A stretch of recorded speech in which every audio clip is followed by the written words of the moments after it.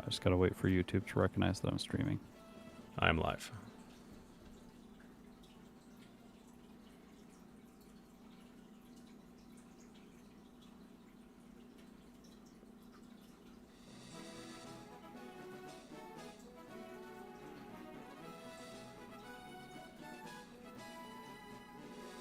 All right, here we are. Today, Exceptional and I are going to be playing FireRed with Blastoise. So, welcome, Exceptional, to Hello. the stream. And everyone can also check out his stream, so go check out the description of this video. Maybe tell us a little bit about yourself and what games you play on your channel. I play FireRed. I play a lot of FireRed. Yes. I have just recently been branching into Soul Silver, but I have only been at this for about a year at this point, and FireRed has been pretty much my sole focus, so you're getting a big old dose of anecdotal experience today. Yeah. It's good. I think we've been playing FireRed for a similar amount of time on our channels, but you have significantly more experience than I do because I did not do very many runs until late into last year, and I also do not do multiple attempts per video yet. And you're doing both of those, plus you're doing versus videos for a lot of your releases. Yes, yeah. And you also do the second league. Yep, every time. Except for the first 3 runs, but, you know, those don't count. Okay.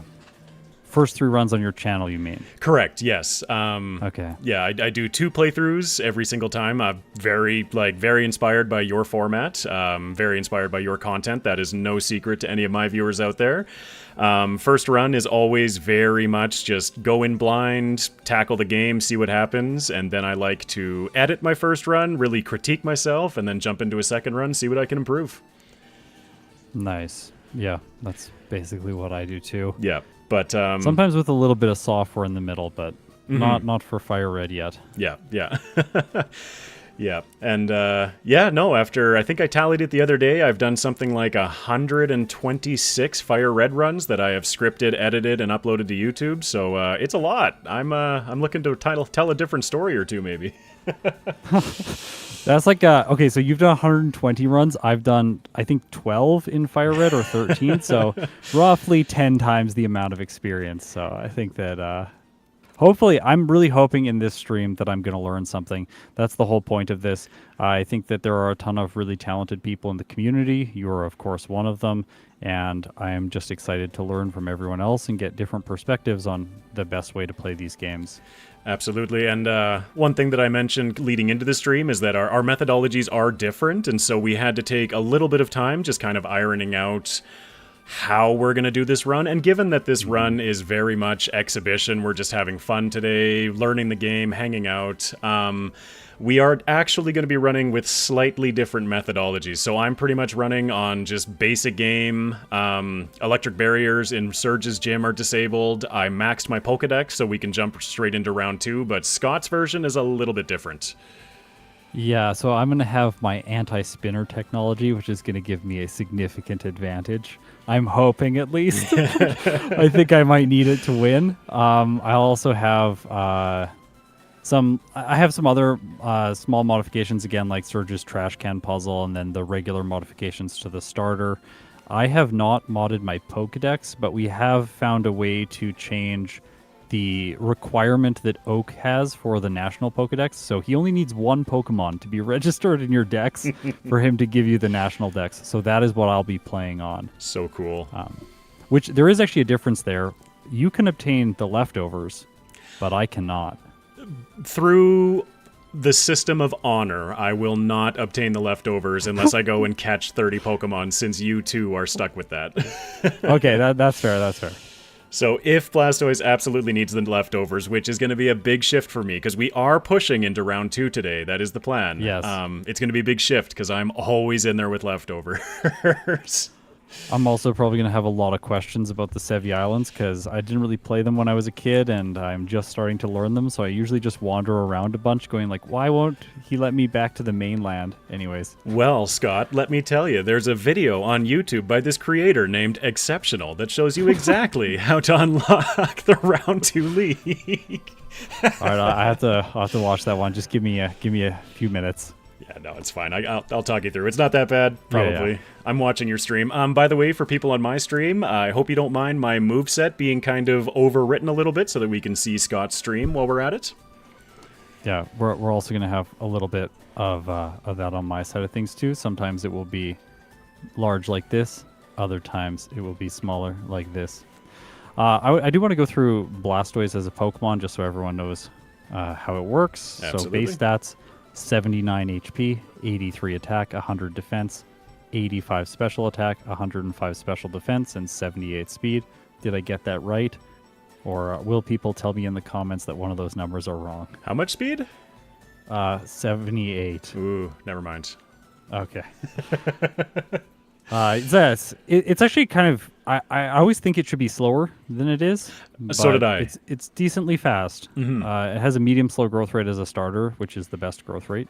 Agreed. And do you want to go through its move pool, or is that blocked by my screen and I should do it? I can see the move pool on your screen, so... Okay. Yeah, the move pool is it's pretty straightforward. I mean, it's a pretty typical water Pokemon. You just get a ton of water coverage, and honestly, in Kanto, that's pretty much what you need.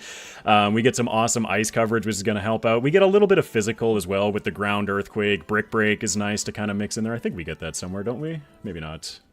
Oh no, there it is. Yeah, we get brick break. Oh yeah, brick break. Yeah. Rest on Blastoise, definitely one that I would always pick up, especially with round 2 Lance in mind. Rest has become a staple in every first playthrough so that I can get my Lance. That Gyarados loves to paralyze, but we'll get there. We'll get there. Oh yeah, it has Thunder Wave the second time, doesn't it? Yep, and it will use it pretty much every time. I didn't think about that. Yeah. Oh, that's annoying. So okay. Cherry Berry, Lumberry, always yeah. Okay. Yes. I want to... Sorry, did you go through the whole move pool? I didn't go through the whole move pool. It's pretty, we get water, we get normal, and then we get a little bit of scattered coverage, but something that when I was playing, because I have played this through in the solo format, one thing that I use in my runs is Hidden Power, and I did go for Hidden Power Electric just to help out with the Gyarados problems, but we'll get to those. That's really smart. Blastoise... I was literally going to ask you that question, like what hidden power did you go for? So electric makes sense. Yes, Blastoise definitely felt like it had its biggest struggles against the Gyaradoses because Venusaur you can take out with 2 ice beams, excuse me, but it was Gyarados just thrashing away or setting up and earthquaking. It's bad news bears. Yeah.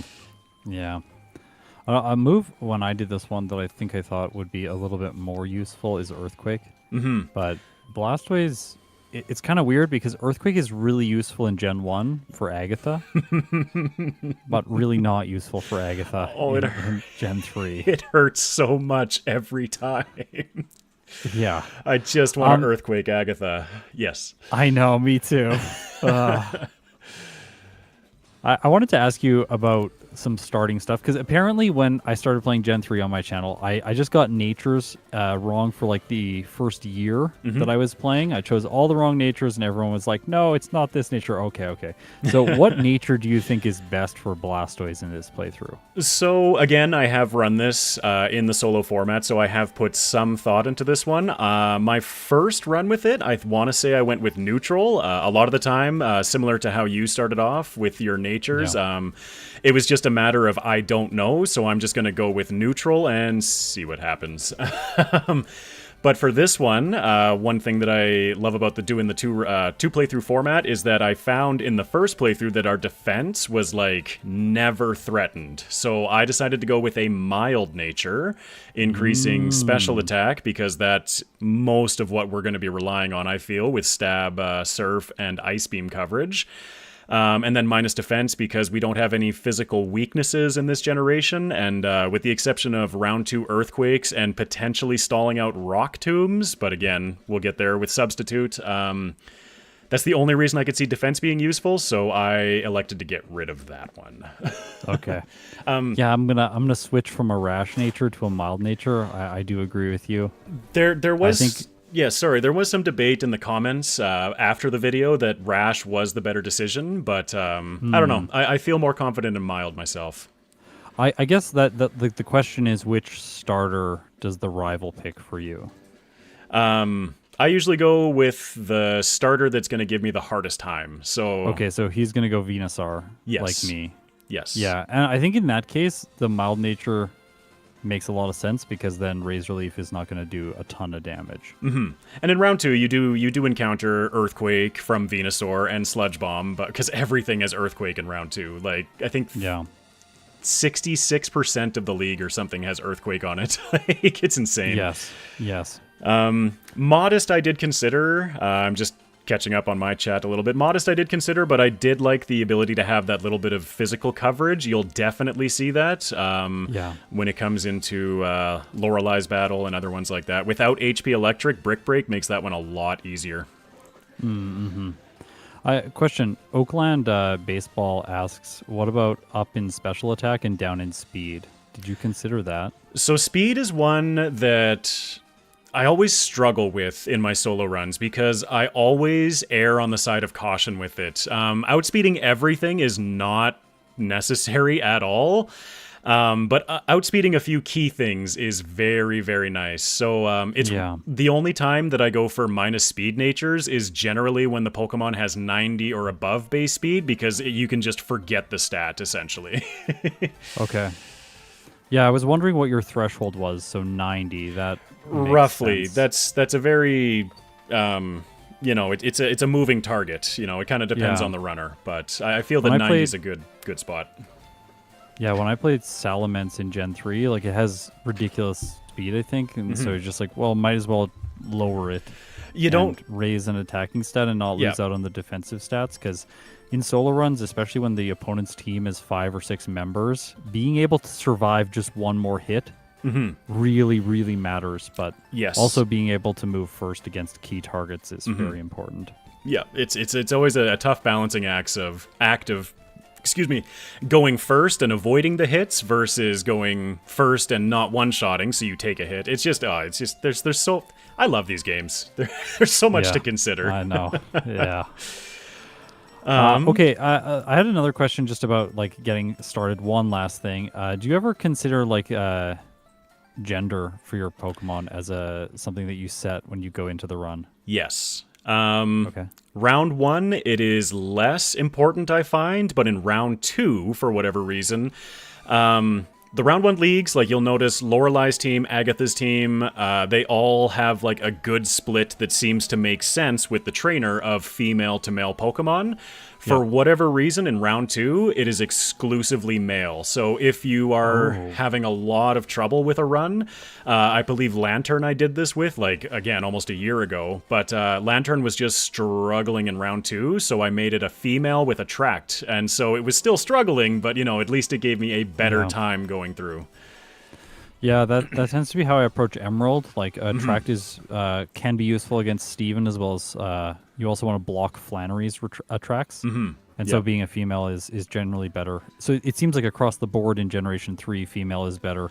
Which is really interesting because in Generation 2, across the board, male is better. Well, unless you really want lower physical attack, just so you don't get yourself in confusion. I would argue that female is better in FireRed Leaf Green. It's only if you're going for Attract, because the 2 Pokemon that will attract you if you're female are Lorelei's Jinx, which is a pain, but Agatha's Misdreavus is nasty, because for whatever reason, if it gets an Attract off, I just don't seem to move again. Oh, no. Oh, yeah, I forgot she has Misdreavus. It's good a trainer actually has that Pokemon. Yeah. One other just quick note for my viewers before we start is that you will notice the moves on the right-hand side of the screen all have the new Bulbapedia colors. So these are the old Bulbapedia colors. They look kind of washed out now. I was going with the new colors for a little bit, and we've got to get used to them. I don't think Bulbapedia is going to change. So I was thinking about switching myself, but I like the richer colors of like the old scheme. I think the old scheme, like I find some of them are a little bit clearer, but nah. Also, like fighting really looks like fire now. But I was looking at your moveset trying to see stuff, and it takes some getting used to. Did you have anything else to ask before we jump into the run itself, or talk about? I don't think I have anything else to ask about the run. Oh, maybe, do you have, like, I have two things to ask. Yes. Number one, where would you say is your default location to use rare candies when approaching a playthrough where the intended goal is to beat the league rematches? Whenever I'm going for round 2, which is pretty much every video, I always try to save them for as late as possible. Generally, and this is again something that's just evolved over time, I will go into the league, into the round 1 league, just shoot through the game, get into the league, and just start attempting it.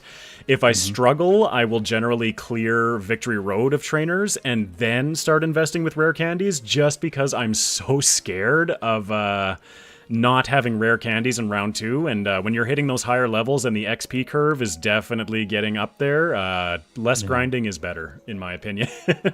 Okay. So I late try as to possible. I try to be conservative, but like some runners like Charmeleon, for instance, I used 2 right before Misty just to outspeed her and not have to backtrack. So it really depends on the runner, but generally I save them as late as I can.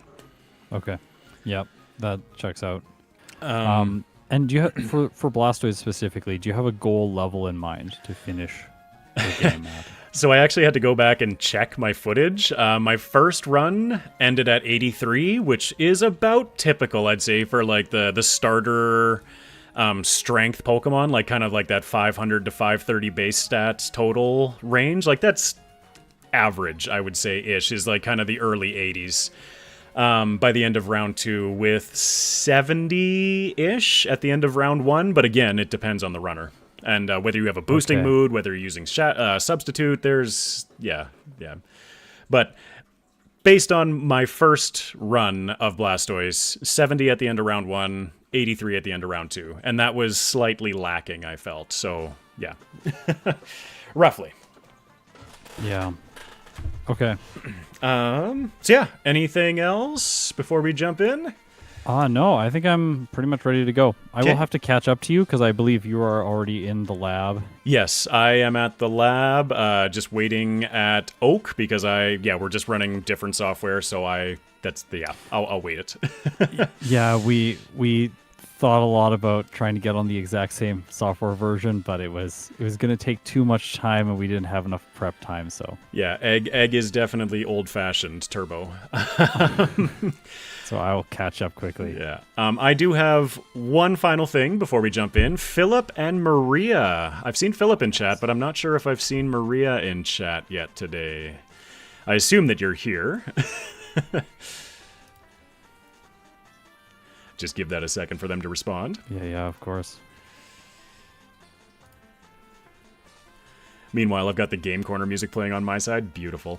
Yes, hello. So I had a request, and I decided that I might try one-upping. Oh, you're crocheting. Perfect. Excellent birthday activity, because I was requested to wish you a happy birthday, and I decided, you know what? Let's see if I can get Scott in on this, and he was absolutely ready for it. First try, no hesitance. He was like, you know what? Can I lead us into this? Like, no, I'm just kidding. I'm putting Scott on the spot entirely right now, but I'm going to lead into it because I have no shame. So, happy birthday to you. And en français, bonne fête à toi. Happy birthday, dear Maria. Happy birthday to you. Well done. This is great. Where's my applause? Yes, happy birthday, Maria. I have a funny story about this while you get into the game. Right, yes. I'm paused with, I just picked up my starter. And I'm sorry, I'm here. I'm ready. Ready when you are. I have a funny, just quickly, Yes. story. Yes. I took this class. It was called Network Music, where we played music over the internet, essentially, and network latency really messes with musical timing. And that's specifically why I didn't want to sing. It's because we would be so off. Anyways. You see, you have an actual reason for it. I'm just like, I wouldn't want to do it. Yeah, it's really mind blowing when you try and sing synchronized and there's like a 35 millisecond delay. I feel like the awfulness Brain would have hates just added to the effect, how that's how right. Gen 1's jankiness is just kind of how its character is, Yeah. That's how every happy birthday is. It's sung over the internet even when you're in person. Yeah, exactly. Okay, I'm ready to go. I'm ready to go. Let's do this. All right. 3, 2, Oh, whoops. 1. All right, now I'm going. Yeah. I jumped the gun, but it's okay. It's all good. I chose the nickname Pistachio, hoping that I will in fact be turtly enough for the Turtle Club. Oh yes, that movie. I love that movie, and I know that movie is awful, but I love that movie. I chose the name Shell because you are an egg, I am. and Blastoise has a shell, and so I figure my Blastoise is trying to be the superior shell. Yep. In this video. Yeah, and it's funny actually. So we touched last night. Scott and I touched last night. We discussed just today's plan and everything a little bit. And one thing we discussed is how we both have a bad habit of picking up a lot of unnecessary items. And I'm already watching Scott's stream versus mine, and he's running right by the free potion, and I'm just like, oh yeah, I'll get all of this stuff. Like, you need that, but you don't. Yeah, I'm like inspired by Gym Leader Matt because his play always seems much better than mine, especially in Generation 1. I've just been trying to skip every single unnecessary item in my runs and then pay the price if I actually needed it later on. Yep. Oh, and I'm just realizing that I didn't set my text to fast or anything like that, so... Oh yeah, I gotta get you set up for that at some point. Doing well, yeah. Text I just have a thing that sets it automatically because I don't want to forget and then have to go back and re-record like 5 minutes of a video. I wish I could have it do it all automatically. You will soon. Eventually, we'll get there. Yeah. Oh, you shop in the Viridian Mart. Interesting. No, I ran out of Pokeballs trying to catch a Rattata, so I had to go up there and get some. Gotcha. This was not an ideal situation. That's too funny. That's something I should ask you about these runs. So for FireRed, what HM users do you find optimal? So this is another one where it kind of comes down to rule set, because I do not believe that you use... I don't need that antidote. That you... no, you do use Hidden Power, but in the second runs, yes? That's for Gen 2. In Emerald, I've been using Hidden Power, but I banned Pickup. Yes, that's... Yeah. So... In these ones, I haven't been using Hidden Power. Right. So in these ones, I do use Hidden Power, and the only way to get Hidden Power is via pickup from Meowth. Yep. Is Meowth the only pickup user? As far as I know, until you get into post-game. I think like Sentret can and stuff like that, but not... Yeah. Meowth, at least you get just outside of... Cerulean. Of course, I'm poisoned. I might be resetting already. Oh, no. And he crits. No, I crit. Okay, terrifying. We're good. Yeah, just so everyone's aware, the video, his video feed on my side of things will be slightly delayed. Yes. From where... Yeah. Yeah, opposite, vice versa. Turbo, thank you for the $10. And I saw some other ones in there. I believe Speedrunner with a renewed membership. Thank you very much. And Chris Gwynn, I believe, gifted 5 memberships. Just trying to remember backwards. Oh. Thank you very much for your generosity. Very, very generous. Yeah, absolutely. Okay, so yeah, HM users. Yes. Outside of Meowth, what do you typically go for? Typically, I just go for Meowth and Pidgey, grabbing Lapras from Sylph later in the game. But, I guess I'm using Squirtle strats. I'm not remembering that we're a Blastoise this time. We are a Blastoise, yes. But otherwise, I would say Rattata and Pidgey would be good because I don't use Flash ever. Another substitute to Rattata would be Paris so that you're allowed to dig, which is why I like Meowth so much, is because you can cut and dig. Okay. It gets dig. That's nice that they gave it dig in this game. Meowth, when it can't be used against Agatha. Oh, story of my life. Dig would really help Persian in Generation 1. Yeah. Oh, I meant to buy those. Oh gosh, I'm just not warm. I'm sloppy. I've been playing Soul Silver all week. Nice. How is that game in terms of speed? Does it feel faster than Platinum? I have not ever played Platinum, so I don't think that's a... Okay. I don't think I can give a fair comparison on that. That's fair. Oh, no. I actually still need to check out your Platinum content. Like I said, I'm behind on a lot. I did not mean to go for withdraw. It's okay. You gotta focus on making the videos. Yeah. Big versus videos to make. What's the? Have you announced what your next video is going to be? No, I have been so just focused on like the back end of things and setting up my Yeah. production and everything. It's just been solo project, solo project, solo project until I feel like I can emerge from the sand once again. Yeah. How about yourself? Any really awesome, fun projects? I saw your. Oh no, I can't remember it. It was it was exhausting and it was all egg puns waiting to happen. Scott, I'm so disappointed. I know, right? I know.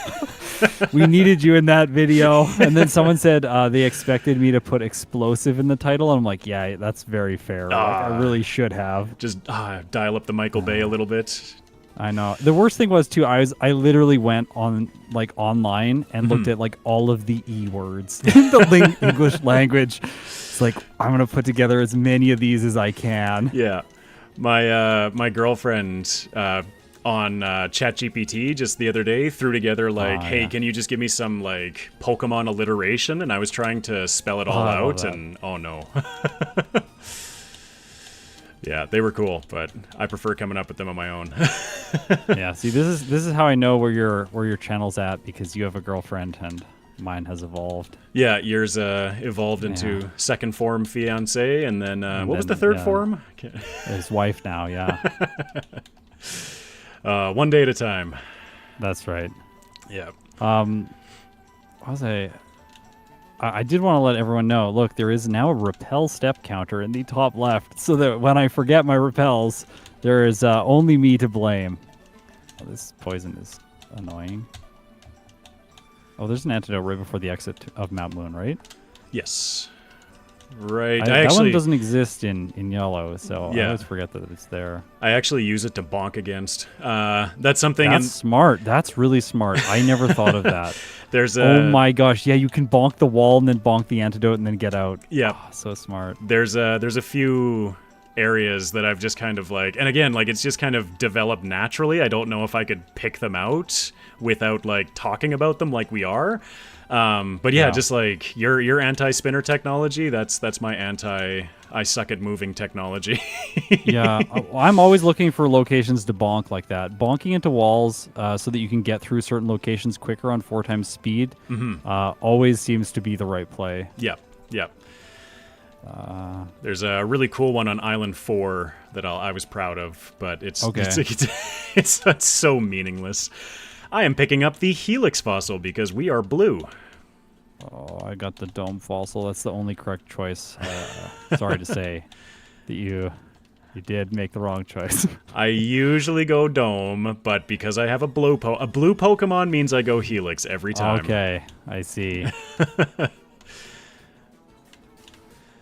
Some people in my chat are saying hi, Scott. Hello. That's my super enthusiastic hello. Yeah. That's actually how we approached this whole conversation, is like, I called, or Scott called me, and I was like, hello, how's it going? Oh my gosh, how are you doing today? And he's like, hey. Yeah. Like, I'm just a guy that likes Pokemon. That's it. I can neither confirm nor deny if that's how things actually went, but that's what I'm sticking with. Okay, I have a strategy question for you now. Yes. Because you're getting close to Misty, I think, if you haven't already fought her, or you're actually just fighting her. For Misty, are you using the Person Berry pretty much every time? Every time. Every time? Yeah. Getting confused by her is such a phenomenal pain. Yeah. There we go. Let's see. That did not go how I wanted it to go. Oh, I meant to teach Water Pulse. I'm 2 sand attacks in. This is not going to be a good fight. I am asleep. You're through Bulbasaur. I'm about to lose. I taught Mega Kick so that I could one-shot it. So did I. It didn't go well. Yeah. I'm also going to teach Water Pulse. See if I can... I forgot Water Pulse, too, for the fight. See if I can confuse bird brains. Yeah, the Pidgeotto seems to be one of the more difficult early game Pokemon. Mm-hmm. I would definitely agree with that. Yeah, I find this rival to be one of the harder ones early on in the game. Maybe not as hard as the rival in Generation 2, but definitely up there. Yeah, I haven't fought him in Generation 2 enough. Like in Generation 4, I didn't have a lot of problems with it, but I don't have a large kind of, data set for that. Ooh, excuse me, data set for that either. Having done the, like, entirely one run that I've done on my channel so far. Yeah. Couple practice runs, but... You did Torterra, was it? Yes. On your channel? Yeah. Yes. Yeah, it was really good. I loved the ground typing, yeah. Yeah. Torterra is one of my favorite starter Pokemon. I love it. Its design is so cool. You played it in Platinum, yes? I played it in Platinum, yep. Yeah. How'd you find it? It was pretty bad in Platinum, honestly. Candace was not fun. That's fair. 4 times weakness to ice, and then really slow. And then I didn't realize that starting, I believe, in Generation 3, when Hail is on the field, Blizzard bypasses accuracy checks. So I was just waiting for it to miss, but it never did. So I have an interesting one that might tickle your brain. So you are aware in Generation 4 that in the Blizzard, Blizzard cannot miss. I ran into a thing when I was fighting Red the other day where I was in the Hailstorm, but his Blastoise missed Blizzard, and I did not understand that one. So I don't know if it's because it's not it's an overworld hail and not a Pokemon move hail. That's the only thing I could think of that is like why it would have been no goofy. insight to that, unfortunately. I figured with all of your in-depth knowledge into everything that... No. My knowledge is very... it gets thrown together when I have to start a new series, and then I think I'm doing better at learning new games now on the channel as I use Water Pulse on an Oddish, but I think I am doing better at learning games these days when in comparison to what I did before. Because before I just kind of sat down and played the game and saw how it went, and now I am trying to do a little bit more research into the new games on the channel. Yes. And like just doing this with you is a chance for me to ask a bunch of questions. Also, this ether over here by Bill's house, I found from one of your videos. So thank you for showing me that exists. The elixir next to the hiker about 20 paces ago, I know of because of your video, so thank you for your... That elixir is good. That's a good one. Yeah. I skipped it this time, but it's one that I didn't know about and I have grabbed many times. Yeah. Rattata cannot dig, can it? I do not believe it can dig. Yeah, my HM users, I'm going for... Oh, no, Rattata can dig. Oh, it can? Okay, never mind then. It can. Are you going to teach Blastoise dig? Probably not. Okay. So I decided to go for it. Yes. And, I wonder if that's going to be a problem for Surge and stuff. So it definitely is going to make Surge easier, but I'm not convinced that it's necessary because I was going through my play experience so far has been with Wartortle, and Wartortle was able to two-shot. Generally, Lieutenant Surge is going for double team on the first turn, so you can get away with a two-shot usually. Unfortunately, sometimes you get paralyzed and the battle is over, but it's not always the case. Philip Farrell, €50. Thank you very much. Oh, that's a big one. Another nice. That's definitely worth a 2nd, 3rd, 5th, and 17th happy birthday for Maria. Holy moly! Thank you so much. I was testing my technology earlier today.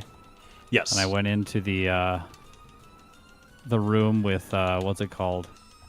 I thought it was the healing bed room, but there was actually just a gentleman there, and he attacked me. Yes. Do you always fight the lass on that side of the room to get Brick Break? I do. Should I not? Is she? I don't know. I fight the youngster, but maybe that's a Gen 1 thing. Does he have 1 or 2 Pokemon? He has 1. So maybe I should be fighting him. Yeah, maybe. Because she has 2. Does the Jigglypuff person have 2, or is she Jigglypuff? Oh gosh, she's a Nidoran and a Rattata. Yeah, it's probably faster to go the other way. I think so. Yeah. No. See. This is why. Yeah, that's why we're doing this. We got it. We learn everything. Stop. I got sand attacked right away. Oh no. I kind of tuned out there because I was thinking about the last battle for Brick Break. Yeah. And did not realize that I beat the rival. Nice. Whoops. I got through it, even with the lowered accuracy. Yeah. Accuracy is not as bad starting in Generation 2, because it's only 25% debuff. Yeah, it's what, 33 in Gen 1? 33 in Gen 1. Gross. Yeah. So yeah, after playing a lot of Gen 1, a lot of Gen 2, a fair amount of Emerald, and now branching into FireRed, how would you say that it compares? Like, is Emerald kind of like Generation 1 plus Emerald equals FireRed Leaf Green, or is it kind of its own monster? It does feel like its own monster. I think it feels, to me, more similar to Gen 1 than it does to Emerald. Mm-hmm. But that just might be me. Like, it always feels to me that... Oh my gosh, there's a lot happening in chat, and I have to get ready for this Surge fight. It's okay, I get it. Oh, my brain. To me, it feels like Emerald is like a more difficult game from an execution perspective to get through. Although, and then FireRed also feels much faster. Like, doing an Emerald run is going to be like... Usually I budget 2 to 3 hours to do the playthrough. Sometimes more if I expect the Pokemon is not very good. Right. Whereas like in Gen 1, like Gen 1 videos, I usually budget an hour and a half maximum if the Pokemon is absolutely awful. Yeah. Yeah. Yeah, I feel like especially branching into a new game, like you definitely just have to give yourself like all of the extra time. Like my Soul Silver runs right now, my Torterra was... I don't want to spoil anything, but you know, like it's the grass type. It's going to struggle a little bit more in Johto, and that one was 3 hours and 11 minutes, so I did not heal poop. It's going to be fine. Thank you for saying that. I'm going to do it now. This is the benefit to being slightly behind. Your Wrapping Lass is... Picnicker. She's not very good though in FireRed and Leaf Green. Yeah, that's like a lot of the random NPCs got major, I would say, debuffs going from Gen 1 into Gen 3. So like I don't find that in FireRed and Leaf Green many of the random trainers you encounter in the region are particularly intimidating, with the exception of Warren. Warren is a nightmare. The cool trainer in Giovanni's gym? The first guy. He's got 5 Pokemon. Yeah, that it's guy. like sometimes he's harder than Giovanni. Oh, yeah. So Philip, thank you for the 30 euros. And before that, there was 10 gifted memberships. I appreciate it. Yes, and Chris Gwynn on my side with another 20 gifted memberships. Thank you so much.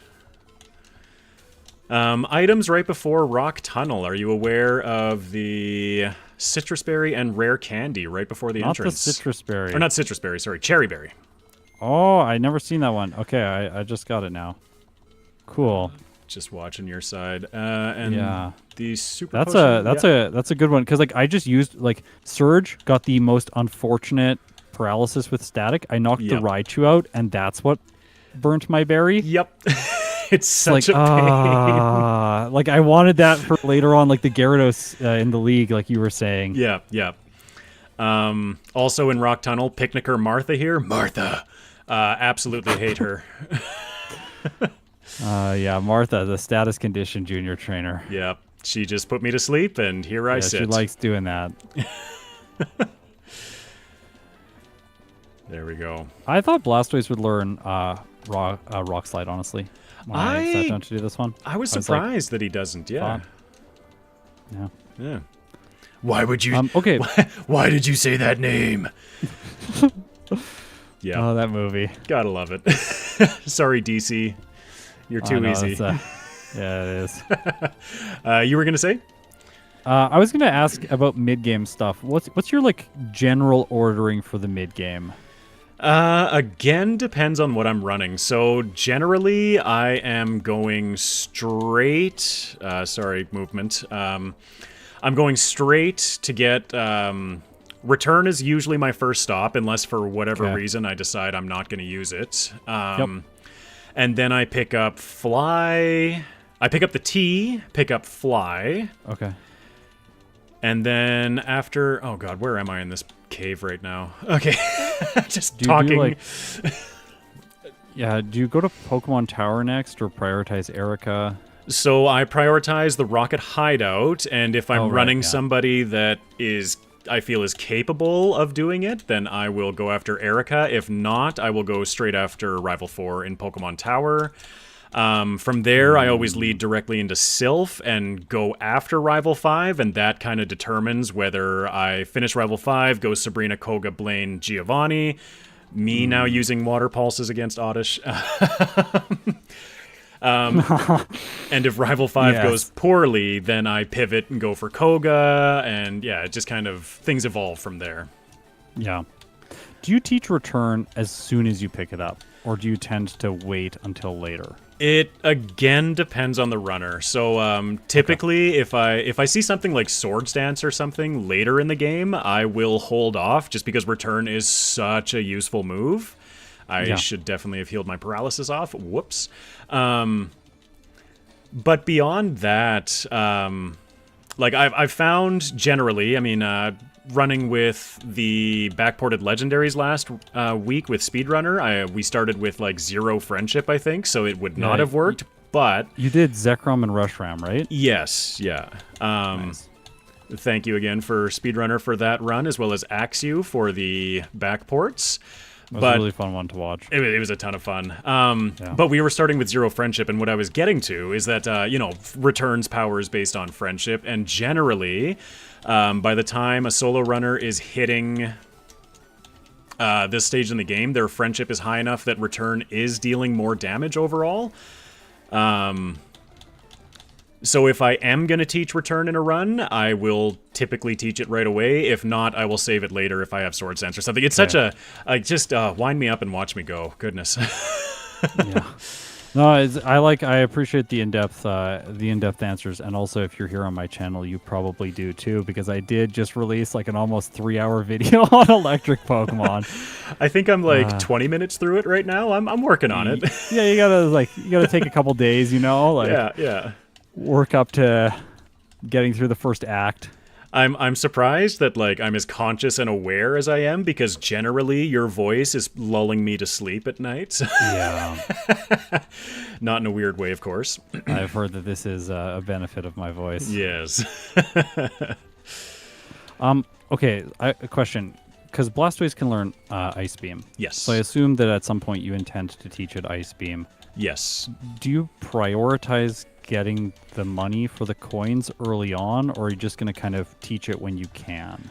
Again, it depends on the runner. For Blastoise specifically, because you're going to find out that Rival 5 is not your friend. I already know that. All right, you're going to have the point reinforced to you that Rival 5 is not your friend. Yeah, I'm terrified of him. And so when I was running this, as just as a solo run, I ended up having to hold off to beat him until I got Ice Beam. So again, if I need it to beat the gym challenge, I will pursue it right away. If not, I will typically go right. I'll prioritize vitamins, first, because then, especially Blaine's gym is exceedingly good for cash if you're low on cash. It has great speed EVs available in it as well, but the cash is the part that I find I use Blaine's gym for, as speed EVs and cash. To kind of recover you and prep for the league. Yeah, I never thought about using Blaine's gym for cash. That's smart.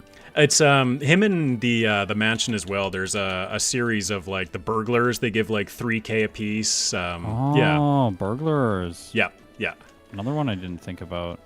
Yeah, they're if you're tight on cash, and it's rare that I'm defeating things in Pokemon Mansion. Like there's a lot of little nuanced things that I'm still trying to figure out and plan around. But that's kind of the rough idea as it stands.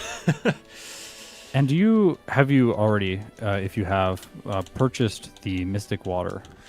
I have not. Oh my gosh. I just teleported out of Sylphco, or the Rocket Hideout without the Sylph Scope. What am I doing? So that thing you said about, like, talking and playing? It's hard. It's so hard. You'd think that, like, with how much I've played FireRed, I'd have a little bit more muscle memory going for me, but I'm failing pretty good. It's really hard, especially when you're trying to like communicate ideas, like important ideas. I find it really challenging. So somebody in my chat is asking about the Versus Seeker, which I know that you had asked about as I had questions about this. earlier. So the Versus Seeker is something that I have been more aware of lately. I can't see myself using it a ton unless I need specific EVs for a Pokemon. So, like generally I'm I'm aiming for the fastest completion time possible in my runs. Yeah. And, oh shoot, I should not have, please? Thank you. Ivysaur, questions. Anyway, no idea what I was just saying. Versus Seeker. The only time that I have used the Versus Seeker has been in the post-game to defeat the 2 cool trainers on Seven Island. Otherwise, I've tried using it at the top of Cycling Road, but it always feels lackluster. I'm going to stop you right there because you Yes. said something that went right over my head. The 2 cool trainers on Seven Island? Post-game. Who are these people? Why are they relevant? Why the Versus Seeker to battle them? So these 2 cool trainers on Seven Island just happen to be hanging out next to a house that you can do the Chansey dance in. The Chansey dance it'll just, there's also, well, I think it's a lucky, no, it's not the lucky egg, I think it's the lucky punch that's sitting on the desk in that place. Not relevant unless you're running Chansey, but oh my gosh, you can do the Chansey dance with the dude in there, and it gives you a dance. Yeah. This is a real thing? This is legitimate. Yeah, this is in the game. We can go there if you want. Oh, I love that. Okay, we might have to do this in the post game. Yeah, this is great. Yeah, like I mean, after we beat the second league. Maybe we might have to go grind them, but no way. Okay, yeah. cool. So you fight them with the Versus Seeker, and they give good experience. They have teams of 5 trainers, and they're like I think they're in like the mid-early 50s. They give pretty good experience, and by that time you're not really worried about EVs. And you've got a free heal that's like right there, so it always feels to me like a really good grinding spot. But if the Pokemon is capable of smashing through, say, Lorelei, Bruno, and Agatha with no problem, then they're the faster ones to grind against. Yeah, so it's just the Versus Seeker is one that I want to use more and find more uses for. Like, if I find a run where I absolutely need special attack EVs, the Versus Seeker is coming with me just outside of Vermilion. We're farming Magnetons kind of thing, but I just have not found a run that requires that. Magnetons. Oh, Magnetons. That's the guy with the 2 Magnemites and 1 Magneton? Yes, and in his rematch, you can get him with... sorry, in his rematch, he has Magnetons, which give... I think he has 3 Magnetons, which give 2 special attack EVs each. So. Oh, I see. So, like, you fight the Magnetons, and then you get better special or better EVs. Correct. That's something I never think about in my runs. Do you think about EVs a lot, or is it more just like... when it is convenient, then you'll go for them? Both? Okay. So special attackers are definitely the ones that got the worst deal in this game, I feel. Physical attackers and physical defense especially are so prevalent in the region, whereas special attack EVs are more rare, and special defense EVs are, like, impossible to find. Yeah. Because I know speed EVs, like, it feels like you come by them very easily. Yes. Early on, which is another reason why, like, a lowering speed nature is an idea. I want to say that, like, again, I don't, because I'm so often not paying much attention to my speed stat. I want to say that if I were to not focus on any speed at all and just kind of play the game, mandatory trainers-ish, for spinners only, I would generally have like 80 to 90 EVs in speed, so like there are a fair amount of them available throughout the game. Yeah. Tentacles give special defense, yes, but how many trainers that are on the beaten path actually have tentacles? So, did you go to Sylph first before Safari Zone and everything else? I did. The reason for this is because I like to go for my vitamins. Okay. And try to get the vitamins, because the vitamins cap out at 100 EVs, whereas the maximum, as you know, is 255 or 252 optimally. And I so appreciate the as you know in that sentence. Yes, I know you know this, but for the viewers, not always the case. this is one that I've heard you talk about. I'm pretty sure. Yeah. Then if I've talked about it, then I've known at some point. Probably. But yes, I wanted to, like, for this run with Blastoise, just because I do have that little bit of experience, I collected the items, which I'm actually going to keep and sell once I get to Fuchsia. Because then when I loop back to Celadon, I can spend the 80k and get Ice Beam, beat Erica, back to Rival 5. That's smart. Yeah, that was roughly the thinking anyway. But again, I've played this run before, so I definitely have the advantage in that regard. Well, yeah, I did I did the Squirtle, started Squirtle, but it was a long time ago. Yes, and I did the Blastoise like 2 weeks ago, so. Oh, okay, yeah, so you're a little bit more. A little fresher in my mind, yeah. Oh gosh. There we go. There's that place at the bottom of Cycling Road that we talked about. Yeah, that I know, that door. Playing like a Muppet right now, but it's fine. That's okay. So let's see. Yes, we kind of touched on Earthquake against Agatha, but how has the adjustment for Koga been as well with all of the wheezings and coughings? I find Koga significantly easier in Fire Red and Leaf Green when compared with a game like Yellow. I think the reason is mostly just like I have access to Substitute. It really helps dodging poison and toxic and smoke screens. Yes, definitely. It's not helping right now because the wheezing got really set up, or the muck got really set up. But in general, I find him easier in these games than he is. Oh, it's got Levitate. He's easier in this game than he is in Yellow, at least, because in Yellow he has a lot of Psychic users. That's my first reset. Yeah, and he's what? Is he pure 50? No, he's like 40, 3 Venonats and a Venomoth. 44, 46, and 48 Venonats, and then I don't have 50 Venomoth. Yeah, right. It was the 50 Venomoth that I was remembering.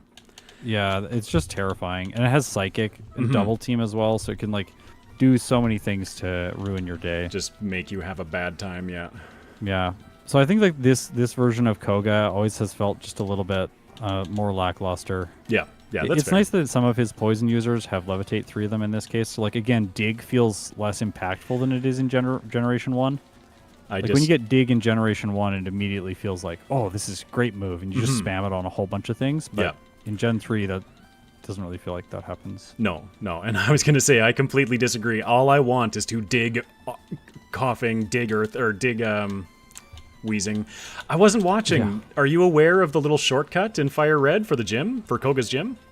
Oh, what was that? You see I was that? not aware of that. I did see that. That was very cool. I'm just gonna reset. Yeah, I checked it. It does not exist in any other game that I've played so far, but it's in this one, so. Yeah. Okay, here's a question. Where are all the vitamins in Sylph? Oh, gosh. Because I know there's the Carbos up on floor 10 with the guy with Machoke. That's where I'm going first.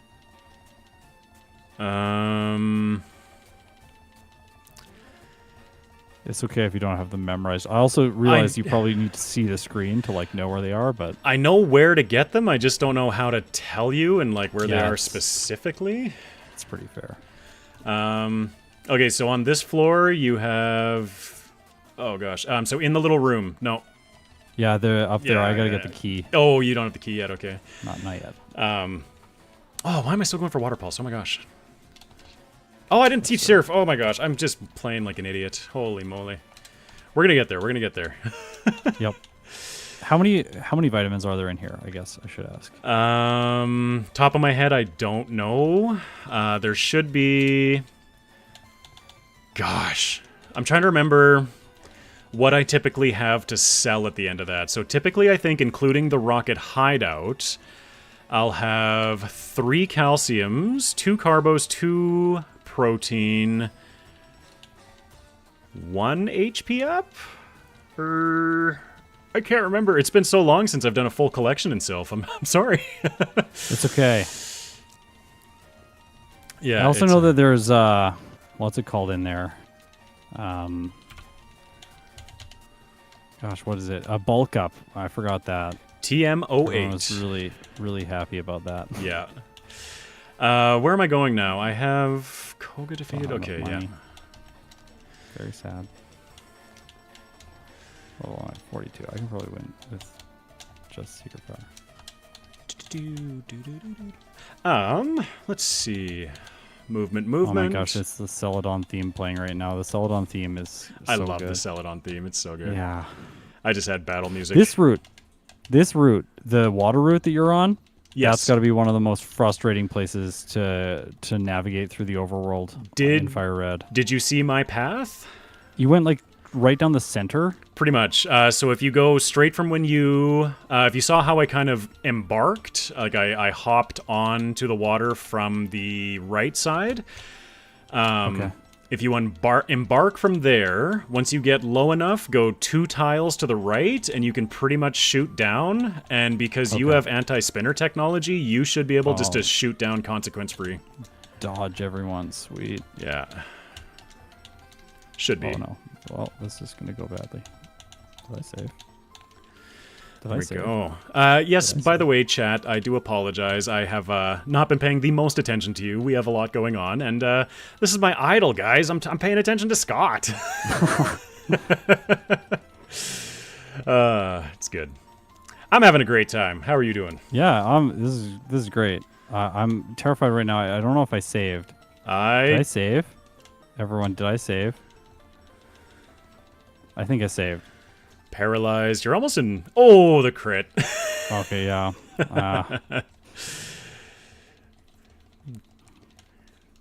I don't think doing this fight this early is a good idea. Yeah, so my experience... I think what you did going to Cinnabar Island is a lot smarter. Yeah, and the only reason I did this is because I've played this run before and so recently that I knew just to come here. Yeah. I know that Blastoise needs a little grinding, so I might as well just pick some up here, get my money, get my Ice Beam. Again, second playthrough knowledge coming in, but the reason why I decided to go for Blaine first, even though I do have enough money regardless for the TM alone right now, I'm pretty sure. After I sell everything. But the reason I went to Blaine first is so that I can also pick up the Mystic Water and hopefully do it all in one trip on the way to the Erica. Mystic Water? It's in the game I see corner. what you're saying. Yes. Like you'll get both the Mystic Water. That makes a ton of sense. Yes, so instead of saving for 80k, I'm saving for 100k. Yeah. Got it. That makes sense. Yeah, because, I mean, Surf is our bread and butter for the league, so... Yeah, like, and combining those two actions into one is really, really, really smart. Trying to, anyway. I have been known to be a bit of an egghead. Oh, Rachel, you made it. Hello. No. There's one person that can catch you going south. Did I not restore my... I didn't. Whoops. I guess we're just doing Blaine with Water Pulse. Because Blastoise doesn't need anything else. Oh, I should have used Rain Dance. Oh, well. And I got paralyzed. We're doing great. Did you took Rain Dance on your set? I did. I overwrote Bite, which I'm regretting. Which because I did not want to overwrite Bite, but it's fine. We'll be fine. It's fine. Oh, you're still running Mega Kick. That's interesting. No, I don't want to be. Okay, it's just there, yeah. Please excuse me as I wipe to Blaine with my water starter, who's capable of one-shotting his entire team. Oh, let's use that ether. There we go. We can just say it's yellow version because I'm here. Yeah. he's challenging in that game. He's not using nearly enough super potions. Why is Brock's badge not lit up? Because I can't see half my overlay, sorry. I've got like 8 extra windows than I would normally have during a stream because it's very overwhelming visually behind the scenes. It's like all the chats. Yep. I wanted to ask you a couple of questions about your like content creation, and also I wanted to talk about that one question that you asked yesterday. I thought this was like one of the best questions I've ever heard, so I'm going to steal it right now. Yeah. You asked the question, and I'm going to ask it back to you. But like, what problem have you had in the past, and then like, how did you like solve it within like the scope of content creation? And then like, what new problem are you now experiencing? Oh boy.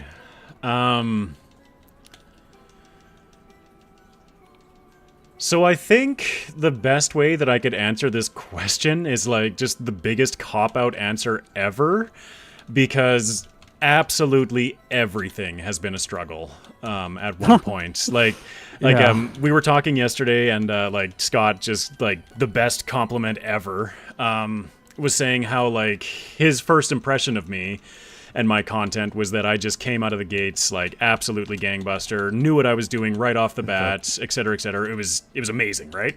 This is what it felt like.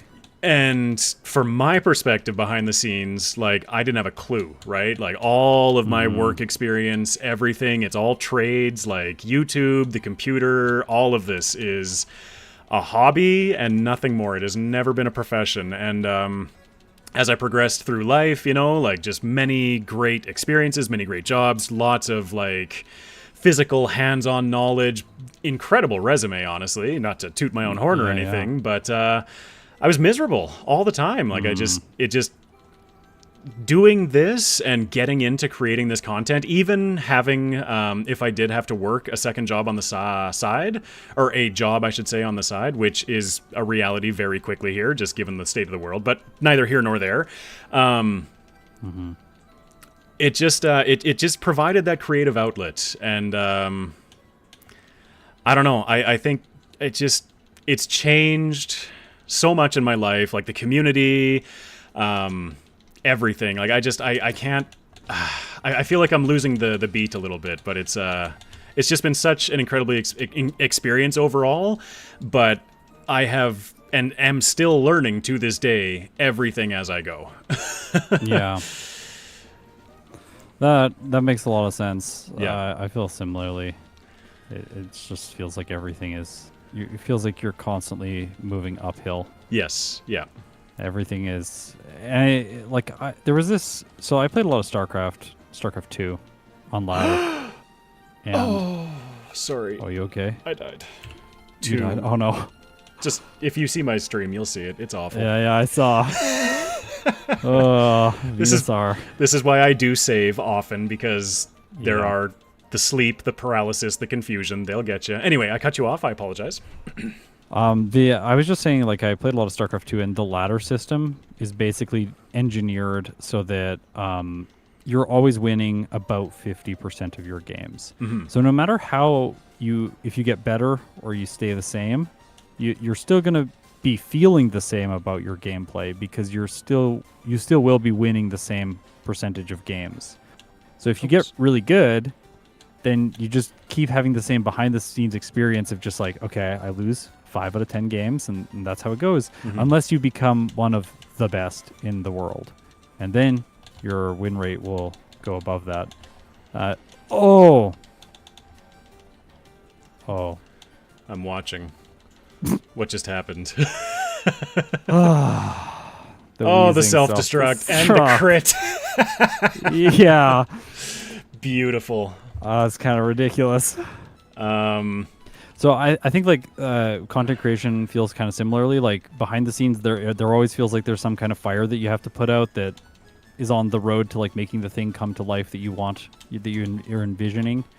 And so it always feels like there's a lack of polish and a lack of features, something like that. So yeah.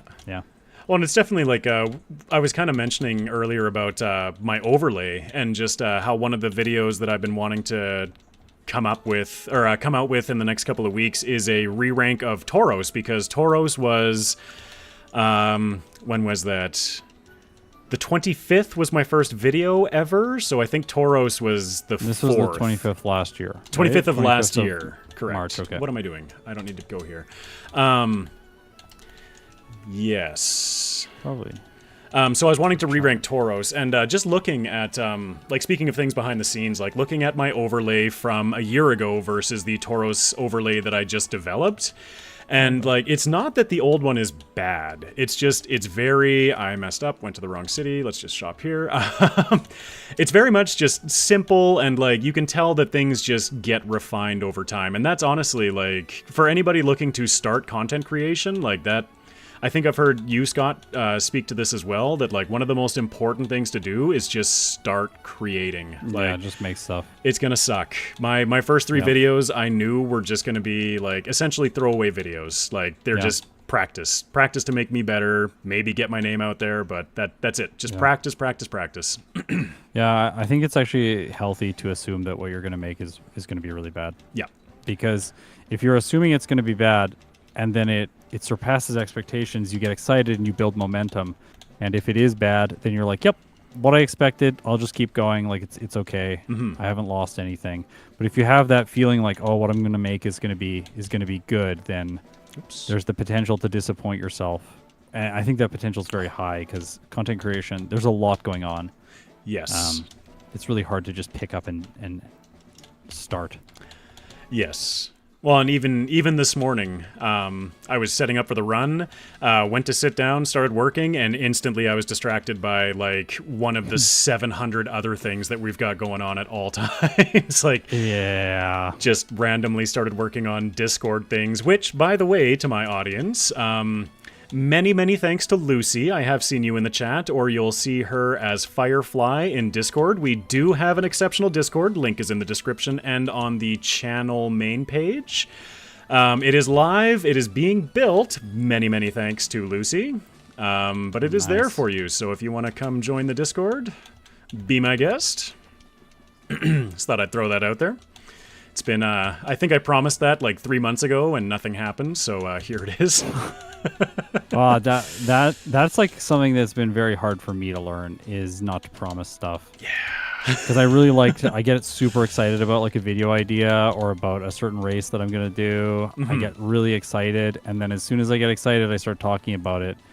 And then it's like 4 months go by and people are like, wait, where's the video? Like you said you were going to make this thing and you haven't made it yet. Like, yeah, I know. It takes longer to execute on ideas than having the ideas. Yeah, for sure. I think it was the case with both of us that we ended up uploading our Parasect videos several months late. Yeah, it was several months. Mine was like 12, but yeah. Painful. Very. That run. I had it hanging over my head the entire time, like just knowing that I have to do it. I feel the same. Yep. And it's just like on my streams, everything, my chat, everybody just wanted to see like, give us Parasect, give us Parasect. No. I don't want to. It's awful. Yeah, it's not ready. Yeah. But it was good. It was a run. Do you ever find when you wait for a long time on a video like that then when you actually do release it, you end up slightly disappointed in it just because like you took too long to finish it essentially. I think for me it was less a fact, when is the Parasect video? It's out. Go find it. You know where it is. For me, I'd say that like, sorry, repeat the question. I'm just like wondering if like when you delay a release significantly, yes, do you end up finding that you're disappointed in the results because like it's almost like everything that you put into the video becomes really stale?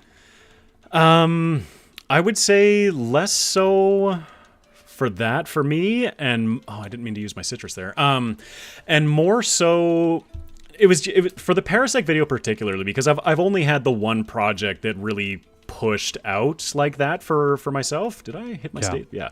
And so what I was disappointed in is the fact that there was so much time that passed between my playthroughs and kind of the editing experience and just that fresh experience in general.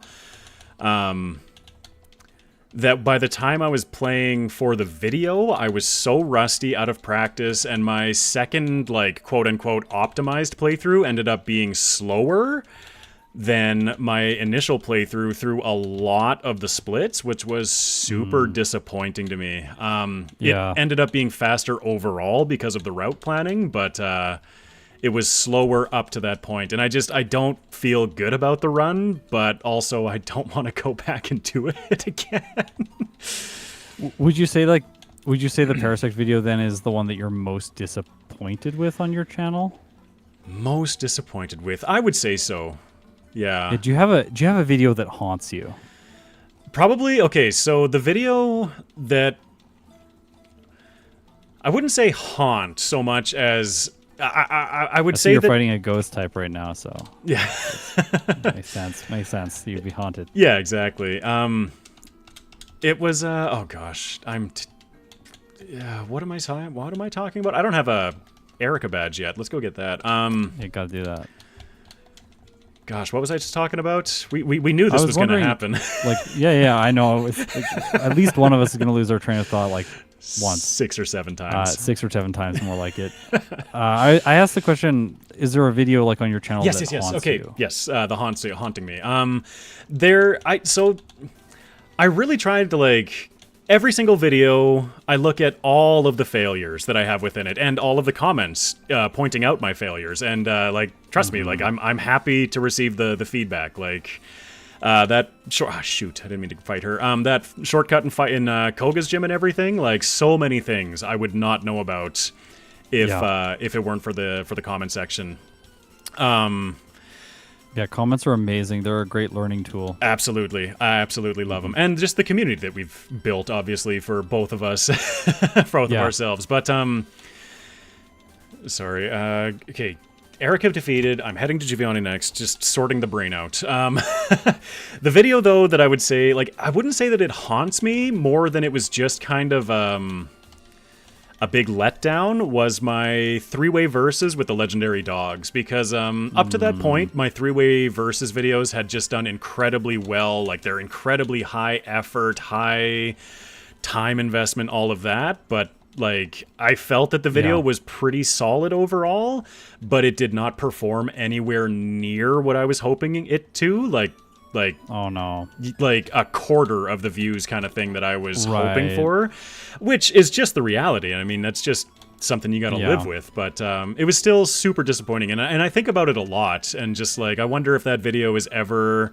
you know, like essentially, I think I ended up putting around, gosh, it was over 80 hours for sure into that project, and wow, yeah, that's a lot of hours just to have it, you know, fall when something like that as fizzles, it barely better video. Yeah. Yeah. Yeah, but I wouldn't say that it haunts me so much. Is that like that's kind of the one that I see as like my big disappointment. There was an expectation and it didn't live up to that. Yeah, and I tried dissecting it all in my, like, trying to figure out why exactly it happened that way. And I kind of, the way I wrapped it up to, or what I chalked it up to, is just the fact that I, at the time, and am still, like, so much of a smaller YouTube channel, and so many bigger channels like yourself were doing Daily December, and so my content was just getting overshadowed, right? Like, yeah, when there's so much December content, like, people only have so many hours in a day, right?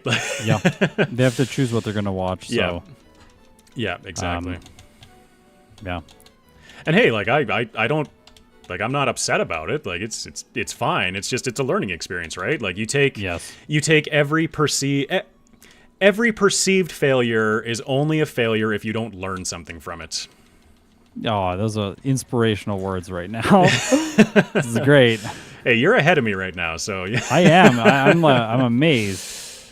What is this? Oh, the useless berry. Oh, there's an ether there? I didn't know that. No, it's Aspire berry.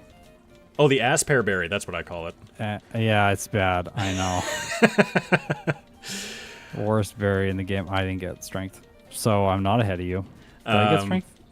Did I get strength? I did get strength. I did not get the rare candy that's sitting there. I might have to backtrack just for that rare candy. I think Blastoise does need it. Yeah. Ooh, that was a close rival 6. I want to take the chance.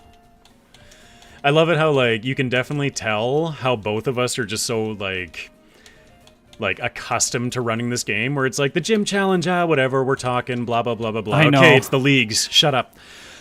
Yeah, the league is definitely, the league is, I think in this run, it seems to me like Lorelei and the champion are 2 of the hardest trainers in the run. Yeah. Depending on the runner, I'd add Lance in there. Okay. Yeah.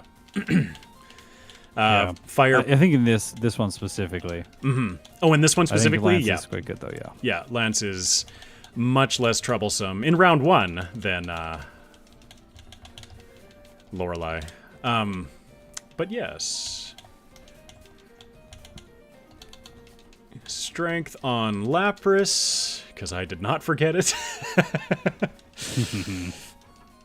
I mean, I'm not pushing boulders around together, right? Yeah. was gonna say I'm not above going na na na na na na, but so let's see. I know I've got like part of the reason why I can't see half of my own stream and everything right now is because I've got a series of questions for Scott, and I feel like I've asked approximately one of them. It's okay. It's hard to multitask. Multitasking is. Well, and I think it's been a common theme on my streams that every single time somebody is saying Egg needs to learn how to multitask. So it's probably not going to happen. It's just going to be chaos. I write things down. I do what I can, but this brain of mine, it's a superpower, and it comes at a curse or at a cost. Here, I have a question for you. Yeah. In comparison to the first attempt at the league, how much more difficult would you say on average the second league attempt is? Again, it's like I feel like I just keep giving this for every single question, but it depends on the Pokemon. Like, okay, I find that boosting moves, like a lot of the Gen 2 and Gen 3 starters, they got Swords Dance in round 2, which oh wait, no, that would really help. Blastoise, sorry, I stop and think. No, I do want to train a bit in Victory Road. Just remembering my own route. It's okay. No, I want items first. Oh gosh. Anyway, but I would say in general, the round 2 is more challenging, especially for fire, electric, and poison Pokemon. Anybody that has problems with Earthquake, especially like massive amounts of Earthquake, is going to struggle way more in round 2 than they do in round 1. Okay. Yeah, because like a bunch of Pokemon get Earthquake. Does Bruno's his Steelix have Earthquake? Both have Earthquake. Both his have Machamp Earthquake, has Earthquake. His Hitmonlee has Earthquake. His Hitmonchan is the only one without Earthquake. Oh my gosh. I should not be fighting this guy. Whoops. Yeah, I got in a bad... I fought the same guy. It did not go well. I was using Surf against the Water Absorb Poliwhirl, which is really great. I may have like remembered the fact that this thing has Water Absorb as you were telling me. Oh, I'm out of Ice Beam PP. Oh no. I can't do anything. Did you have Surf? Well, let's just reset. He's Water Absorb. Oh. Isn't he? Oh, yeah. The Poliwhirl? Yeah. Yeah, the Poliwhirl. Speaking of return, because I'm a Muppet and taught it over... Or I just got rid of my bite and my coverage. I'm just teaching return now over Water Pulse because I don't need Surf and Water Pulse.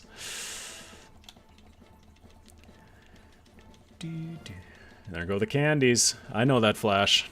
Yeah. I figured now is the time. Yeah. What are you going for? Know. Lorelei, and I went 10 candies to 65. Ooh, all right. I'm here for it. I'm here for it. Yeah, are you gonna go in at a lower level?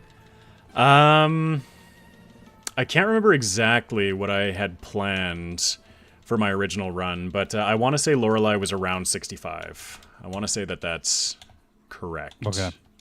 Yeah, let's actually... I think this would be interesting for people to hear, because not everyone has the behind-the-scenes like perspective, and I struggle to sometimes articulate it in my own videos. But remembering the exact strategy that is used with every single Pokemon becomes incredibly hard. Do you find that to be true? Because when you're doing so many, they just start to blend together. Yep. Trying to remember Blastoise, who I did a solo run on, and like I devoted a week of my time to, like 2-3 weeks ago. I had to go and remind myself what the heck I did with Blastoise because I couldn't remember. Yeah. Yeah, like it's like Scott said, like there's a lot going on pretty much all the time. Yeah, because like that's another thing where like like I really notice that when I'm doing like scripting and I'm doing the voiceover, that sort of thing, that I'm not necessarily like I'm really focused on the task, the creative task that I'm trying to solve. Not always focused on another portion of the task, like making sure the graphics are correct on screen or something like that. And then mistakes will slip into the video because of that. Yes, I get the same thing. Yep. Yeah. Especially on movesets, things like that. Yeah. Or I don't know how often you get caught by this. What am I doing here? how often you get caught by this, but generational changes. So like I think it's like Butterfree's special attack changes between generation. Yeah, there are 4 some. and There are something some like that change. Yeah, Yeah, but I don't know which ones they are, but yeah, like I can't remember. But yeah, in a video where you say like, oh hey, I'm getting Butterfree with 90 base special attack, but it's actually like, oh actually in this generation it had 80 special attack. Oh yeah, my bad. or how it's worded on Bulbapedia, where like usually anything that's established in former generations holds true throughout the whole article. So like you'll read like the Generation 4 entry for a move, and then miss something that was added in Gen 3. Yeah. Since Generation 2 and 1, so you have to like kind of sequentially read everything to get the full perspective on the move. Yeah, yeah. I want to make like a series of graphics that illustrate how moves sort of evolved over the generations. That'd be really cool. I think I need to find a way to visually communicate quicker about moves. Mm-hmm. Yeah, that's definitely something that I was a learning experience for me, especially coming in just to content creation as in general, is just kind of being able to highlight, like we were talking about earlier, kind of like where we want people's eyes to go on screen. And it's actually a pretty tricky thing to do, or like, I think like one thing that pops to my mind is my Cacturn video forever ago. Like I made a joke at one point and I stuck some of the like Thug Life sunglasses on him. Because it was so subtle, I think all of like one person noticed it. Yeah.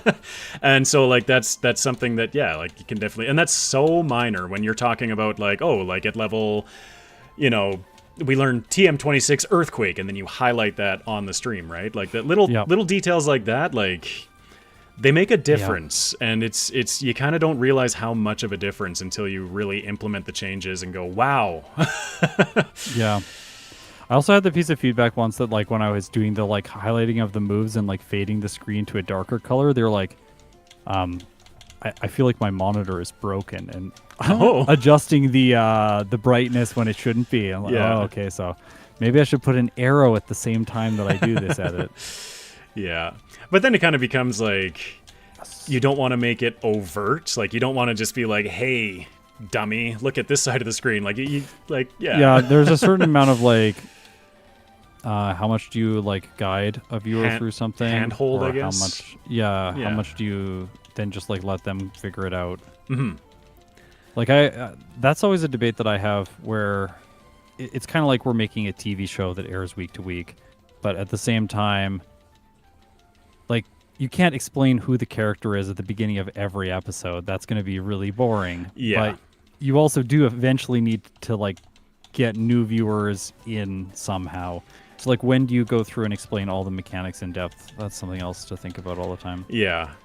And like originally I had thought about like just trying to spread it out, like talk about damage rounding thresholds in this video and talk about, natures and type resistances in this video. But even that video by video starts becoming, I don't want to say stale, but like stale kind of seems like it's on the right track.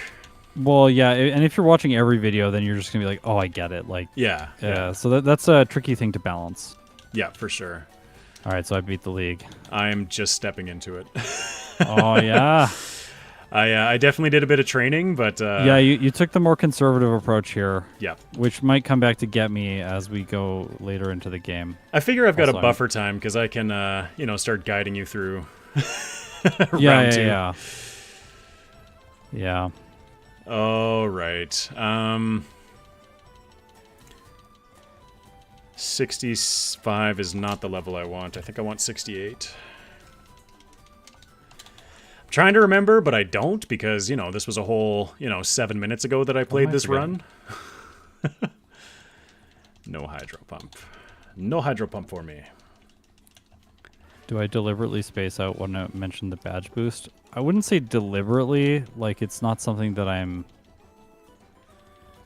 Like, I don't, like, in-depth plan. Like, I'll mention the badge boost in this video, and then 6 videos from now I will mention it again. But I do try to, like... If I feel like I've just mentioned it, then I try to avoid mentioning it again. In close proximity.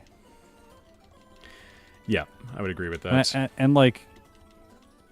Really, I would say, like, the most important thing. See, now I'm stumbling around these islands because I have no idea what I'm doing. I just went to 2 island for no reason. Not there.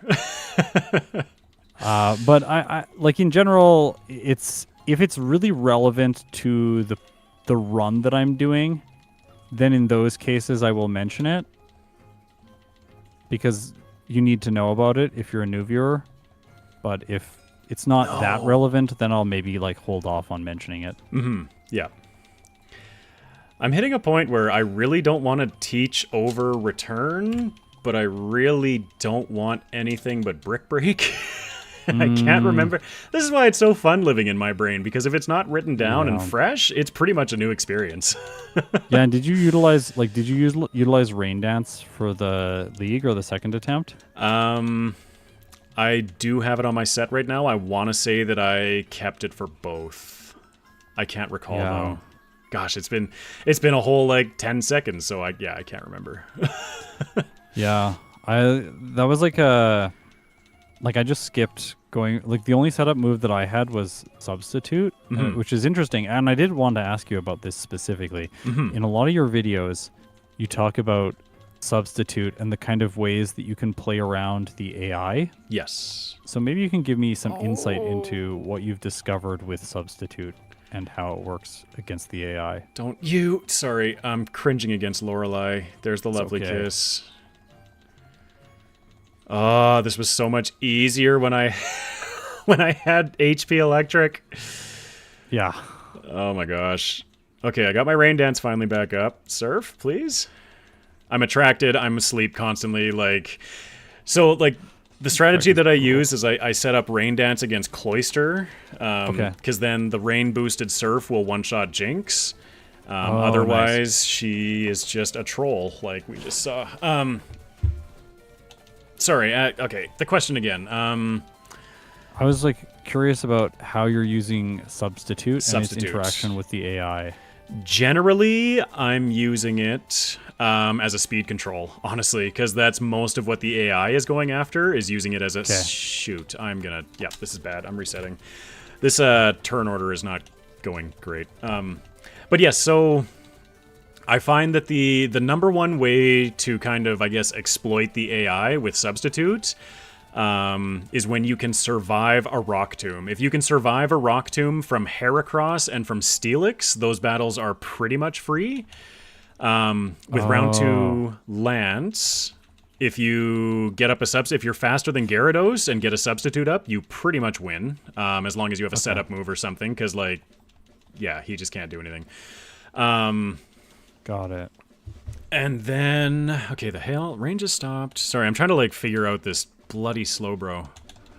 Oh, yeah. And it's not raining. Jinx is going to mess me up again. I fell asleep. This is so bad. Oh, no. Yeah, this is why I like Lorelei is scary. Yeah. For her, I was considering teaching Rest, because Blastoise doesn't really have any problems if it can heal. There we go. Yeah. But giving up, if you're going substitute plus Rest, then you only have 2 attacking moves. Yeah, very limiting. And then you get very limited, exactly. It's do I go all special with Surf and Ice Beam? And that didn't seem like a good idea. Well, it's because of the Gyarados, right? Ice Beam is good for the Gyarados, but you only have 10 or 15 if you max it out, so... Yeah. It's, yeah. Oh, right. Hitmonchan has Rock Tomb. Oh, well, it's fine. Yes. So yeah, one question that I was going to ask you, and, just kind of, as you're struggling to figure out round 2 unlock, and I'm struggling to figure out round 1 in general, I figured let's just ask a really complicated creator question. Let's do it. I'm ready. So yeah, you had kind of mentioned, challenges and things like that. For me, what would you say, now that, you're over 3 years into this, so what would be challenges that you're facing today as opposed to a year ago, as opposed to 2 years ago, as opposed to, you get the picture? Yeah, I think at the beginning, the major challenges for me were, production related. It was always... what is the fastest way that I can get the footage into the video? And, how can I do that in a way that doesn't make my brain melt? Because I have ADHD, and doing a boring repetitive task over and over and over again was really hard for me to like just stomach it and stay focused and actually get through it to complete a video. So I was constantly trying to think of ways to make what I was doing more automated and easier so that I could just like sit there and do the work. And that was like, I would say that was like the majority of what I was solving early on, like organizing behind the scenes files and getting them in like good folders and just sorting out all of the logistical stuff to make sure that it would be smooth. How much time investment would you say that you put into making things modular? What do you mean by modular? So like, excuse me, like you run Gen 1, Gen 2, Gen 3, Gen 4 with a lot of, like, obviously the overlay changes, but you have a lot of overlapping pieces. And so, like, how much development time did you spend going into making sure that, like, no matter what game I'm playing, this piece fits? I wish the answer was I put a lot of thought into that. Like I put into that spinner pad that I just stepped on. But the answer is, again, the same one. Honestly, that kind of leads to the next thing that I'm facing is I didn't put a lot of thought into that, and that got me into some like really tricky scenarios. So like right now, all the games I play on my channel are separate overlay softwares, so they're not unified. So for example, like this morning last night I sat down and added the repel counter into Generation 1. And then this morning I sat down and added the repel step counter into Generation 3. And if I want to continue adding it onto Generation 4 and Generation 2, I will have to implement them as their own bespoke steps. And that is I would say like the number one thing that's holding me back is I'm having to manage a lot of complexity across a lot of games. And doing that means that I am basically like, there's a huge amount of technical debt that has built up behind the scenes. Right. Tech debt is basically like when a program, you make choices early on and they sort of all accumulate over time and they end up working against you as you're trying to make new changes in the future. Right. Well, like a single drop of water, right? Like it's a single drop of water, but it will fill a bucket eventually if you just neglect it. Yeah, and it's like this like huge like complicated maze now of stuff. So like each overlay is programmed very differently. So like going in and making the change is not always the same process between all of them. So I can't just like batch out a whole bunch of work where I just go, okay, let's do replay counter or repel counters on all the overlays. Right. Yeah.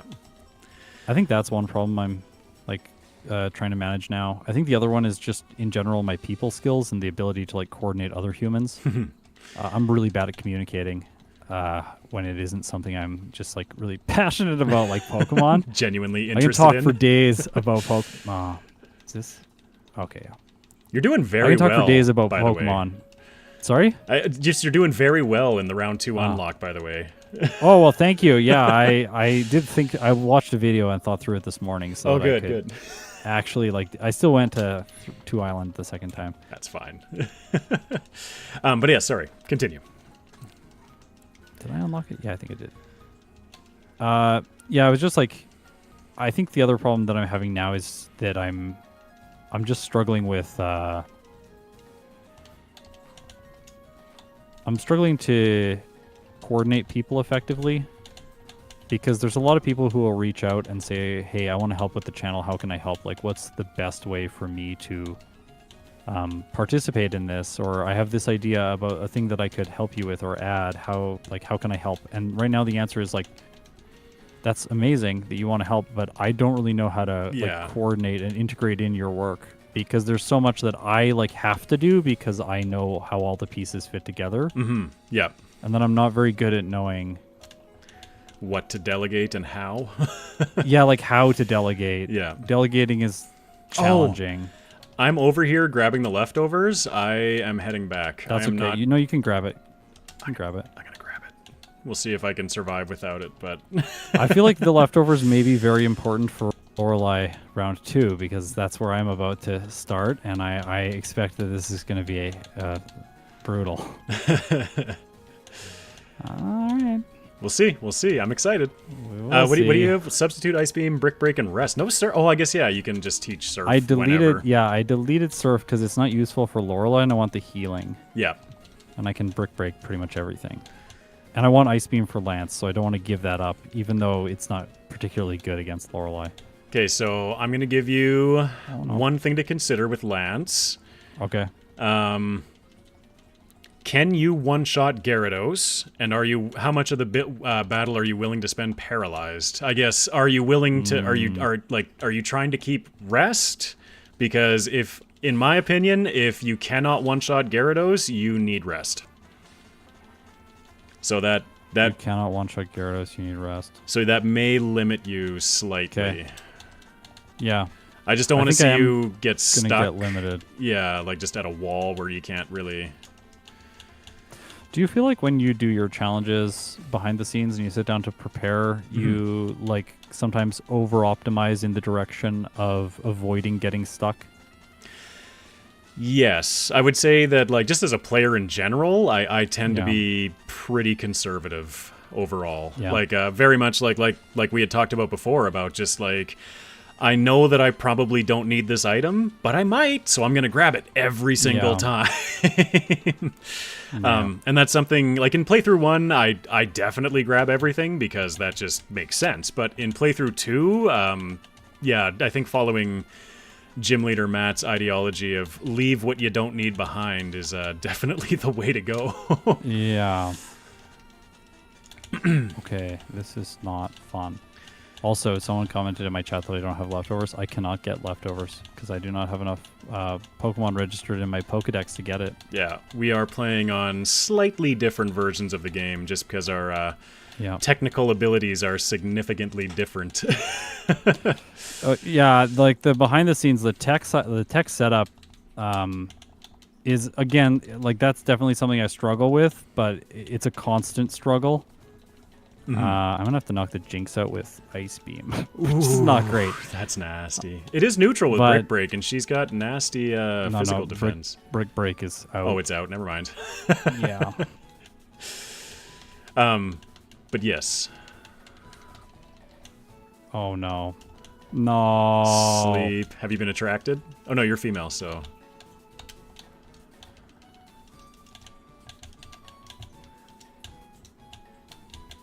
There we go. Yep, and now it's my turn. It's like, no, I'm way behind, but now it's my turn to slowly watch the progress catch back up. Oops, whoops, I don't want Waterfall on Blastoise. No. People say they know I love rest, but like, how are you gonna? Okay, so what's your approach for Lorelei in the second league? Because, like, if I was streaming this, I think I would just tell people in chat that they don't know what they're talking about. But they're like, you should do something else. Like, don't use rest. It's clearly a bad choice. Like, I don't know, like, what else you think I should do? Like, so it doesn't really seem like there are many other options to me. I agree with the use of rest, but I don't think it's what I would be doing. And the reason is that the only reason is that like rest, I'm trying to think of how to like parse this out effectively. Oh, hey, check it out. There's a game hook update. I just got a pop-up telling me about that. No, it's not. Oh, okay. let's just ignore like, that. That shouldn't be happening now. Yeah. Anyway, we'll talk about my tech side another time. Yeah. But what was I talking about? I don't even know. Something about I was asked the question about how you like are going to approach Lorelei. Right. What do you think the best approach is? So she has two things that really mess me up, I find, and that's either sleep from Slowbro, Jinx. Yep, just Slowbro or Jinx. Or confusion in round 1. In round 2, the Lapras does no thunder, and so on Blastoise, I can't remember what I did last time. Ah, shoot, I'm hitting all the spinners. I am stalling the Cloyster. Hey, that Cloyster is like... I've been knocked out by it a couple of times, so I can't badmouth it too much, but... it's better in the second attempt. It's useless. It's useless in the first attempt. But yes. Oh yeah, in the first attempt it just sits there going protect spikes and water and rain dance the entire time. But anyway, no egg move? No, not today. We did not go with an egg move. Gosh, I just keep losing the train of thought because I'm like there's we're not competitive. This is all just for fun, of course, but I can't help myself, and like the fact that I'm behind, I'm like half hyper focused on like I gotta win, but I don't. I know, I'm really hyper focused now too. This fight is not going how I was hoping it would go. Yeah. I kind of hoped that I was going to get the 2-hit on the Lapras with Brick Break. Okay, well, it can miss Thunder twice, so that will help. And then I crit. All right. Yeah, Thunder is nasty. Anyway, so yeah, typically I'd be going in with, I want to say in my optimized playthrough, Blastoise actually went into that battle with a Cherry Berry equipped for Lapras's Thunder. Oh, I went to the wrong pad. Whoops. Oh, interesting. That's an interesting idea. Because, yeah, it was the only status that could trip me up kind of thing. Yeah. Whereas I should otherwise... probably consider that. Yeah, otherwise I'll typically have something like... just something like a Chesto Berry, because like getting yawned by Slowbro and then Jinx's full troll being unleashed is awful. Yeah. I got very lucky and made it through. 9 hit points. I love it. I'm excited to see how the champion treats you, because how many times would you say that you've faced round 2 in total? Twice. Twice? Yeah.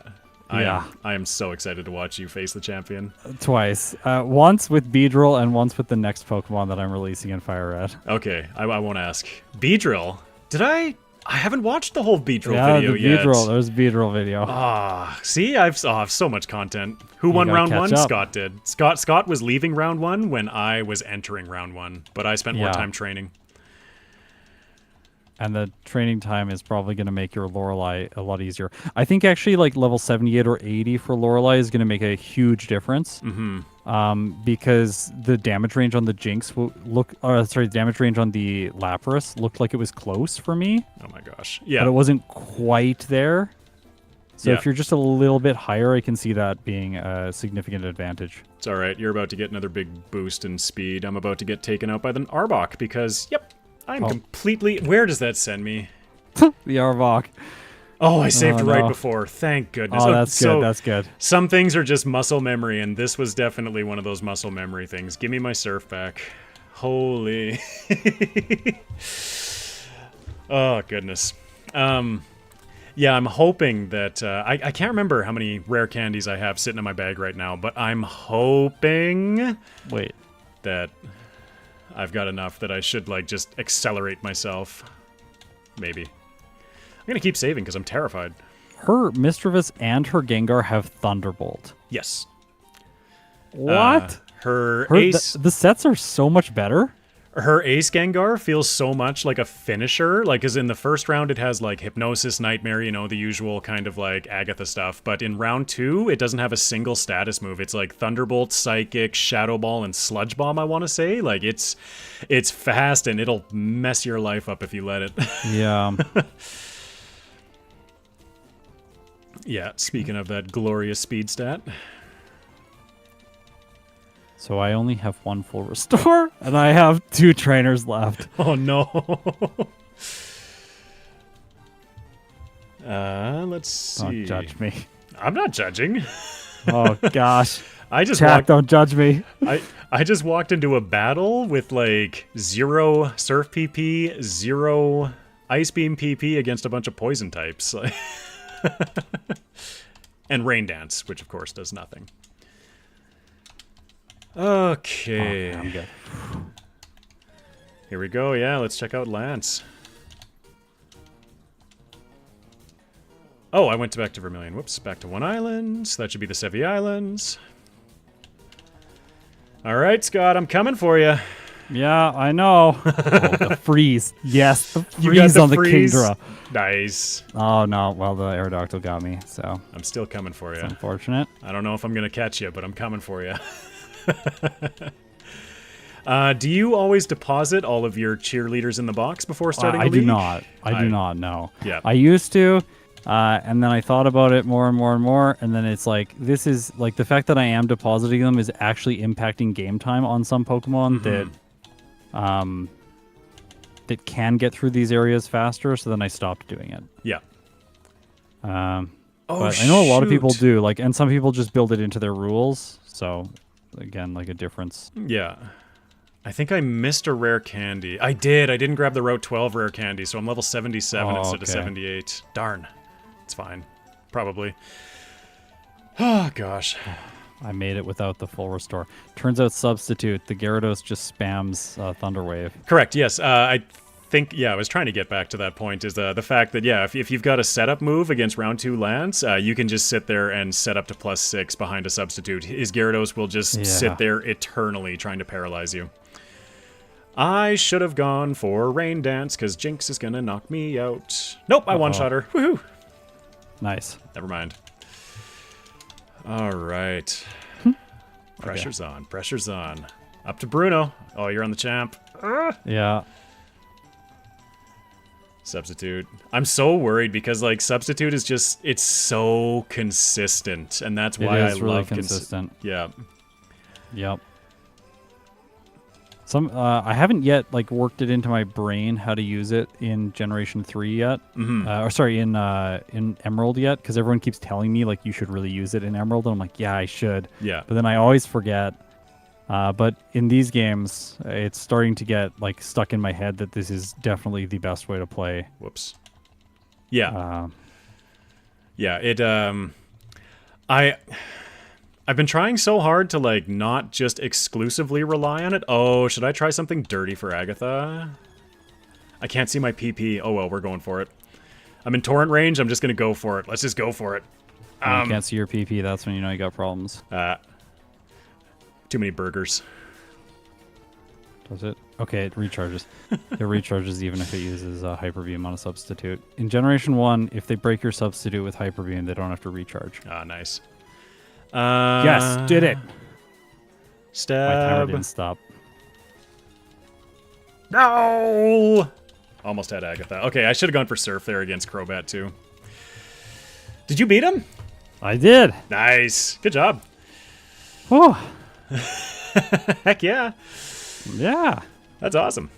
This was significantly better than I thought it was going to go. I was surprised. You carved through the plot line in round 2. I think this is like There we go. So my finish time 1 hour 27 minutes and 4 seconds, level 77. I'll get there. With 7 resets and a game time of 5 hours and 8 minutes. I think. Oh no. Okay. What? I don't have any PowerPoint restoring items. Oh, that feel.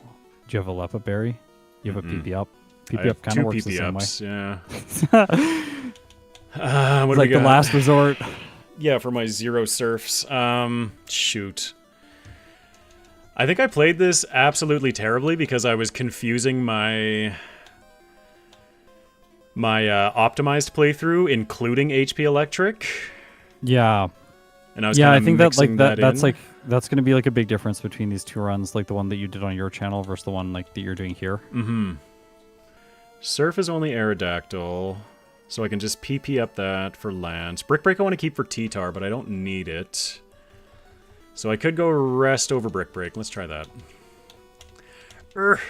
Nasty. Nasty. Oh, not over Rain Dance. Nope. Yeah. Nope. Reset.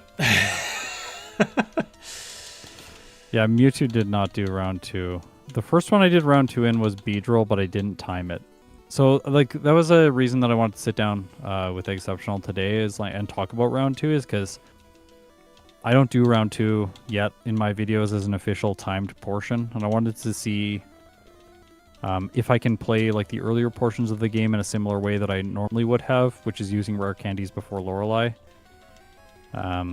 Because if I have to save all my rare candies till after the second league, then it's going to be very different than what I'm doing with only aiming for round 1 finishes. I'm so dead. I'm curious, on your channel, Yep.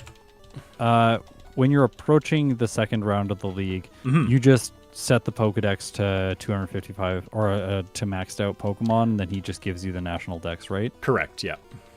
Okay. Ah, Frozen Gyarados. I win. Oops. Nice. That's the best way to do it. Oh gosh. And how many Yeah.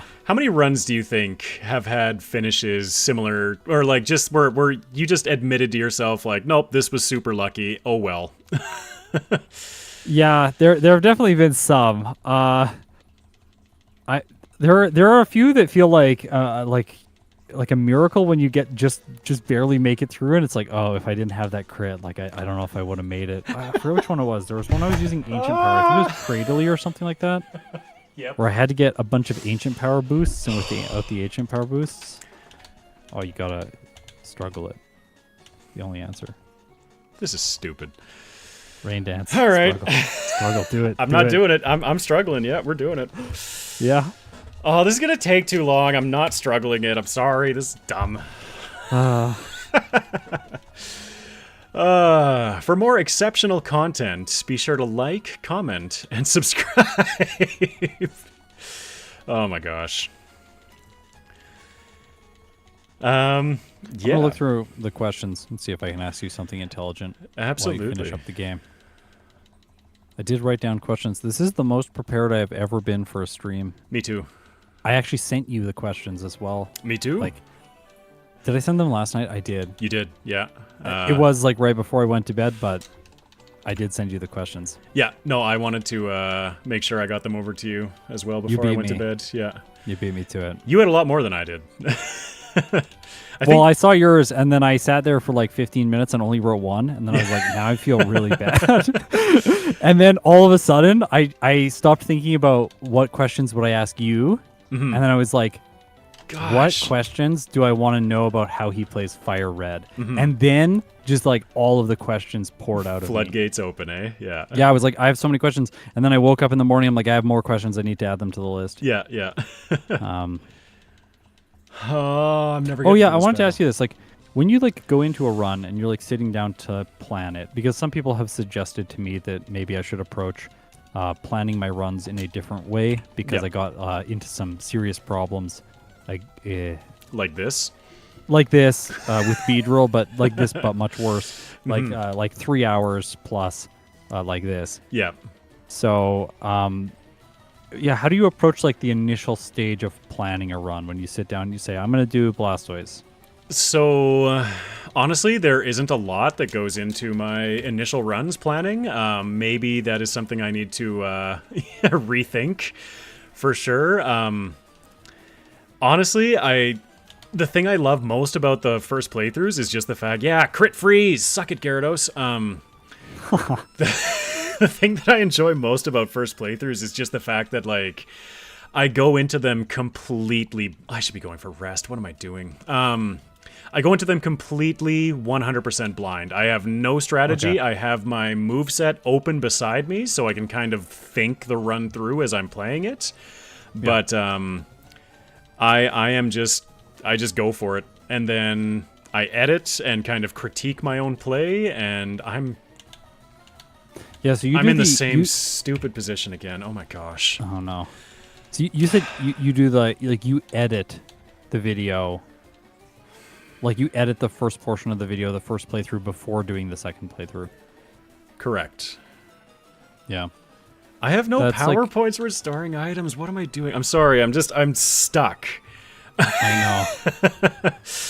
Being stuck is the worst. And it feels like Ice Beam is like really the only good thing, because Surf's not great against Lance. Yeah, nope. And like,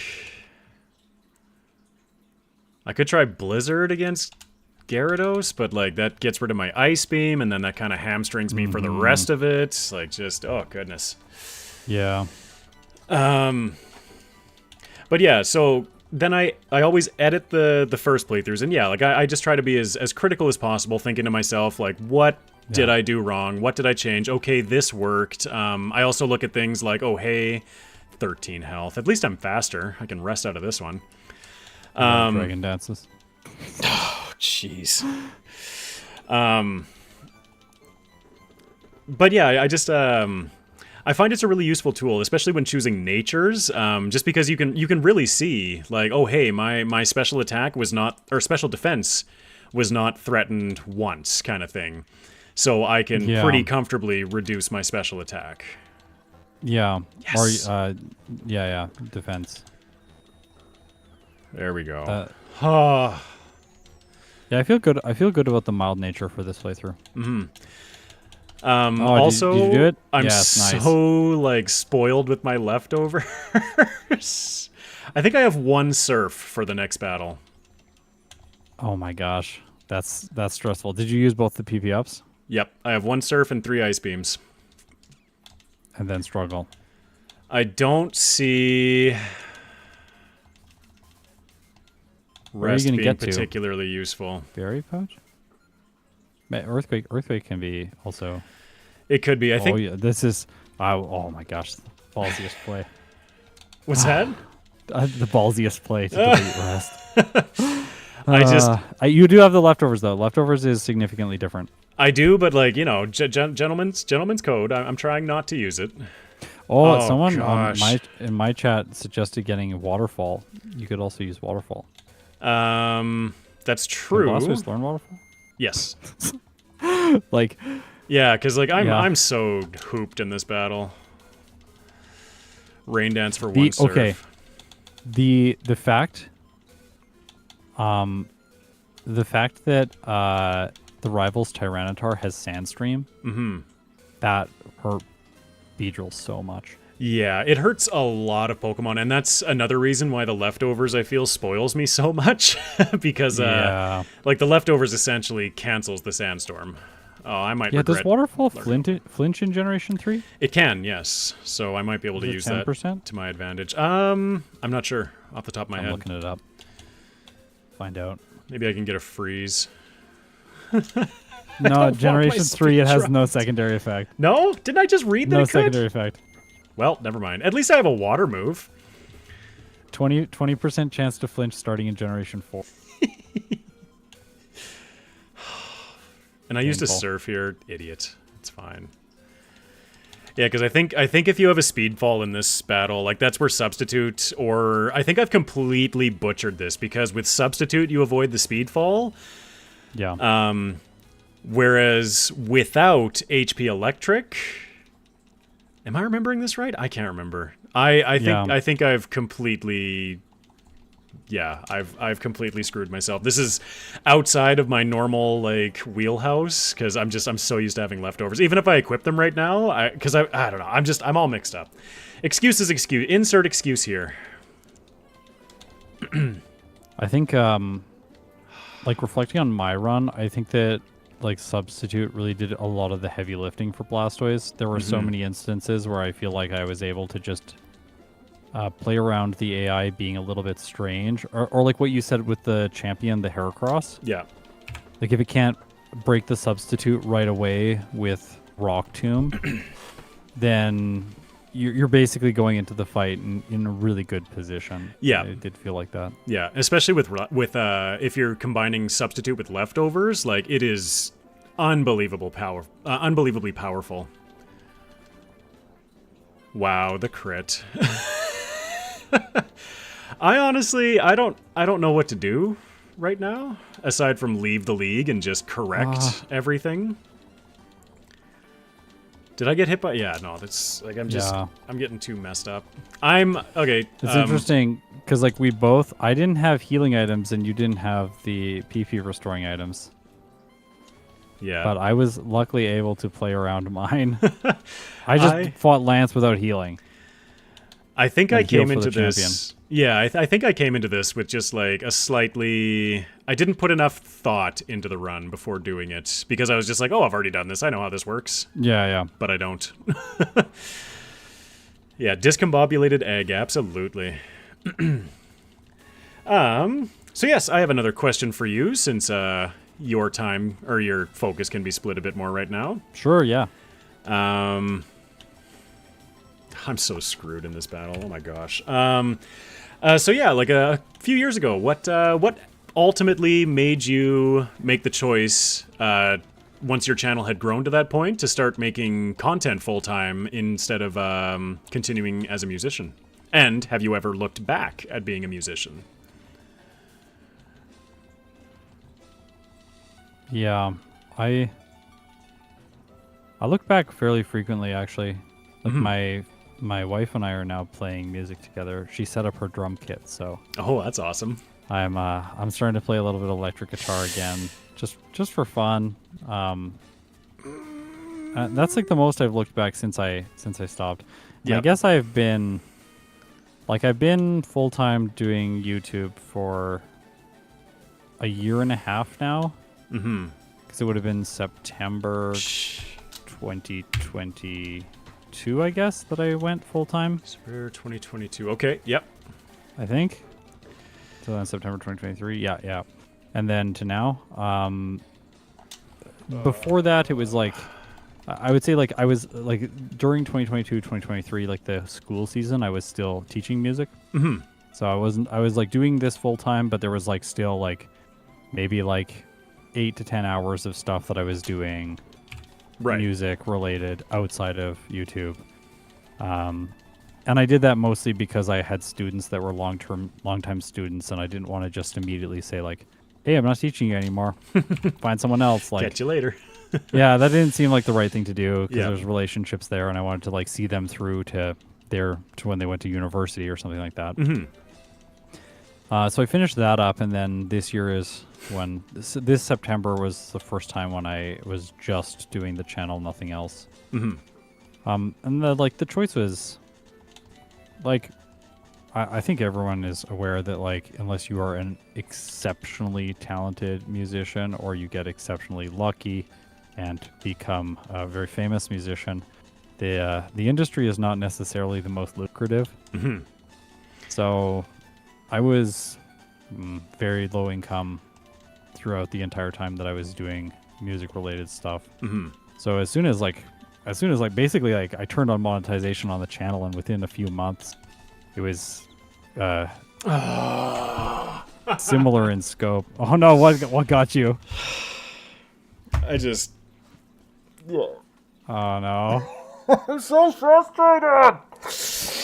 Okay, everyone who's watching, this situation, it seems ridiculous and like a misplay, and like there are things about it, but this is something that I genuinely fear going into every run. Like, I have this deep fear of like showing up and then just not quite having put everything together in the correct order up until that point, and then you get completely walled. Yeah. This is the point where on my streams I would typically be telling them like, hey, for the sake of the stream, you're going to be seeing a nice critical Heracross, you ass. You're going to be seeing a lovely white flash on the screen real quick as I add a elixir. Yeah, quickly add an elixir in. That's right. Because I am over this. Yeah, well, like I can actually just take your footage down if you'd like me to. No, we'll keep it going. Okay, so this time I think my speed's intact. Okay, this is good. We're in a better position now. Let's get the rain dance up. T-Tar, you do what you want. Okay, I think we're in a better spot now. Depends on what Venusaur does, but if he goes for Sunny... Oh, you idiot! Why did I go... I went... That cost me the battle. Oh, no. If only it could flinch. Seriously. Oh, it's painful that you don't get the knockout. I think you would have got the knockout there too if you were level 80. Yep. If I'd had that one rare candy that I missed. That one rare candy. Yeah. And I don't know how to handle Heracross. Like, I've just been fishing for a freeze or a miss. Like, I don't know how to handle him beyond that because having your speed lowered it's just too much in this battle. Like, when you're getting hit by 5 members of, like, the maxed out team of this game, it's just bad. Yeah, it's like, it makes a lot of sense to just reset as quickly as possible if the RNG does not go your way within the first turn. Like, if it misses, okay, then reroll, something like that. But if it speed lowers you, then you can just reset and try again. I can Rain Dance to nerf Solar Beam's power, but he's been faster than me almost every time. So he goes first. Does Surf one-hit the Heracross if it crits? No. No? Oh, if it crits, maybe. But then I'm looking for a 6.25 instead of... Yeah, 1 in 20. Oh, well, he could miss his Rock Tomb. Okay, there goes the Surf. How fast do you reset? Yeah. I don't know. I can't see how many resets I'm at because I can't see that part of my screen today. Oh, sorry. That's my fault. No, it's okay. Of course, I get a favorable outcome. Tyranitar gets the paralysis, so this battle is probably over because Venusaur's faster again. Apparently, though, the chat is happy with the stream because they're saying that you should reset the whole run so that we can just do more question time. This is we just do a second one, see what happens. Well, Scott, how are you feeling? I'll play another one, sure. Well, I'm always up for more Pokemon. In that case, Exceptional has been defeated. To hell with this. That Heracross can all right. bugger off. I was not expecting this today, but all right. Yeah, this is this is interesting. I'm kind of happy that this happened. It's nice. Nothing like getting humbled in your own game. It's like playing with Speedrunner last week where I won one and I lost one, but like there were many times throughout where I was like, how is he ahead of me? And it's like, I know, this is opportunities for me and my gameplay. Yeah.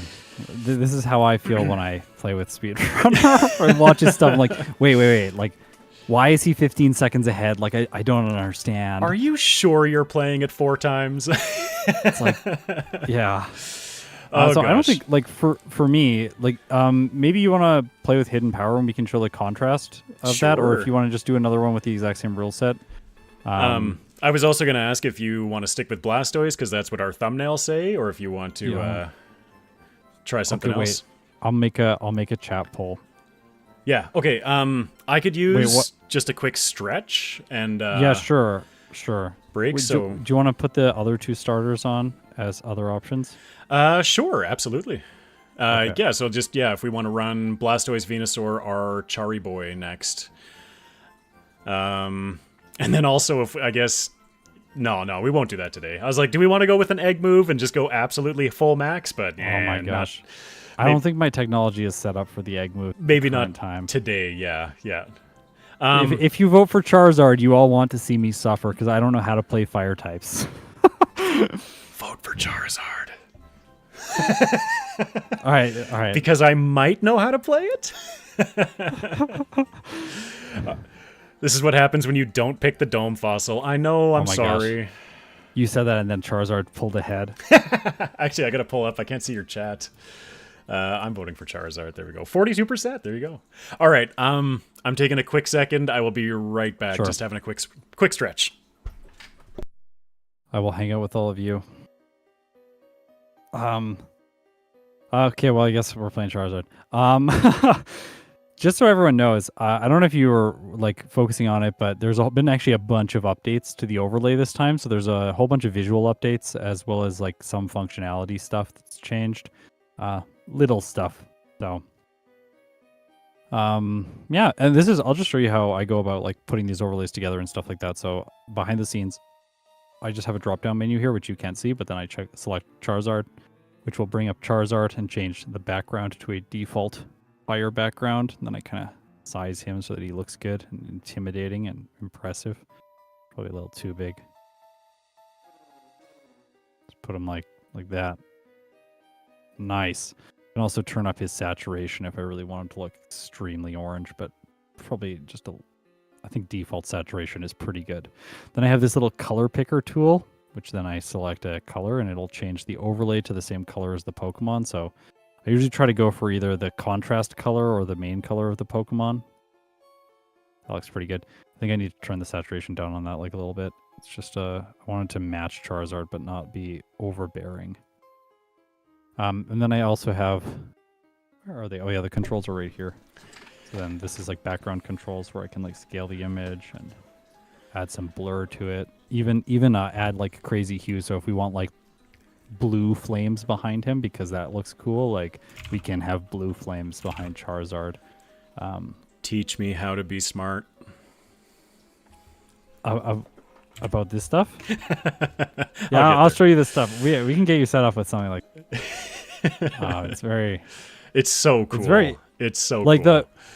When I started out, it took me almost 2 hours to make the single image that was my overlay for every video. And if it was a versus video, 4 hours. Literally half a workday just to make 2 images. Because I would I would copy and paste off Bulbapedia, the move pool, and then go into Photoshop and pixel by pixel remove all of the stuff that I Oh, didn't no. want. Like obviously I'm using like the box select tool, but Yeah. like it was very crude. And then I'd piece it all together and make sure it looked really good, and then like place it on the background and like put the background texture behind, and then add all these filters and stuff. So at some point I was just like, we need to make this faster. So we made a bunch of templates then. I had my video editor produce a bunch of these images, and now it's like almost automated. It's really funny for you to like be calling these things crude, like copy and pasting from Bulbapedia, because that is exactly what I do. Yeah. I copy into an Excel spreadsheet, and then it like adds I have conditional formatting on it, so it like makes all my type colors and everything line up automatically. If it says bug, it becomes the right color.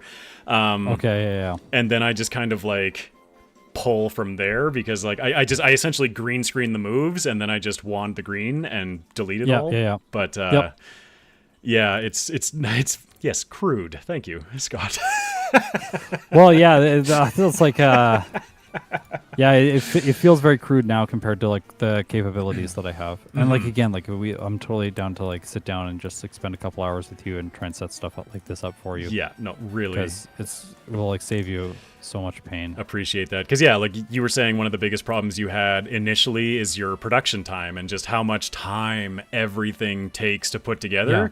Yeah. Same It story. used to take me 7 to 8 days to make one like 25-minute video. That's my first Bulbasaur video. I think it took me just over 3 weeks to produce, because I was also figuring out how to video edit as I went. Yeah. And it's gotten faster since then, clearly, but Yeah. by your overlay, I'm assuming the Charizard win, which is why I'm currently setting up a Charizard run. Yeah, it won by a lot. It got 51% of the votes. Venusaur got 29%, and Blastoise got only 19. Okay, I am just setting up real quick. Hopefully this doesn't take too long. By the way, I was reading those percentages as they were updating, so someone is going to comment on my math and say that doesn't add to 100%. That's why. The last one updated. It is not Scott's thought. No, Scott's fault. Not thought. Yeah, it's Scott's math live on stream. Watch me make all the mistakes. Oh, I actually have to. Sorry, I have to change my starter. I'm like just chilling, like gonna start the game again. That's not gonna work.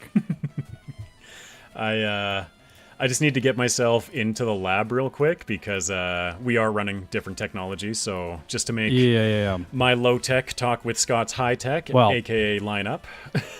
Yeah. There we go. Only one of us is crude. Yes, it'd be the egghead. Let's get game hook Yeah, refreshed. just give me a second. This might take. Yeah, I'm just setting up the run. I am gonna run myself into Oak's lab, and then I will save and wait for you once we're ready to go again. I do also have some questions for you about this run. Specifically, up first is where do you get Dragon Claw? Victory Road. Where in Victory Road? Do you know the rare candy in the first room?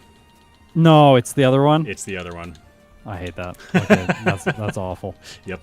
If you go through the stairs and then come back in, like the stairs in the next little area, does it reset the boulders? Oh gosh. Yes. What am I doing? I can't. So you don't have to actually exit and then push the boulder around again. That's good to know. You do. Sorry.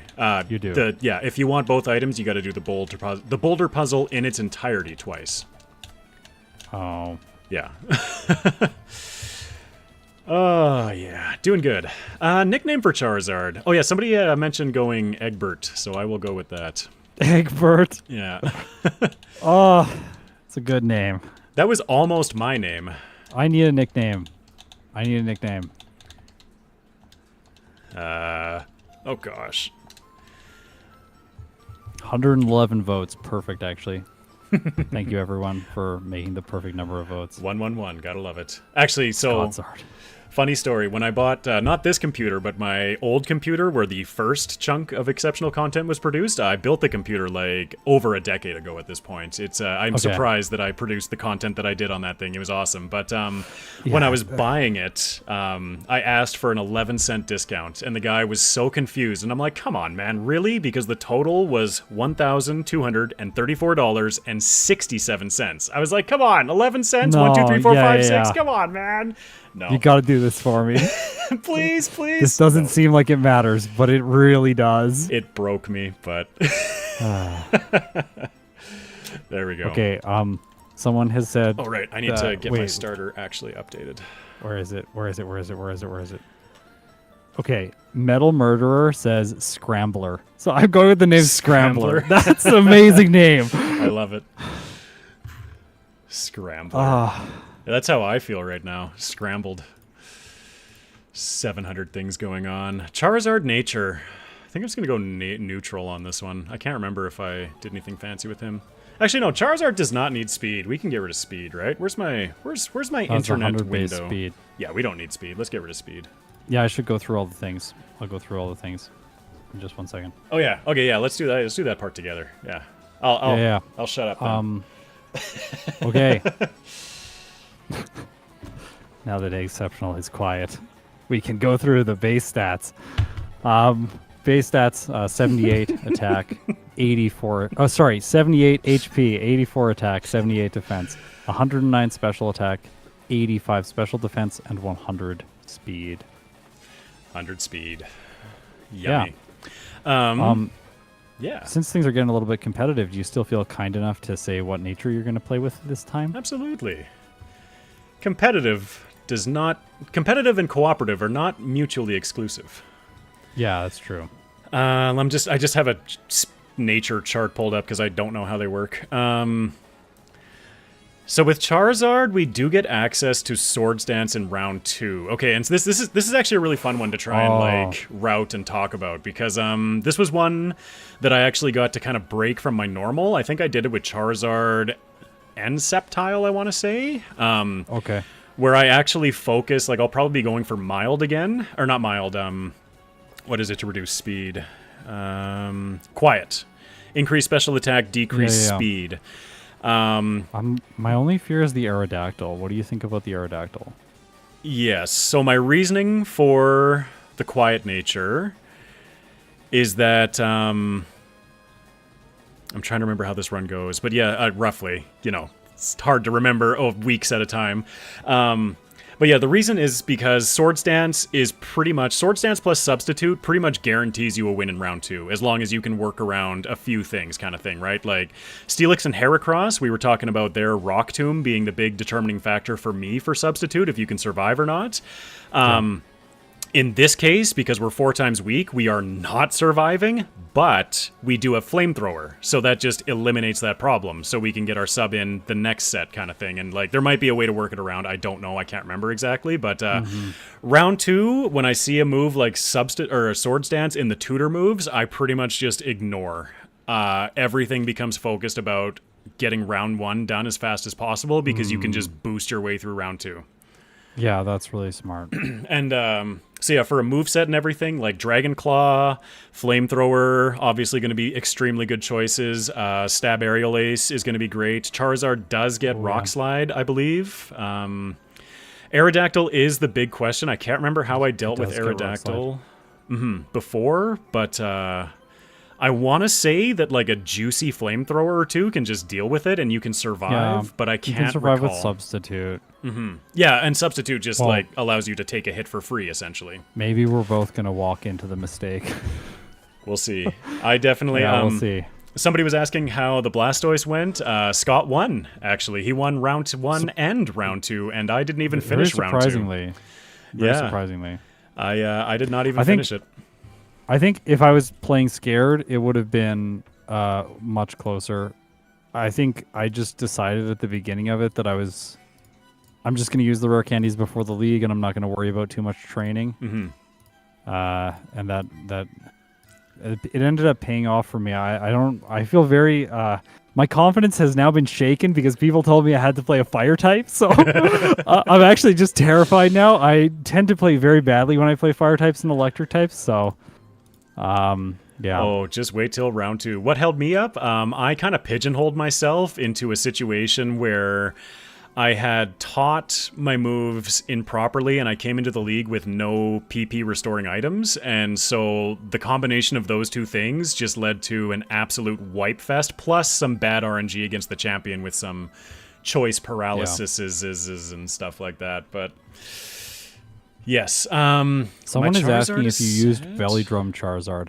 I did, and if you watch my solo run of Charizard from a couple weeks ago, my second run does feature Belly Drum, and it rocked. Holy, did it rock this game. I did watch this, actually, and I remember you being excited about Belly Drum. The issue now is that I don't remember anything else about the video because I was also cooking at the same time. Yeah. I'm very worried. Adrian says I need to ask you to do Magneton versus Electrode in FireRed and see if it brings up any trauma. Hee hee hee. I'll do it. I'll play it. But it will bring up trauma. I think they'll actually be a lot second league.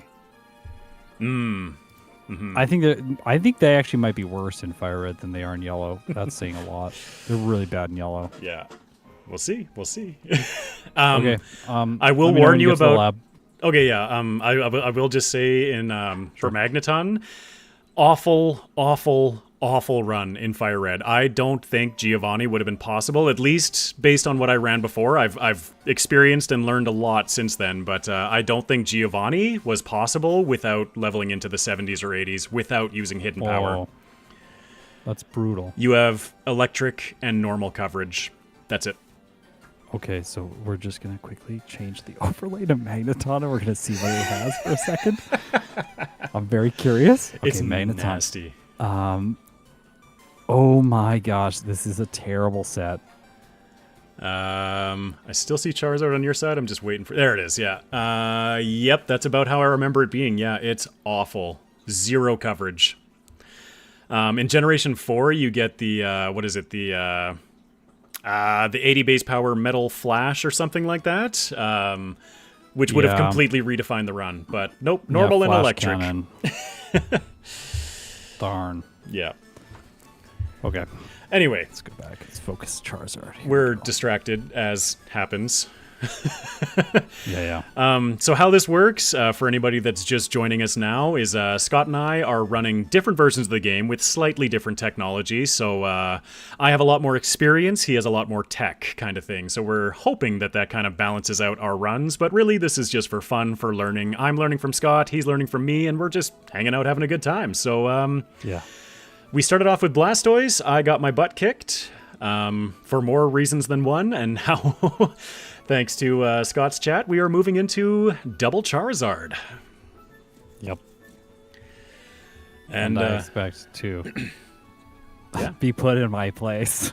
We'll see. I don't have Belly Drum this time. Just tell me to go back to Generation 1 after this.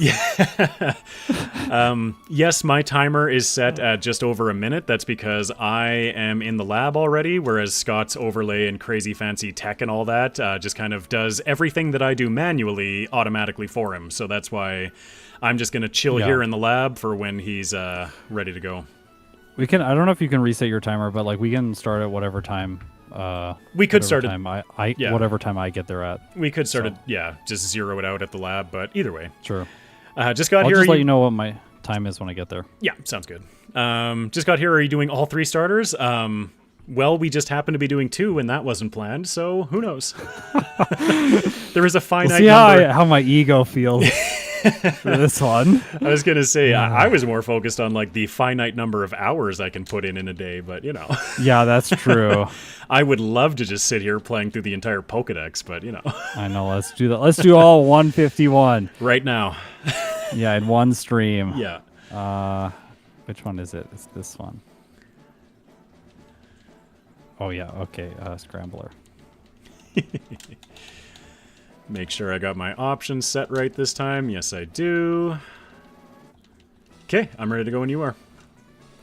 Let's get Scrambler set up.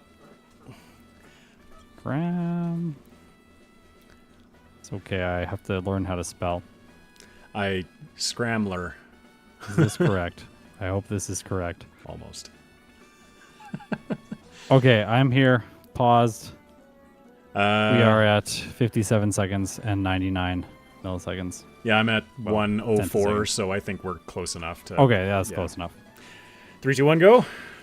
3, 2, 1, go. Oh, I was watching your screen, not mine. It's okay. Why am I not moving? All right. So I got really excited when I saw the moveset because Heat Wave is at the very top, but we learned 5 moves Yep. to start off, so we just don't get Heat Wave. How, when that arises, do you pick and choose? Like, do you pick and choose which move you want, or do you just ignore it and just go with what the game gave you? I take what the game gives me. Mm-hmm.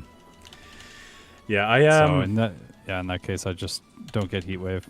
I think in one run, I, excuse me, decided to, I had the option of 5, and I decided in the second playthrough that I was just like, you know what, this is available, so I'm just going to grab it, because I want optimal, and yeah. Yeah. Yeah. I find those things, like, it's tricky when making content, because sometimes I want to, like, try out something new. Like, oh, yeah, I'll just take Heat Wave this time and see how it goes, but... When you're making content, it's then am I setting the precedent for doing that in every run, and it won't be interesting later on, but it is interesting now. So I try and like be careful with that. Right, yeah. Yeah. That's usually why I try, like, just whenever... Like, if I'm altering something, it's going to be in the second playthrough, but if I'm cheating, it's going to be in the first playthrough, because, like, Oh yeah. first is all just information, whereas second is, like... How can I plan myself around everything that I failed at the first time? Yeah. See, I don't cheat in my first run, but I do embarrass myself. So I'll just like black out like 100 times and lose over and over and over again if I make bad choices. I've been leaning away from cheating. I feel like that was something like there was kind of like a downturn in my channel's growth in kind of like the October-November period. And like there are about a million things that you could attribute it to, but I feel that one of them is the fact that I started introducing the 0 IV rules and making the challenges more harder for myself, which then led to me cheating more, which I just didn't feel good about. And so, yeah, I'm pretty much back to just like, nope, I'm playing the game how I play the game. Like, I hope you enjoy. Yeah, but, like we talked about that yesterday when we had our call to like set stuff up, which is like, it tends to make the best content, I think, if you play the game. Oh, Pikachu. It tends to make the best content if you... Oh, didn't do that. I'm not going to face Brock. Me. It paralyzed Oh, me. no. Pikachu!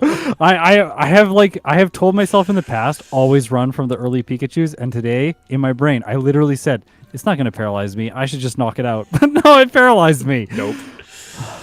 That's brutal. I think my game hook is broken. Or my... You gotta pause, let me know. I can pause. If you want to... Maybe the mapper got unloaded when you loaded a new... It did, yes. There we go. We are back. All right. Yeah. So yes, talking about Brock, I might have just made a mistake because I could not see my speed stat, but we'll see if you make the same one. A reason that I really like the minus speed nature on Charizard, Charmander specifically, is because of Brock's Onyx. So he has a speed stat of 24. If you are above 24, he will go for Rock Tomb. After your speed is lower than him, he will not go for Rock Tomb again until you're in knockout range. That's smart. I didn't do that, so I'm going to get Rock Tombed. I fought an optional trainer, so I have 25 speed and am getting Rock Tombed. Oh, no. Yeah. Well, this isn't good. Okay. The best I'm kind of hoping for is... Yeah, no. And Rock Tomb is doing, like, easily 3/4 of my health. I think Charizard might actually be more difficult to start with than Charmander. Yeah, because Charmander is slower, so less Rock Tombs, correct? Yes. I did not get any Rock Tombs when I was playing with Charmander. Oh, it's so interesting. At least until you're in that kill range. Yeah, that's like not what you would expect, right? You'd expect the Onyx to just, for Charmander to be more difficult. You'd also expect Charizard to just have enough power to get through this fight. Right. And now we sit here and we all reset. I also fought everyone in Viridian Forest because I was just like, I'm gonna train. I skipped everyone because I had Charmander in my mind where I didn't need it. Right. But I think I'm going to be going back to the forest to train myself, because if you're struggling at 13, there's not much at 10 that I'm doing. Well, who wanted to play Charizard, huh? Yeah, maybe go back and fight a Pikachu and get paralyzed. Yeah, no kidding. No, I'm like not. That's the solution. Shouldn't have healed. Shouldn't have healed. Should have picked up repels. Yeah, this is bad. Okay. You're seeing like pretty poor level play from me today, honestly. Oh, sorry. I won because he missed 2 rock tombs. Nice. Well, so how you feeling about Charizard? Not good. This is not a great start, but I will. It's I got lucky. Better. Yeah, I was hoping, but no, I think going back to the forest to grind was That's definitely the safe choice. the way to go. I knew it the second I entered that optional battle. I was like, what is my speed at? And is this gonna hurt me? And it did. And this is sorry, this is the part of content creation and making these runs that I absolutely love, is the curiosity. If I restarted this run and knocked out nobody, would Brock be easier because I wouldn't be at the level I am and wouldn't have 25 speed, so he wouldn't be going for Rock Tomb? Yeah.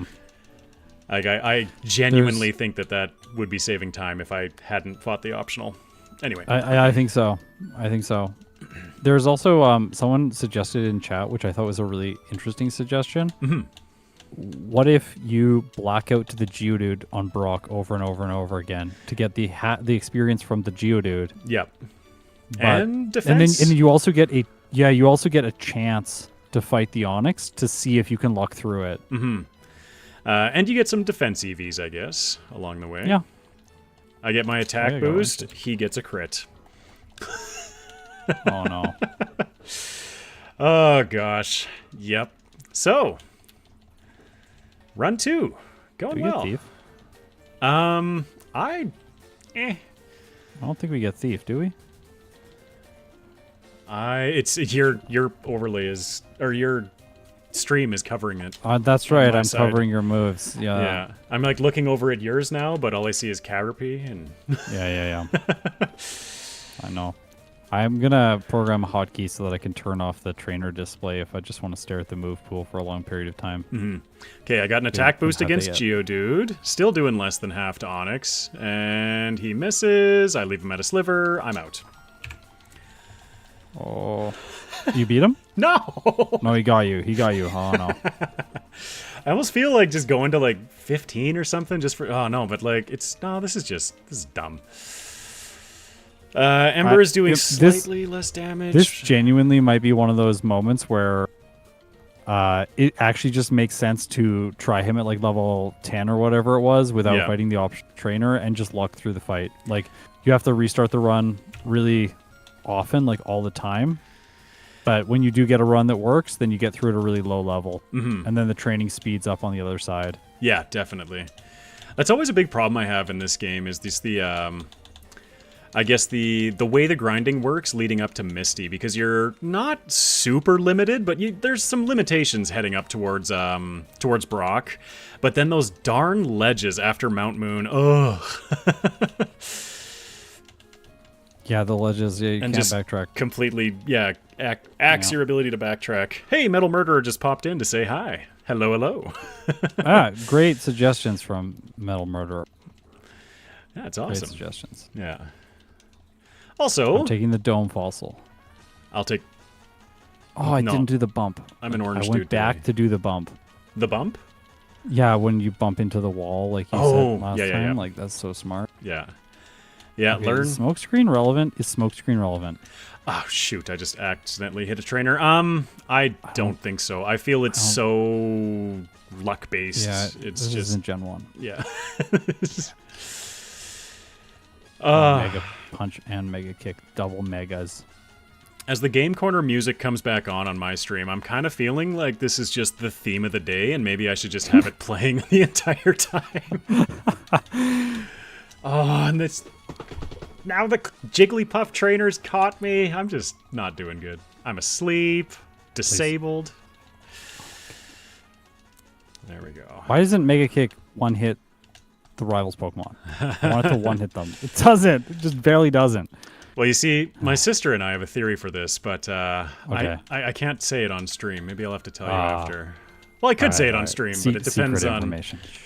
Oh, I don't know about secrets, but Turbo would like the information on my side, but... Oh, gosh. He just wants me to swear all the time, that's all. Yeah. Yeah. Ruined the family-friendly nature of my channel. Yes. And mine-ish. There are definitely some thematic elements that creep up.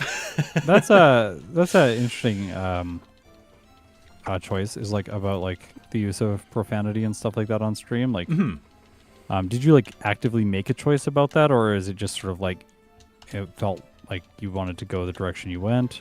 No, it was an active choice. Active choice, yeah. A lot of it just is down to the point, or down to the fact that I want the content to be accessible to as many people as possible. And one thing from content that I've consumed, like in my personal life, like I'm a trades guy. I swear a lot.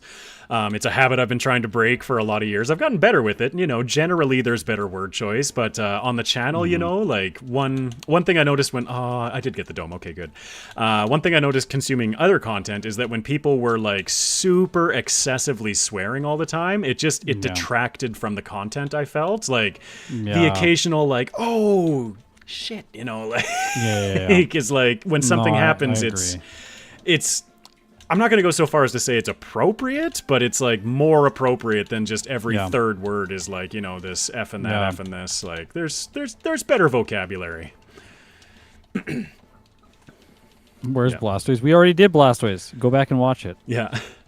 This is number 2. We completed that one, so now we're going back and doing Charizard. Exactly. Which is actually I'm feeling good about this one now. I got 3 resets on Brock. Blastoise was like, I don't know, I think I beat the champion with less than 3 resets, it feels like. You cruised through Blastoise. Like. It just felt so easy. And then, by the way, I checked it, and the Blastoise with both of the leagues, I got a faster time than my first league attempt there you go. in my original video. Yeah. So that means you're learning. That's a good thing. Learning, yeah. Swearing is a part of life. Anyone does at some point. Agreed. But there's a time and place. You know, like you have to be. Biggest part for me is just being respectful. Just like, you know, not everybody wants to hear that. I know a bunch, or not a bunch, but you know, a handful of viewers on my side. They'll watch it and they'll have their kids in the background or something. Like, and so it's like, nope. Like there are some mature themes that may arise from time to time, but for the most part, it's. Reasonable. That was like my thoughts around the choice was just Pokemon's a kids game. I don't know if kids are going to tune in. I just want to make sure that if kids do tune in and they want to watch, that they can. And I know as a kid, like my parents, sometimes it felt like they were looking for excuses for them to tell me why my interests were not good for me.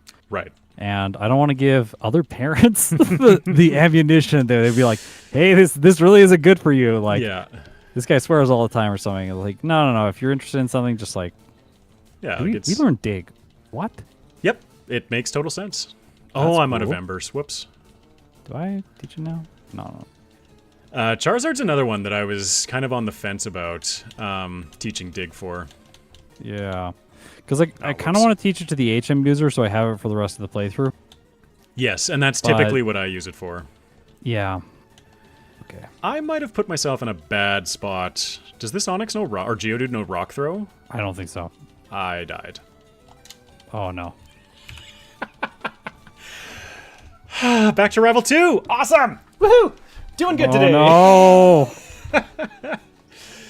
All right, let's try. Okay, he switched last time. I thought maybe pivoting would be smart. No. Oh my gosh, this is good. This is good. It's a good day. Good day to run Pokemon. Apparently, I don't know. Last time, I feel like I started off ahead of you, and then there was a certain point when I looked down, and you were right where I am right now. Yeah. Picking up like the rare candy and the citrus berry, and I immediately was just like, "How did that happen?" Like, I was ahead, then I looked down, and now he's ahead. Yeah. I love how that works. And you just have no idea how it happened. Yeah. Smash Math is asking how much an effect optimizing trainers for EVs has. It's not massive, but it I find that it does make an impact over a run.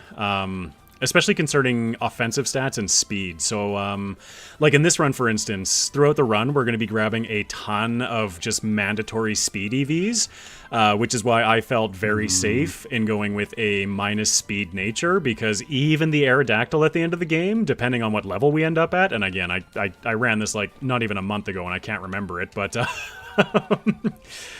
But we also like additionally to that, I went into a place I didn't want to go into. Yeah. But additionally to that, we also get the speed boost from Surge's badge.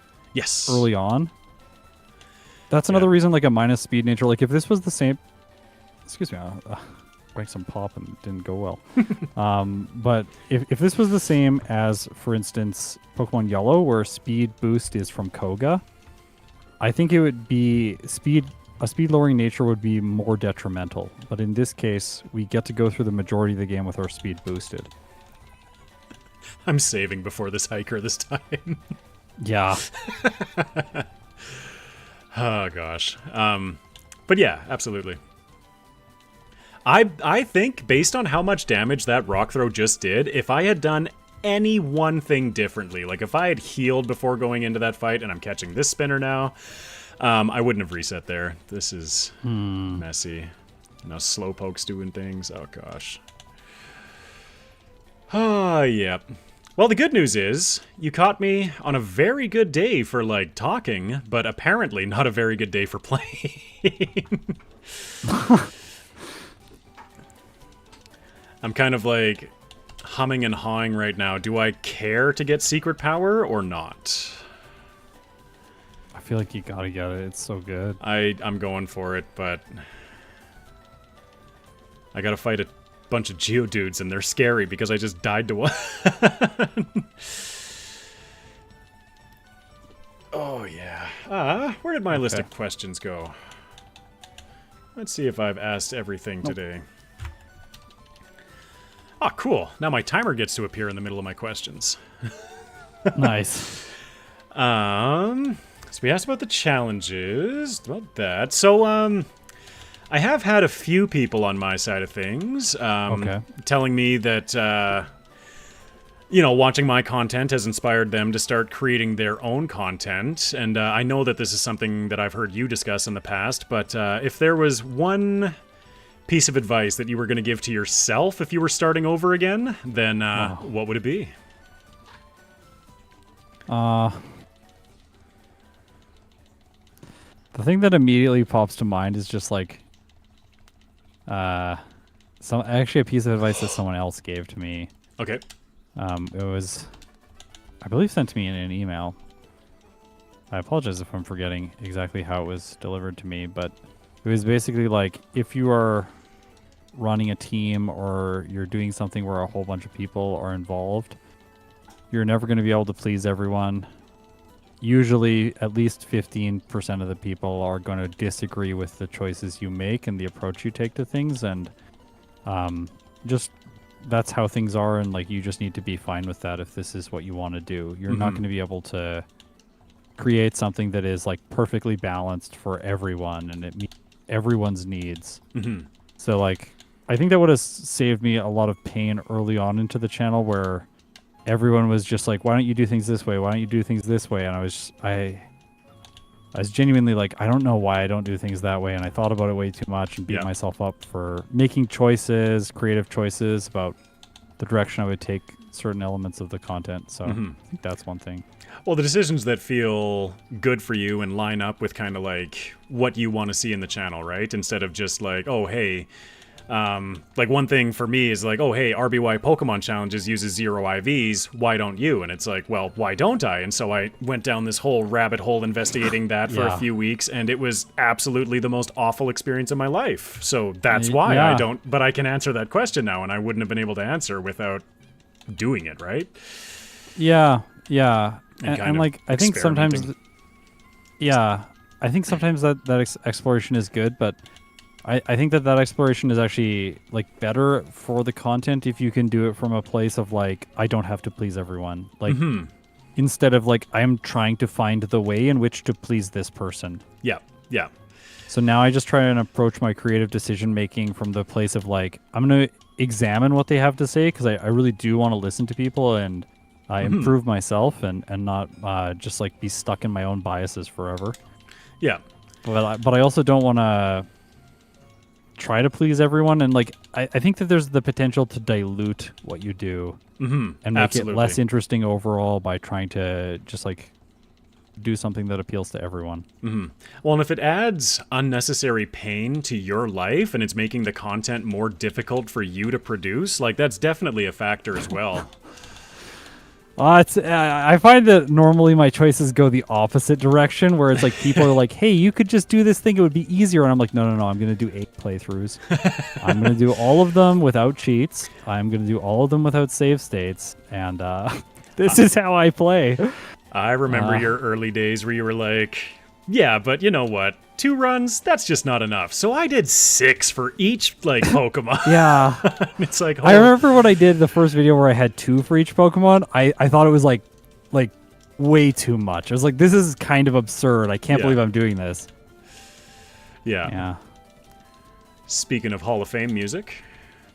Nice. I'm not there. It's just playing. Yeah, if you were there. I have to reconsider my life choices in FireRed. I took Belly Drum. There's nothing. Oh, yeah, that's why. The eternal question. Do I heal with an antidote or go to this, like, heal room? Yeah. Oh! And it's like, I always ask the question of, like, is it actually taking more time to just open my inventory? Because sometimes it feels like the inventory takes a lot of time. It does, and so like one thing I've been thinking about lately is like my repels. So I know that super repels are more cache effective, but my routing just loves max repels so much. And sorry, what just happened? That sorry, I had a light bulb moment when you said that. That was really, really, really smart. I forget what I was saying. Seriously. You were talking about like I just got blown away by the fact that you said that like you were thinking that like while super repels are technically more like money efficient, the fact that you have to open the inventory more times. Yes, and how my routing appreciates max repels more. And so like just for whatever reason they tend to line up. And so like when I'm getting waterfall, for instance, like typically about within 5 steps of picking up waterfall, I can teach my repel expires, excuse me. And so in the same menu action, I'm teaching. Yes. Yeah, I'm trying to get as much done as possible with the same menu action. Yeah, I feel like whenever you can combine menu actions, like unify them. So I just missed one earlier where I could have super potioned at the same time as like reestablishing a repel. Yes, yeah. Whenever you can do that, you're saving time. Yeah. And it's like the time you're saving is not necessarily the biggest deal if you think about it just from like a raw, like counting the seconds. But it like cognitively the load of having to like go into the overworld, open the menu, reposition the cursor, figure out where you are, like all of that takes like a cognitive demand. And by the time you're at like, I don't know, like the hour and 20-minute mark, these runs make you tired. So if you can save a little bit of energy and time at the same time, I think it makes sense. Absolutely. Yeah, like even teaching return, I do when I'm teaching fly at the same time, like just trying to do it all at the same time. Also, that's smart. I didn't disable the barriers in Surge's gym, so I'm doing that puzzle this time as well. Oh, okay. This is what happens when you pivot what you're doing midstream. Yeah, we didn't prepare for this at all. We prepared for Blastoise. We did not prepare for Charizard. We did. Are there any items in these tunnels in Gen 3? I want to say yes, but I can never find them. And since I can never find them, I Yeah. just get frustrated and I don't look them up, and that's the end of the story. Yeah, I don't think there's anything really useful there, like a rare candy or something, so I've just been skipping it. And I was figuring, like, the gym leader map principle, like, if I haven't needed it until this point, if I look it up, I'm probably going to get it every time and then lose time. There is a section, which actually would have saved me in the last run, between lavender and saffron, that little cluster of grass that you have to cut into. Okay. It has... Between lavender and saffron. Yes. I just walk around the top of that. Yes, typically I do as well. And that's part of the shift that I'm looking at doing. Because inside of there, I believe, is a citrus, a lepa, and something else. Like, there's three berries. Inside the grass? Inside, like, just those three little spots. Yeah. No way. Yeah. And so... That's wild. JP the Flipper was the one who pointed that out to me on in the comment section. And it's something that's been on my mind, but not present enough in my mind that I remember to do it. Because, yeah, a lepa would have saved me last run. Yeah. Like, there's also a lefa berry right before Victory Road. Again. A lefa berry right before... right before Victory Road. Mm-hmm. Yeah, it's like one of the first ones. I usually grab the citrus there, but only if I've used my other citrus. Yeah, I just found the citrus a few days ago. Yeah. Also, if I'm hurting for cash, I'll grab the full restorer, but that's not every time. Trash can berries are the only good berries. I agree. They're delicious. A little bit of floor spice makes everything nice. Just like go into the kitchen, like grab some berries from the garbage can. Seriously? Here, Charizard. If you're feeling sick, eat this. I know we're on a budget right now, Charizard buddy. We'll feed you something proper when we get to Celadon. Yeah. I can't feed you proper medicine because I have weird rules. Don't allow me to do it. So how many times, especially I find in later generations, this happens to me, are you sitting there eternally watching your opponent full restore, full restore, full restore, full restore, while you just keep doing the same, like, 3 moves because it's taken forever to knock this stupid thing out? It's like Blue's... the Pokemon that jumps to mind is Blue's Gyarados in Generation 2. Mm-hmm. He full restores it like 3 times in a row. It's got to be one of the most painful things. That's just disgusting. Like, yeah. I'm not feeling great about this one. You're clearing the rocket hideout. Yeah, I just got out. I'm gonna get the charcoal right away. Yeah, because I got flamethrower, and I figure I can go to Erica before anything else and just get some more money before going to the department store. Because in this run, we don't need any TMs, right? From the none stand out to me. No. Yeah, I don't think so. Oh, did I just screw myself? Oh, thank you. Oh. I came in low health to another Geodude battle and thought I was about to get my butt terrifying. whooped. Yep. Yeah, I was using Ember against some Geodudes, and I just thought, like, it's not that big of a deal. It's totally fine. And then like it hit me with Rock Throw and did like a third, and I was like, okay, I need to actually focus and take these things serious. Yep. That's what happened to me on Route 25, I think it is. Also, I'm just like, why have I not taught Brick Break? I have ground coverage. That's not Metal Claw.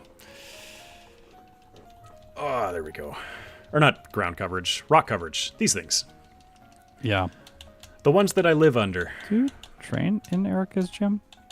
Okay, so going back to the EVs topic, Erica's gym, you can always like choose one side or the other, right? So the one side, Bulbasaur, Ivysaur, Oddish, Gloom. It gives a total of 6 special attack EVs, so I will be going after those in this run. On the other side...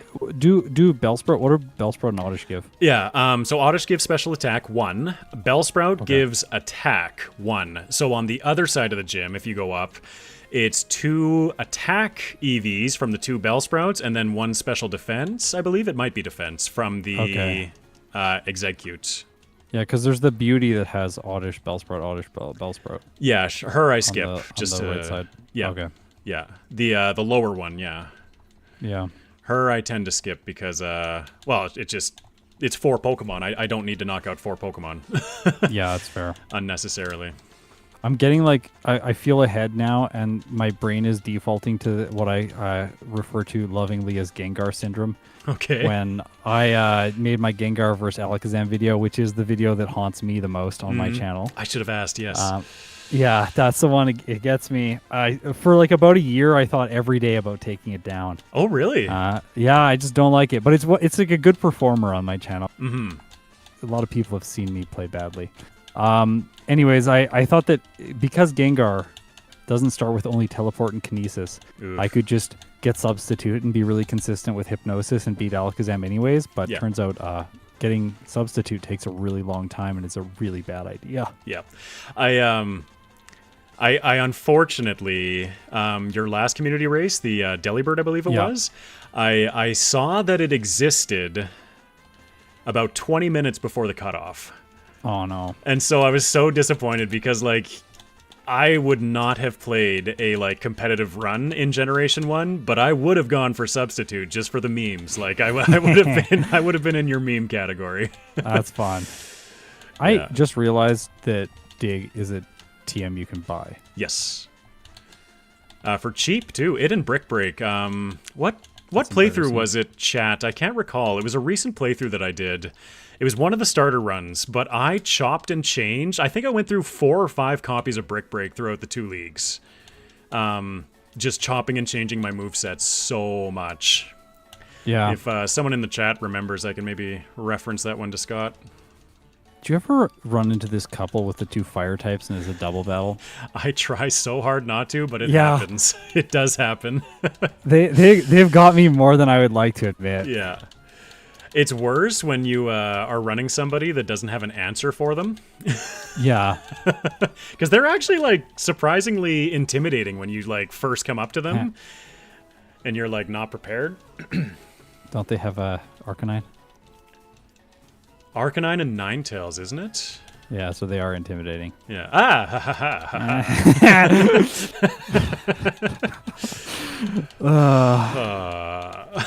ha. So how do you feel coming from, again, from like, well, yeah, even playing Emerald, about the fact that there are a million Intimidates throughout the game and there are 0 special attack style Intimidates? I feel like there's significantly less Intimidates in Emerald. Oh, really? Yeah, like Emerald is filled with protect users, like Pelipper, Dusclops, just everything that wants to waste your time. Like, I'm going to protect, and then when you think I'm going to protect, I'm going to hypnosis, or I'm going to, supersonic. Like, yeah, okay, thank you, Pelipper. We all get that you really, really want to mess us up. But yeah. So pretty much they just took Loister's Chloreli, or not Chloreli, Lorelei's Cloyster, and just, like, made it Emerald. Like, made that the Emerald AI. Yeah. Just so many Pokemon have that vibe. Yeah. Yeah. It's not fun. But the Intimidate was something I really noticed coming to FireRed. Mm-hmm. The fact that there are just so many Intimidate users, it really does feel like when you are either a blended attacker or a special attacker, that there is a significant advantage, which feels to me kind of funny because in Generation 1, special attackers feel so much stronger than physical attackers overall, I would say, just because the stat is used as a combined stat. So you have good special, you have good special defense as well. And that feels weird to, like, they didn't patch that in some way and make special attackers slightly worse. Right, yeah. Instead, they, like, were just like, no, actually, we're going to split their stats, but then we're going to make all the physical attackers worse by adding Intimidate. Mm-hmm. And some of the trainers, like Blaine, he intimidates you twice. Yes. Brutal. That's why, like, with neutral runs like Tauros, I'm planning on redoing sometime soon. Yeah.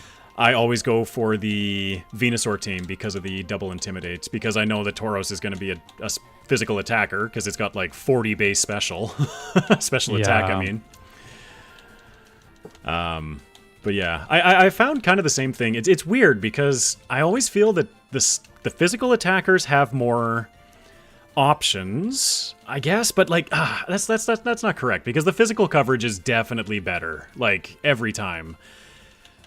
So maybe the physical, maybe the way I'm trying to say this is that the physical attackers have less options, but they do them better. Whereas The special attackers have more options and more coverage, more diversity and all that, but they are maybe it's just the fact that there's only tail glow kind of thing for as a +2 move for special attackers, and maybe that's kind of where my bias is, but I'm not sure. Anyway. Depriving everyone of the Erica. Sorry. I took away the screen so you could see the wheezing and then realized that you're fighting Erica, so no one could see the Erica fight. There wasn't much to see. I ran out of flamethrowers. I used aerial ace. Oh, no. It's still one shot. Well, yeah, it's still fine. Yeah. I went with wing attack so that I could keep the aerial ace TM. I did in my initial playthrough, and then I did not end up using aerial ace at all. So I think in my second playthrough, I just taught it right away because it's such a useful coverage move the entire time. Like, Blaine has Intimidate though. Yeah, he does. 2. He has the Growlithe and the Arcanine that both have Intimidate. Right. Yes. So frustrating. Especially when you're beat up and you're coming into the Arcanine, you're like, okay, I might do half. No. No. Oh, Tail Glow is actually plus 3. I feel the issue with that sort of thing is that when it punishes a Pokemon that's a physical attacker, it punishes them asymmetrically. So, for example, like, if you're weak to fire moves and you're a physical attacker, now Blaine became like 5 times harder than he should have been. Yeah. Whereas if it was a game without Intimidate, then those Pokemon wouldn't be punished nearly as much. No, and that's that's such a because the physical side definitely gets punished more, and but once I don't know, maybe it's just the fact that more physical attackers seem to have the ability to set up, and maybe I just have a lack of calm mind. You gotta play more Gen 1 with Amnesia, and then you'll feel like special attackers can set up. Yeah. How do we do this? Where is it? Physical move. Who are you on? Oh, you're Juggler. Oh, never mind. I thought you were doing something exciting. How do you get through this special Okay, area? so up around the just past the spinner.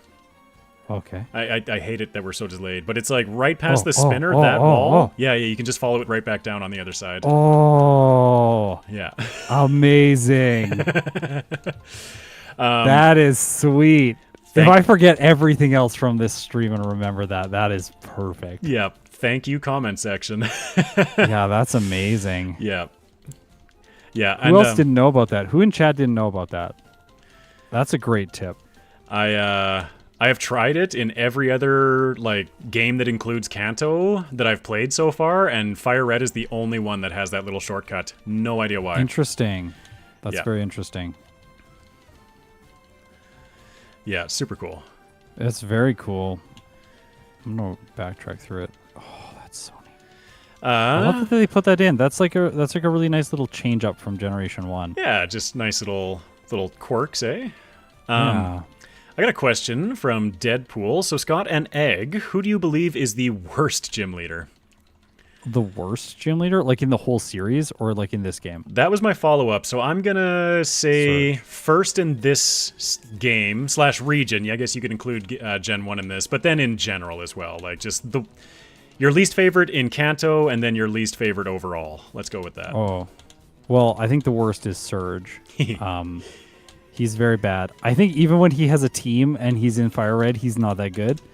Both of the Pokemon today have been weak to him, and he's not been terrifying. No. There's been not really any discussion around what if Surge is like the wall. It's happened. It's very rare that that's the case. So I think Surge is the weakest or the worst. I think overall, let me think about that a little bit more. Maybe you answer first. Yeah, I was trying to think myself. I don't know if I have a least favorite in this generation, honestly. They all kind of... Not one of them stands out as, super outlandishly difficult or, unbalanced or bad or anything like that. I can't... And maybe that's just from playing so much FireRed, is just because I have been taken out by every single one of them.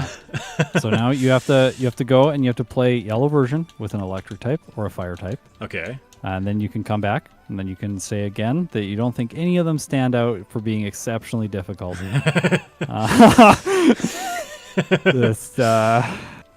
for that experience. Am I going to eat my words here? Or You will eat your words. Giovanni in yellow version is. I think Giovanni in yellow version or Blaine in yellow version are like maybe the two best gym leaders in the series. They're very good. So here's something, and this kind of floated around in my chat a little while ago. But with the disassembly and access to all of that, how difficult do you think it would be to... what did I do against Blastoise in the last run? I can't even remember, because he's going to kick my butt. I need Sunny Day. Sorry, I got totally distracted, and Blastoise kills me. Yep. Oh, no. I forget. No, I'm going to Fuchsia. And because I got interrupted by paying attention to my game, I forget what we were talking about again. We were talking about gym leaders. Gym leaders. Yeah, they've all kicked my butt. Wait, what else were we saying? You were saying least something. Favorites. Yeah. Well, it's gone now. Hopefully it'll come back. Oh, it'll come back. It'll eventually come back. Somebody in chat will remind us. Yeah, welcome to my life. Like this, if I don't write it down, then it's probably in and out. And as the stream wears on, I think we're 3 hours in at this point. My ability 3 hours to and 4 minutes. Yeah, my ability to hold thoughts becomes increasingly diminished. Yeah. But yeah, no, like I feel like in FireRed anyway, like they're decent. Like there's no gym leaders that overtly upset me, unless I'm stuck on them for 20 minutes for no reason because of the Pokemon I'm running. But yeah, generally. Yeah. It upsets me that they made Giovanni bad in this game. But... Oh yes, you were talking about the disassembly. Yes, so the disassembly. Oh yeah, you sent me about the disassembly. Yeah. Thank you, chat. Yeah. But yes, so I was wondering.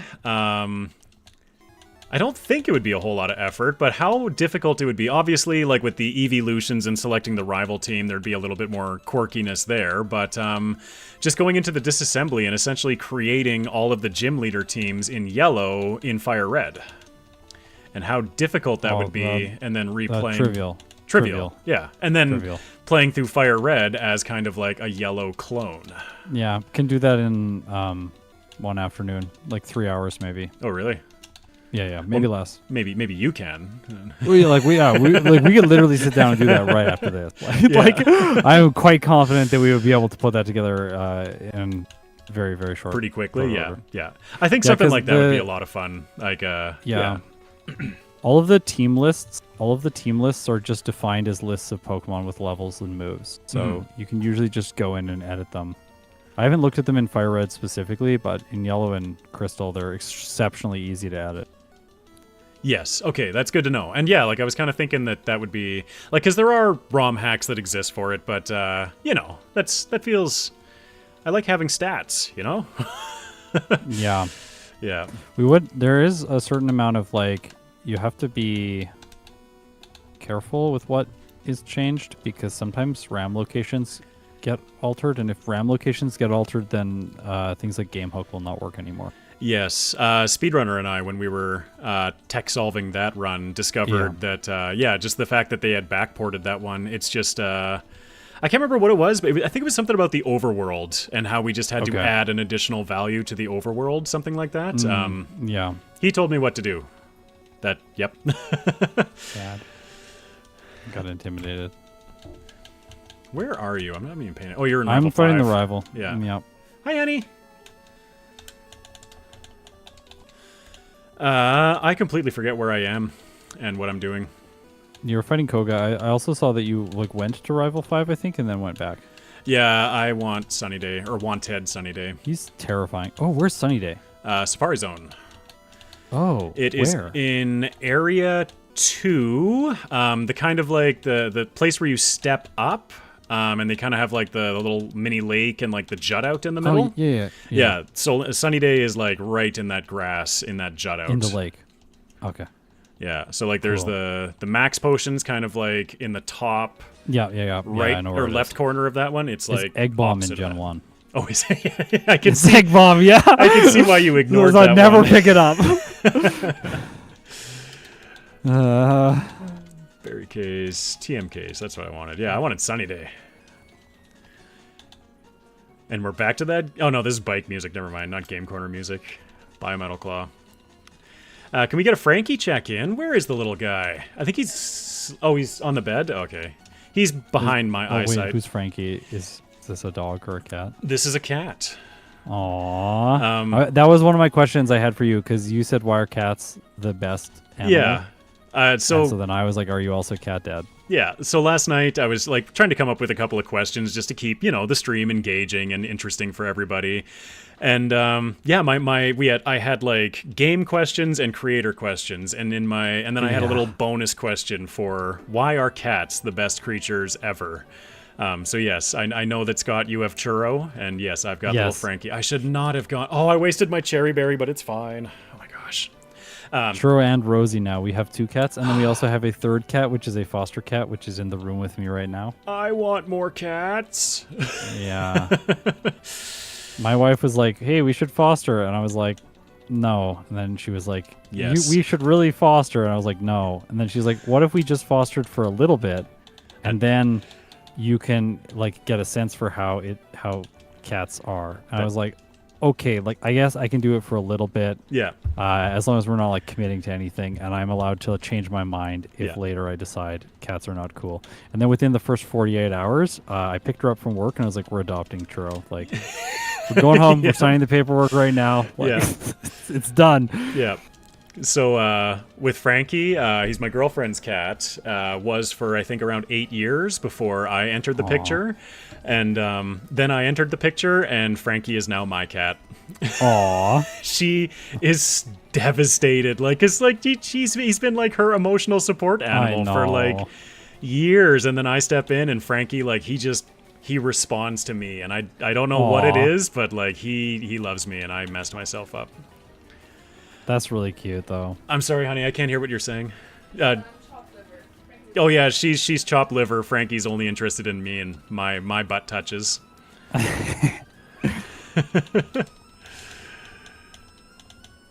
Yeah, gotta love cats. I love all animals, by the way, but as far as pets go, cats are my being.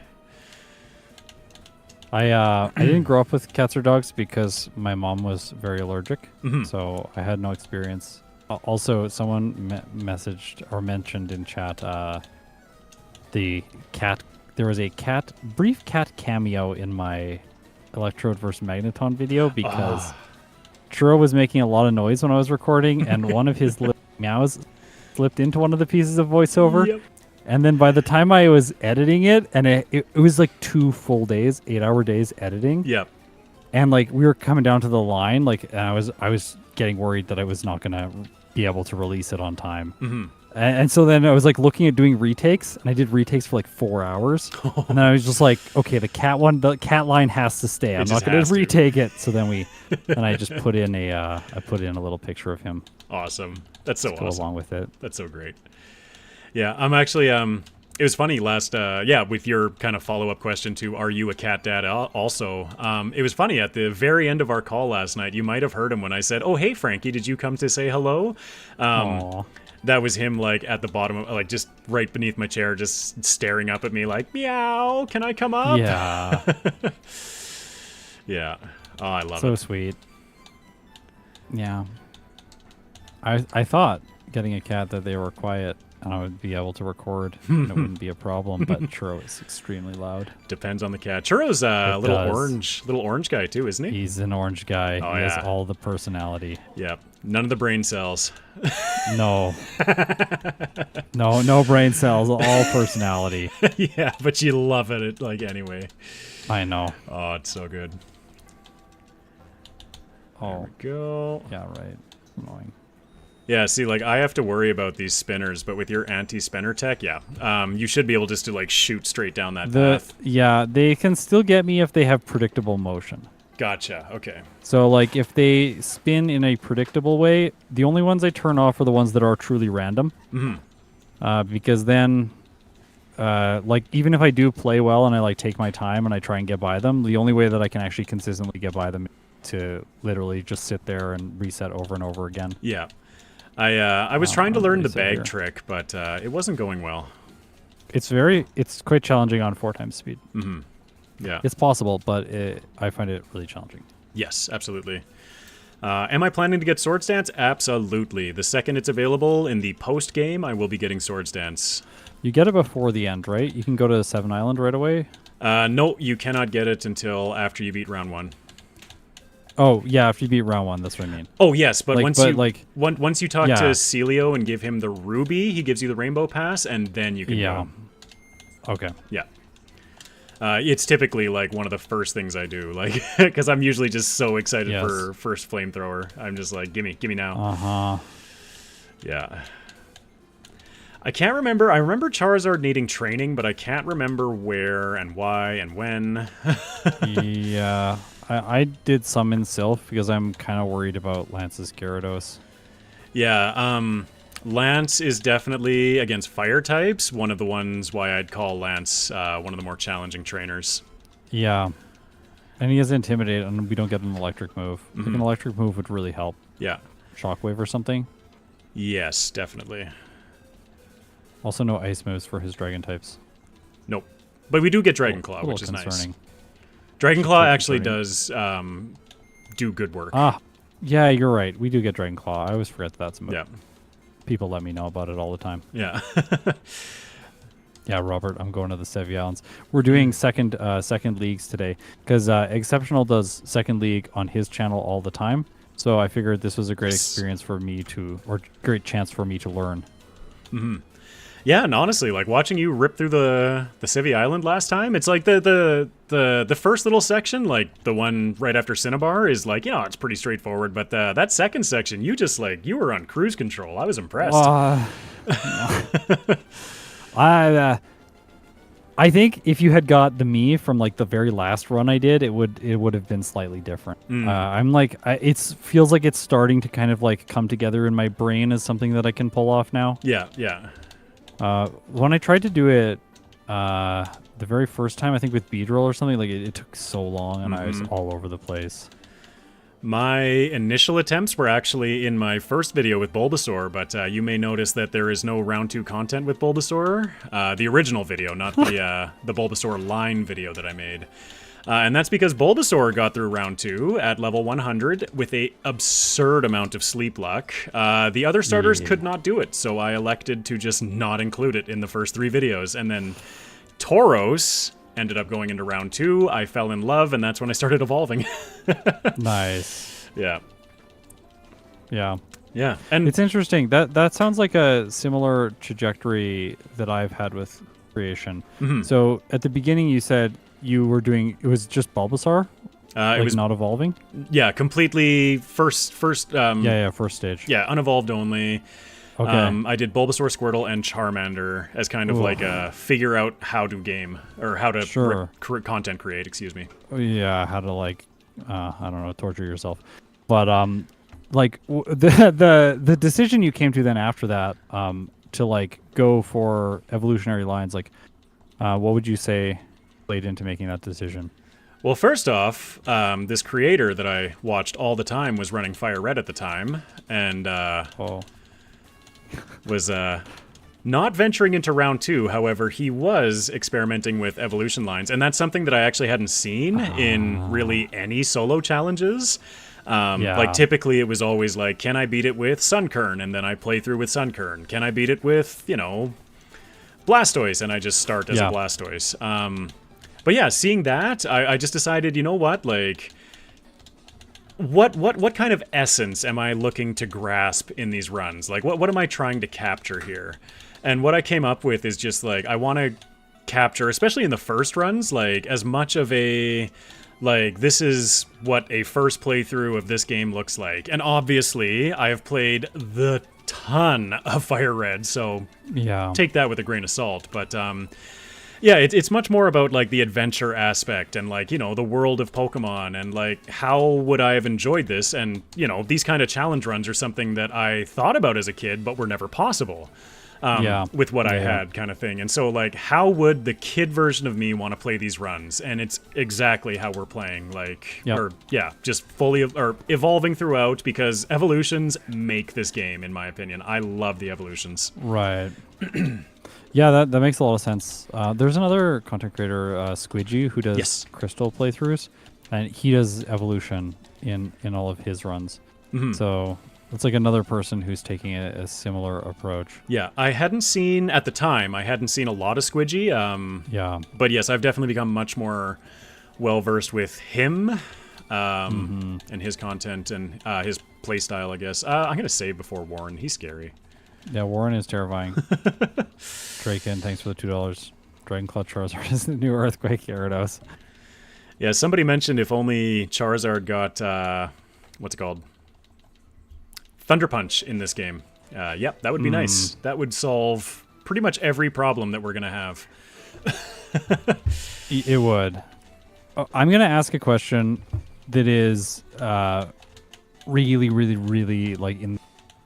So in Really, what, sorry? Viridian, in the weeds. Okay. Like this is really detail oriented, but like in the Viridian City gym, do you ever, like, do you go outside of the gym and then come back into the gym to skip the spinning pads, or do you just use the spinning pads? I just go for it. I use the spin pads up to the karate guy, and then I spin pad back to Warren, and then proceed to Giovanni. Okay. Okay. Is it optimal? I don't know, but I think that the the spin pads are fast enough that you can just spin pad through it in this game. I believe. Yeah. Sorry, I was about to say in Gen 1 they're slower. Yes. In Gen 1 they're way slower. Yeah. Yeah, and I believe that they are faster than they're just shy of the run speed or something in this game. Yeah, they're very fast in this game. Yeah. So I was just like, I was figuring that out, and I was thinking that the correct choice is to just avoid them. Mm-hmm. Or sorry, to just avoid like going back out of the gym. And I don't think that makes any sense. Oh, you muppet! Sorry, not you, me. Oh, I'm an idiot. I just got a reset for no reason. All because of a misclick. Oh gosh. Oh yeah, I want to see how you handle this. We're on the same fight. This is good. Yeah, this fight's sort of brutal. It's kind of feeling competitive all of a sudden again. Not like, hey, I'm 20 minutes behind. Yeah. Ooh. Knock me into Blaze. Thank you, sir. Goodbye. So, what I'm doing, and you may notice... yeah, Blaze. I was going to ask about that, too. That's smart. Blaze and all that, it's not something that I aim for, but what I'm really doing there is I'm using Sunny Day to dance with Blastoise, so... Because he doesn't see the knockout, he wants to power up his water moves, and he's going to use Rain Dance. And then, because I'm faster on the next turn, he's going to go for Water Gun into his, because it's raining. But I'm faster, so I'm going to set up the Sunlight. And I can kind of do that dance back and forth. It's seriously how I got through Rival 6, and likely how I will get through the Champion. Oh, whoops, forgot to repel. This play is also useful within Crystal on Red's Blastoise. Ah, there you go. Because it will attack with Surf after setting up Rain Dance. Yes. And then you can just Sunny Day it and take less damage and be like, hey, hey. Yeah, na-na-na-na-na. And then attack it once and then set up again. Yeah, Great. Yeah, exactly. Yeah, little things like that, That's smart. I'm so glad that it exists in Crystal too, so yeah. Well, I mean, I think that just comes with all of Pokemon, where just the more you play, the better you get. Yeah. As long as you're investigating these options and trying to learn. Yes. I just want to make sure that I'm always approaching this with that learner's mentality. I don't want to get complacent and then lose out on knowledge because I think I don't need to learn something. Oh my gosh, my substitute survives because I have the... Wow, yeah, that strategy is really good there. Substitute? That fight felt almost impossible, and then it just became very easy. Oh, the Sunny Day? Yeah, yeah. The Sunny Day strat, yeah, so good. It changes things so much. I think it was... Oh, gosh. I think it was Houndoom or something that I discovered the strategy on, and it's just it was beautiful. It was one of those eureka moments where you're just I'm holding on to this forever. Yeah. There's no way to... Is there a way to rebuy Sunny Day? No. No, and Do because you know about this Max Ether? I'm watching. It's like on the little island. Oh shoot! I just walked right into trainer. Yeah, no, that was the ether I was commenting on last time. But of course, you were ahead, so you were grabbing the ass pair, I think. Oh yeah. And yes, I will continue to pronounce it like that. Oh, I didn't get that or a candy when I went back there. Houndoom has Solar Beam? Yes. Houndoom was definitely mixing in Solar Beams. I feel so bad for Houndoom. He struggled in FireRed. Yeah, it's a bad Pokemon.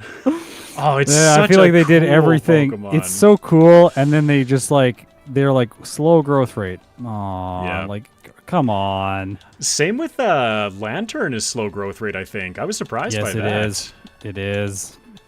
I did it on stream the other day. Yeah. And, like the stream, I had like a complete technological meltdown. It was very frustrating. Oh no. Why am I still training here? I don't need this. I don't think. I think I was just like lost in the conversation, so I was just doing things. I don't know. I'm still scared for Lance, so I don't know. No, Scott, you did Flareon. Thank you. Sorry about that. Yes, I did Flareon. For some reason, YouTube did not update my thumbnail, so now everyone posts on my videos. The thumbnail's Flareon. Something like that. Great. Well, hey, we have another meme. Our Blastoise sure looks weird today. Yeah, that's right. That's right. We're currently doing the fire type Flareon. Yes. This Lumberry right here is a nice one to grab. Where is it? Right at the entrance to Victory Road. Hopefully the delay. Oh, I see that. Yeah. That's good. I didn't know that was there. Yes. Also, I've learned so much. My brain. Oh no. Somebody just mentioned learning Dragon Rage at level 54. Yeah, it hurts. Yeah. Do I want anything? My brain is like exploding with information now. Like I don't know. It's going to be hard to retain all of this. Yeah, I feel like I've learned a lot. I feel like everything you've shared. The thing that I'm taking away from this is to remember to fight not the lass, but the dude on the SSN when I'm getting Brick Break. And if that oh yeah, that's a good If that manages to stick, I'm considering it a success. Good. So Lorelei, I can't remember what I did for her at all. Yeah, I the league seems. That's the thing is like Charizard. This is my experience with Charizard and fire types in yellow version. Mm-hmm. Typically, they're quite good in the early game. They don't slow down at all because they can get through most threats with strong normal type moves, high attack stats, and fire type moves. But then once they get to the league, they just tend not to have what they need for type coverage. They lack the oomph. Yeah. Also, these Nidoking people got me. I remember Dragonclaw, don't worry. That guy with the double-edged tutor, he always like scares me. I always think like, yeah, this guy's gonna beat battle me up. He's like, oh no, like I'm almost there, and there's one guy left. Yeah, I'm putting my tail between my legs, and I'm gonna go grind Victory Road. Because what level? I'm 54 right now, and Lorelei, I did not make it very far. I think the only reason I saw a second one of her Pokemon is because she switched, not because I knocked something out. Okay. When that's happening, things are not going well. Yeah. Yeah. I don't really want to... Let's see. Yes, sure. We are still going. I've seen a couple things. Sorry, chat. I haven't been paying the most attention to you. I've been very much invested in the stream itself. I also have to apologize to my chat. I've been like not looking at all for the majority of this. Occasionally glancing over. It's having a conversation with someone on stream while also reading chat while trying to look at your stream. And occasionally looking at your chat. It's a lot. Yeah. So. Yeah, there's a lot going on. It's good though.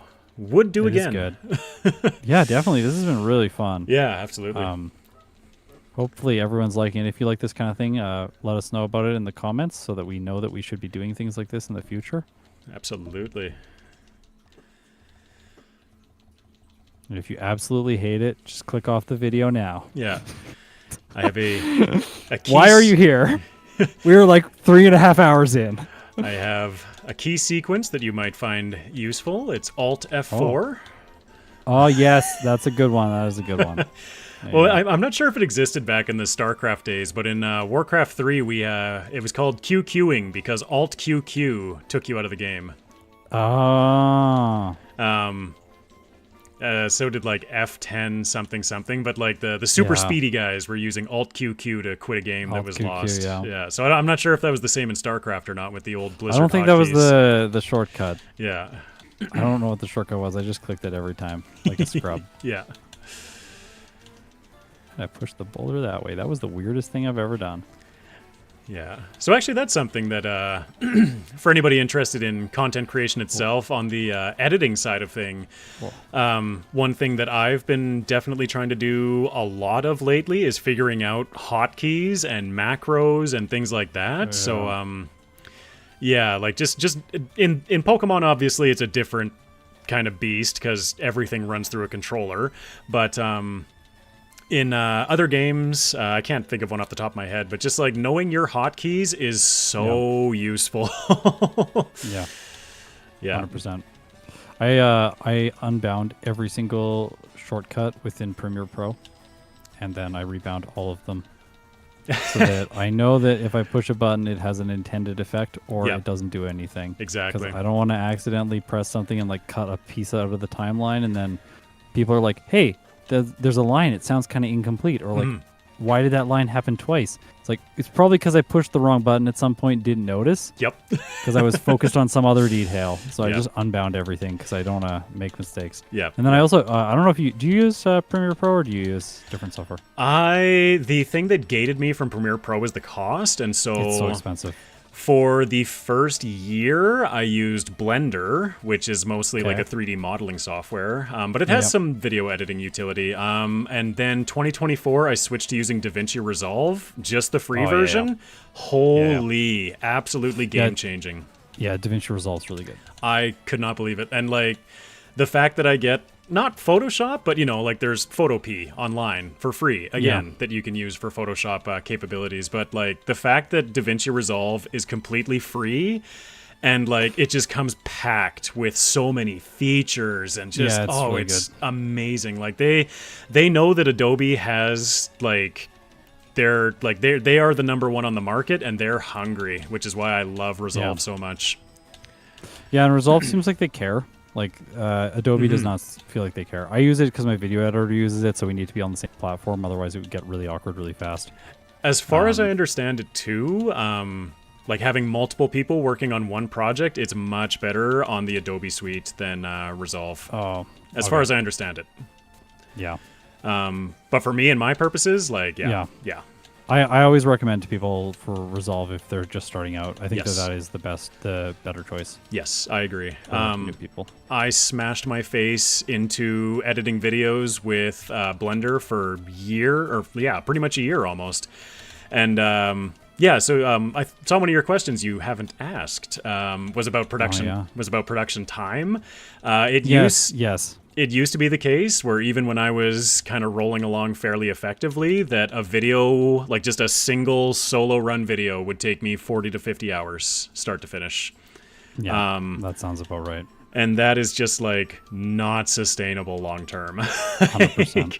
So, you burn out real fast if you're trying to do that. Yeah, and that's one reason why like I'm just preaching DaVinci Resolve right now, is because the amount of time I would have saved myself from learning a proper editing software to begin with, it's like, it is definitely a non-inconsequential amount of time. Like, yeah. So anyway, yeah.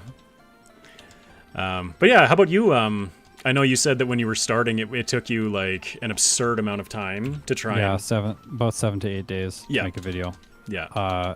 I remember panicking every time I was about to release something because it was like Saturday morning and I'm like editing the audio and I'm like how am I going to get all this like effects and stuff processed in time? Like I didn't feel like I had enough time to do anything. Yeah. Now it's like we can if we like really like go at it for the whole day, like just editing, like my editor and I can finish a video in a day. That's pretty wild. And like I would love to get to the point where I can do a video a day, but like it's It's just me. It's just little old me over Yeah, here, you know? no, Like, that's it's- something yeah, I feel it's- you definitely grow into. Yes, I'm really privileged in because like I have the support and the scale to be able to have someone help me. But even then, it's very like it's taxing for us to do a video in a day. Like Yeah. that is like going to be like all of my creative energy for the next 4 or 5 days, and I'm like going to be burnt. Yeah. So yeah. it's not necessarily like the best idea to do it that way. I don't think that that's how I should be doing things long term. So it tends to be that we do one video over like 3 or 4 days. Yeah, And I yeah. split up voiceover chunks and stuff like that. Yeah, and how do you prefer doing that? Like, do you prefer just like getting everything ready, doing one big chunk of voiceovers, and then going back in, edit everything together? Ooh, as I just about smashed my water over, that would have been bad. Like, do you I kind did of that with the orange juice once on my laptop. This is the worst. The keys were sticky forever after Oh, that. Gosh, speaking of Houndoom, actually, at the end of that video was when I spilled my.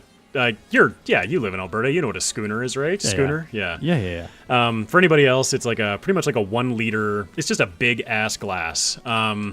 Is the best way I could put it. Yes. Yeah, it's very big. And I spilled the entire thing because my desk or my computer used to sit below my desk, and I spilled the entire 1 liter onto my old computer, and that was just like a freak out and a half. Oh my gosh.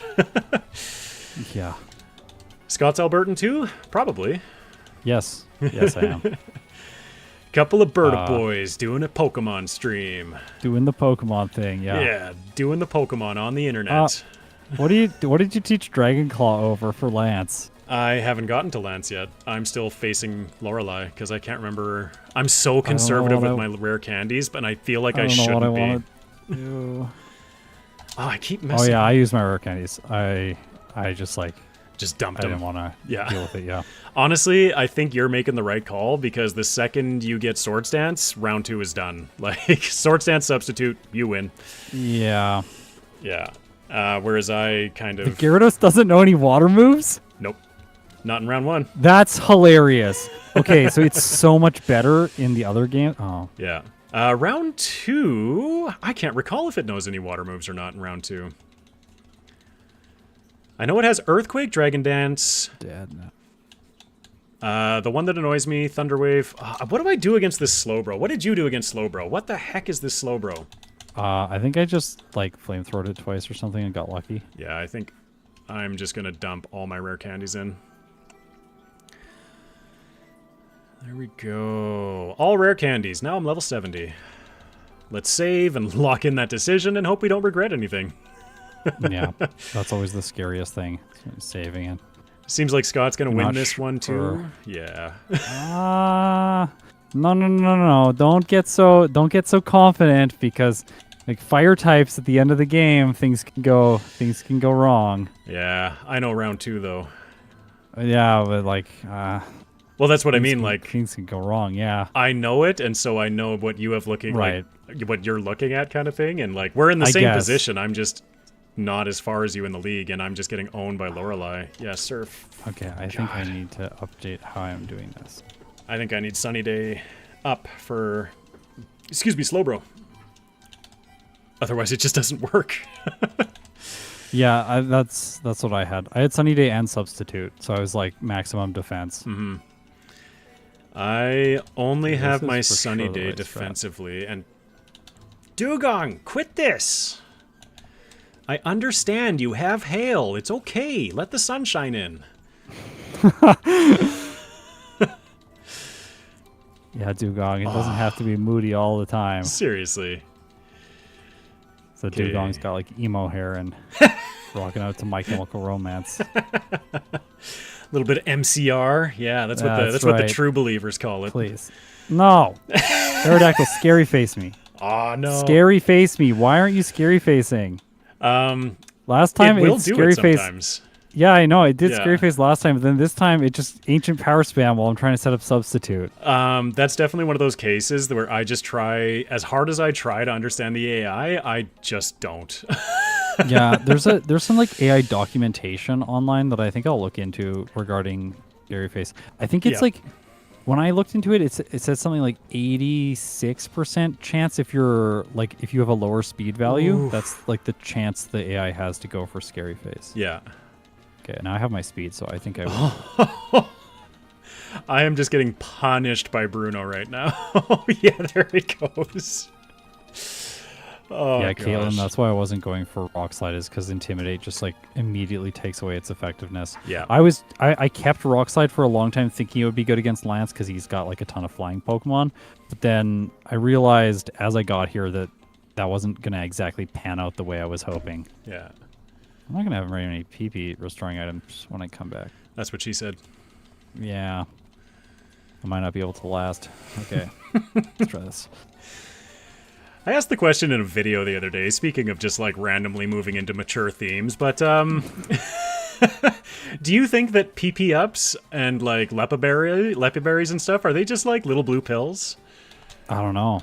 They could be. I don't know I don't know whose decision it was to be like PP up. This is like the perfect thing to call this item. Like at what point were they like, maybe we should try something else? You know what? Maybe like what would it be?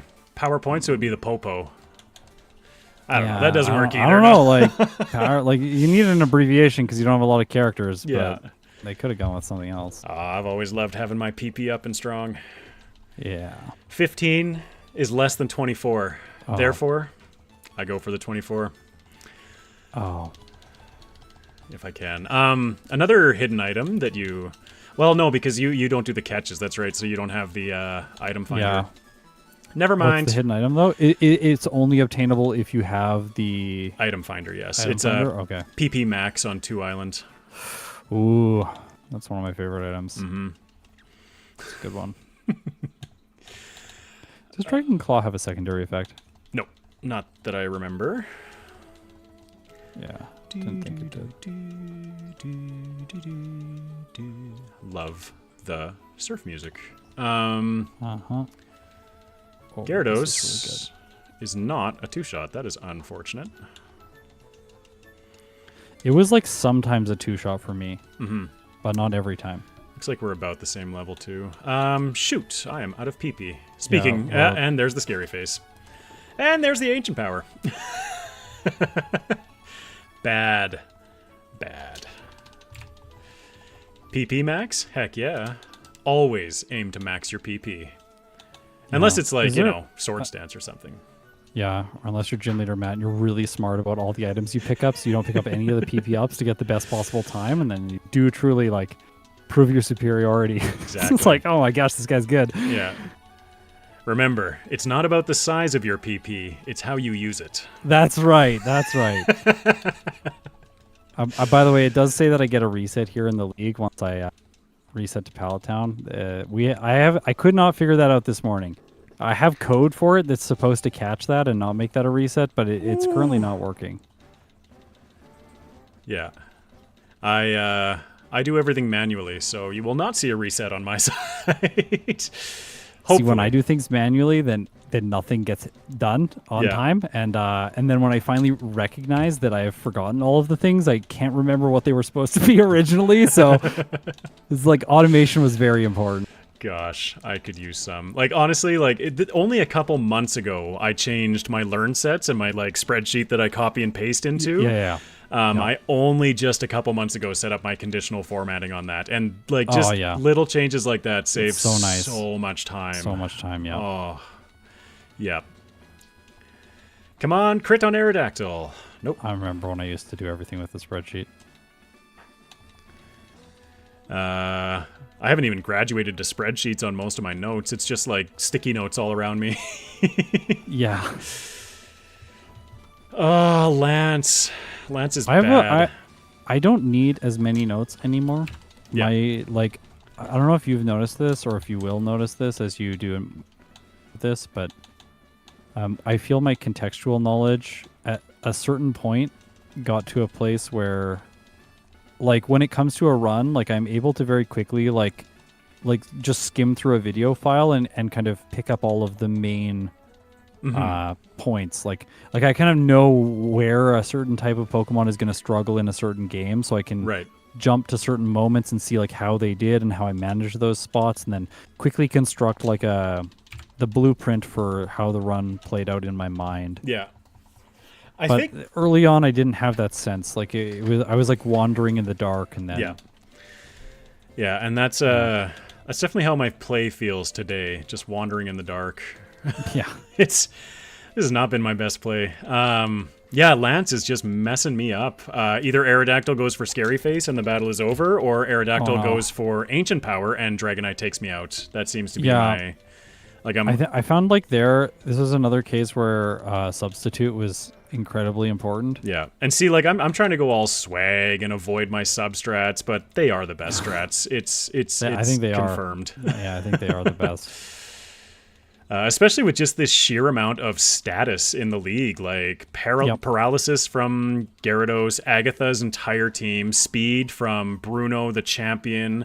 Round 1 champion has Sand Attacks and Feather Dance, which is arguably worse. Like it just... When you say it that way, it's like it's so obvious that this move is great. Yeah. This move might become one of the moves that's similar to something like Curse in Generation 2, where you just kind of see it in every playthrough. You should expect to see it, and if you're not using it, then like, what is really happening? I actually have a move restriction against it on my playthroughs, in my first playthroughs, just because I used it so much. Like, when you upgrade to Swords Dance, yes, what do you upgrade? Like, this what are your go-to moves? Like Aerial Ace or something? Like, this is actually usually when I like completely rework things, and so Yeah. I would go. I think I would go for Swords Dance, Aerial Ace, either Brick Break or Rock Slide. Yeah. Brick Break makes sense, especially for Lorelei. Yes. Brick Break 2, I like the flexibility of being able to go and buy a few copies so that you can just just have them there if you need them. You never feel bad on learning Brick Break. No, it feels good every time. Yeah. Okay, you're burned. If I could get like a burn on Aerodactyl or a Scary Face Miss or I think that's the thing. Okay, any combination of things that Substitute would have prevented. Yeah, I feel like Substitute was not a foolproof strategy. No. But I feel that what it was able to do is it gave me like options in play. Mm-hmm. This is something that I like about Rest, where most people will be like, Yes, you like yes, Rest too much. yes. And that's fair. Did you do it? No, but Scary Face Miss. That's step 1. Oh, nice, into nice, actually nice, doing nice. it. Oh my gosh. Okay, yes. I feel like any move though that gives you like the ability to play around stuff and Sorry. roll with different luck or that kind of thing, like those moves are really good for getting out of tight situations.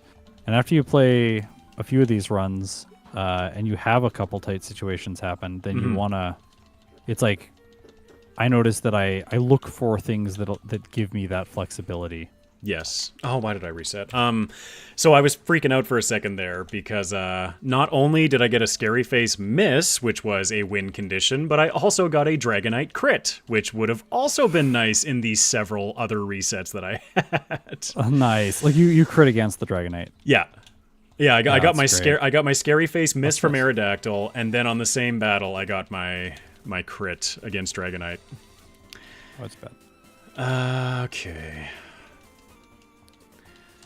Hydro Pump still hurts. A lot. Yeah. Even in the sun. Oh, come on, Blaze. And a crit. Okay. I did get a Sand Attack, so I am really worried about surviving this, but... I'm so bad at the starter abilities. I completely forgot that they existed again. So, yeah, we haven't really talked about the starter abilities. It's something that I'm always aware of, but I find to be incredibly challenging to actually work into a run. I'm so screwed here. Simply because of the danger of sitting at a third health or lower. Yeah, that's what I find as well. Like, and like coordinating that to be able to do it, it just feels like a little bit tricky because things can go wrong much more easily when you're sitting at 1/3 health. And so I always like, I prefer to like just have full health and not like try and roll for Blaze all the time. Right, yeah. But I find that like in the odd, I find it very situational actually. I think that's how I'm the best way I could put it is this, that it's so situational where it's like, oh hey, I find myself in Blaze range, this is going to be useful. Yes.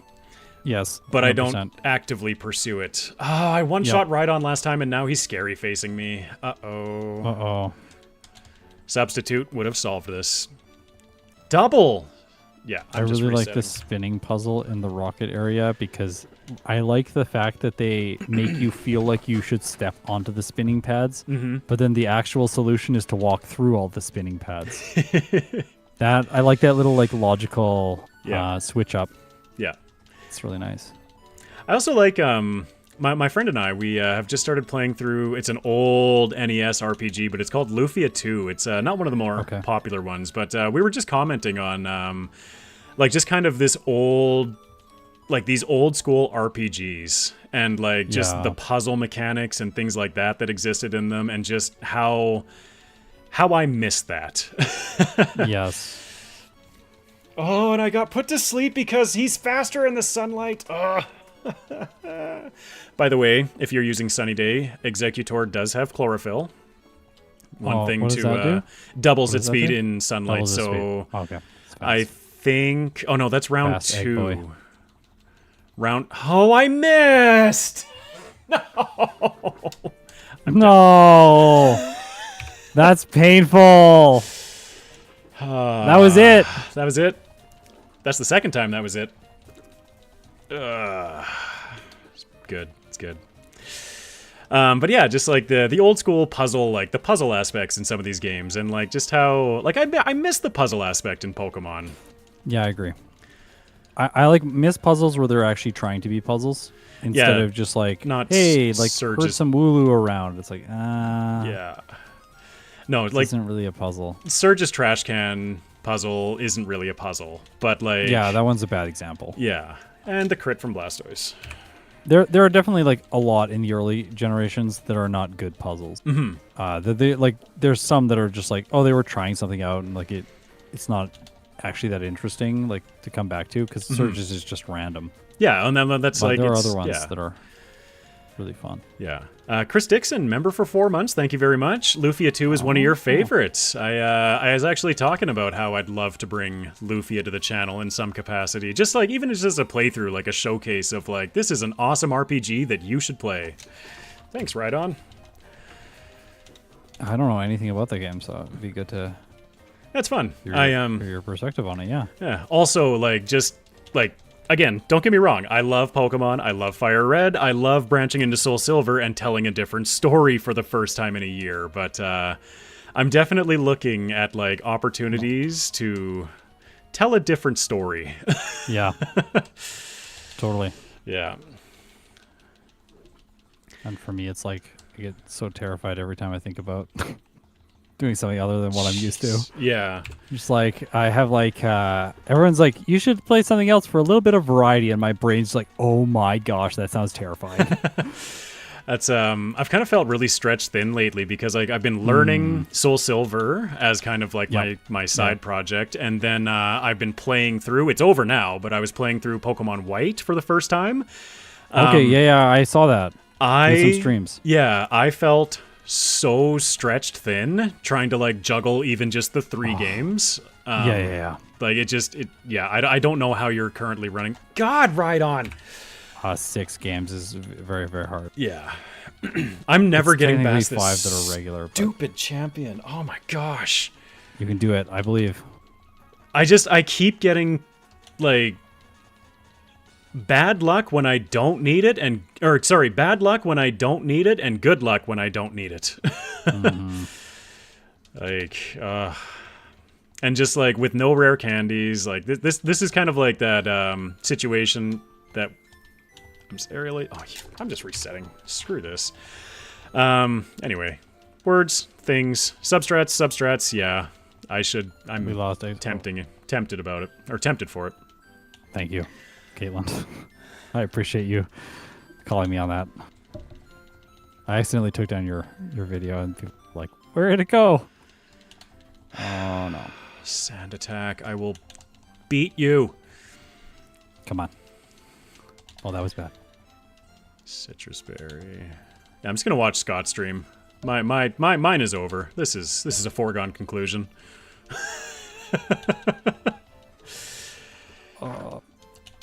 I'm out of Dugong is Sunny Day. pretty good. She does tend to go for a ton of double team. Yeah. In round 2. Like, really? Oh, gosh. Should have taken that opportunity with the healing item there to Swords Dance again. I'm blacking out if I don't do it this time. Yeah. This is too much. This is 2 runs in a row where I've ended up in this situation, and I'm just going to start swearing and just getting frustrated and not having fun. So let's just do the smart thing. Take a step blackout, back. level up. That's like it's always the thing to do. Not even. I'm just going to go get Substitute. Oh, yeah. Substitute will really change things. Yeah, I just have to play a little bit of moveset judo, but that's it. Okay, so being conservative on the setup here was not the play. +4 for Lorelei. Lorelei, yeah, generally I just try and get my setup against Dugong, and like you were saying earlier, if it works, it works. Why am I in the department store? Yeah. If it doesn't work, it's fine. Like, just try again. It's a quick reset. Quick reset, exactly. Brick Break. Rock move, it does. Okay. Let's get like 4 copies of Brick Break because sure. Yeah, this is nuts. I can't believe. Well, and yeah, like this is. I think it also speaks to like a lot of the time I'm doing these I do my first playthroughs and second playthroughs completely like alone in silence. Yeah, it's a totally different experience when you're playing and there's no one else there and you don't have to like construct intelligent like thoughts. Mm-hmm. I am so screwed. Remember that I have to fight Agatha next, and we don't want to mess up, so we want to aerial ace for the. Substitute kills my moveset. I don't know how I get through the league with this moveset and Substitute, because I lose Aerial Ace, which I don't want to. I lose Dragon Claw for Lance. I did Flamethrower Dragon Claw, that's what I did. You're in round 2. I'm still in round 1. Oh, that was what I did for round 1, I think. Yeah. So you got rid of... Aerial Ace. But I kept Aerial Ace until now. I want Aerial Ace, though. Uh-oh. Not bad. I was thinking about Sunny Day, but Sunny Day is our win condition against the champion. We do not do well against Blastoise without Sunny Day.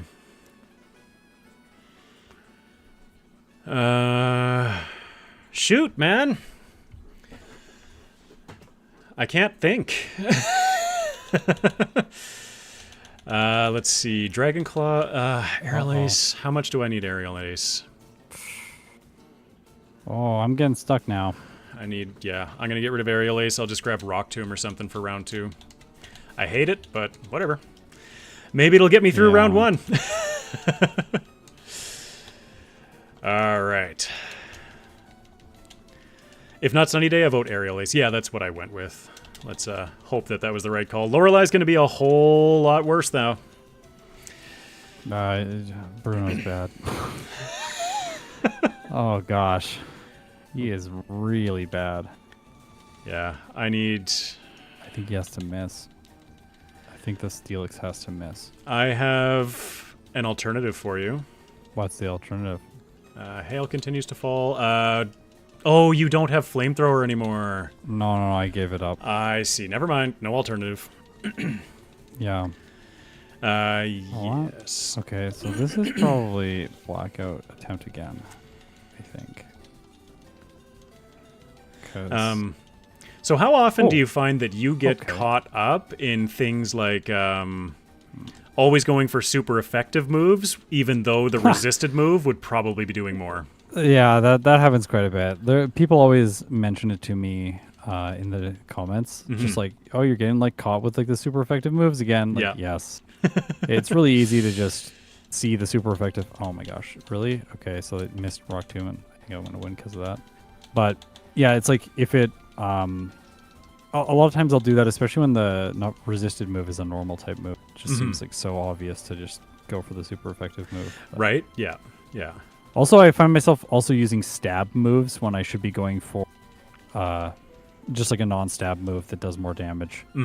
Yeah. Like I'll just like blindly use, I don't know, like Flamethrower or something. It's like, well, it would have been better to go for Dragon Claw or something like that. Right, yeah. I'm getting better at it, but I'm still not great. Yeah. You really have to be careful. Yeah, and yeah, Axew on my side is raising a good point where, yeah, it kind of all boils down to effective power, where, like, Stab Earthquake is the same effective power as super effective Rock Slide, so it's like, well, which is the better choice? Yep. Let's use these PP ups, because... How's your side going? Honestly. The Gengar just missed Hypnosis 3 times in a row. He's just gonna miss forever. Yeah, you can just with impunity. But like, Substitute does not block Hypnosis in this game, right? It does. It does. Mm-hmm. Unlike, okay, so that's a difference between Generation 1 then. Huh. Cool. There's a couple things that I'm still getting used to it not blocking, like Attract, I'm pretty sure doesn't work, as well as, like, if you're making contact, so, like, Poison Point will always come through a Substitute. Yeah.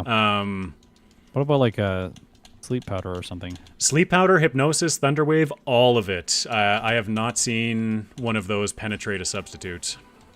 Okay. That's good to know. Yeah. Substitute also blocks Curse, apparently. Interesting. Oh, really? That's what That's wild. Axew's saying, yeah. That's neat. Yeah, Axew said he's 100% right. He knows what's up. He does know what's up. Yeah.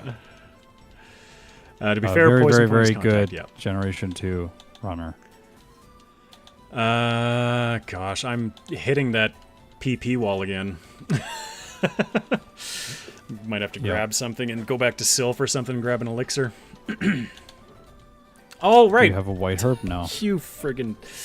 But this thing's going to spam Thunderwave. There is no white herb available in FireRed. There's no white herb? None? Not one. Oh, that's painful. It is.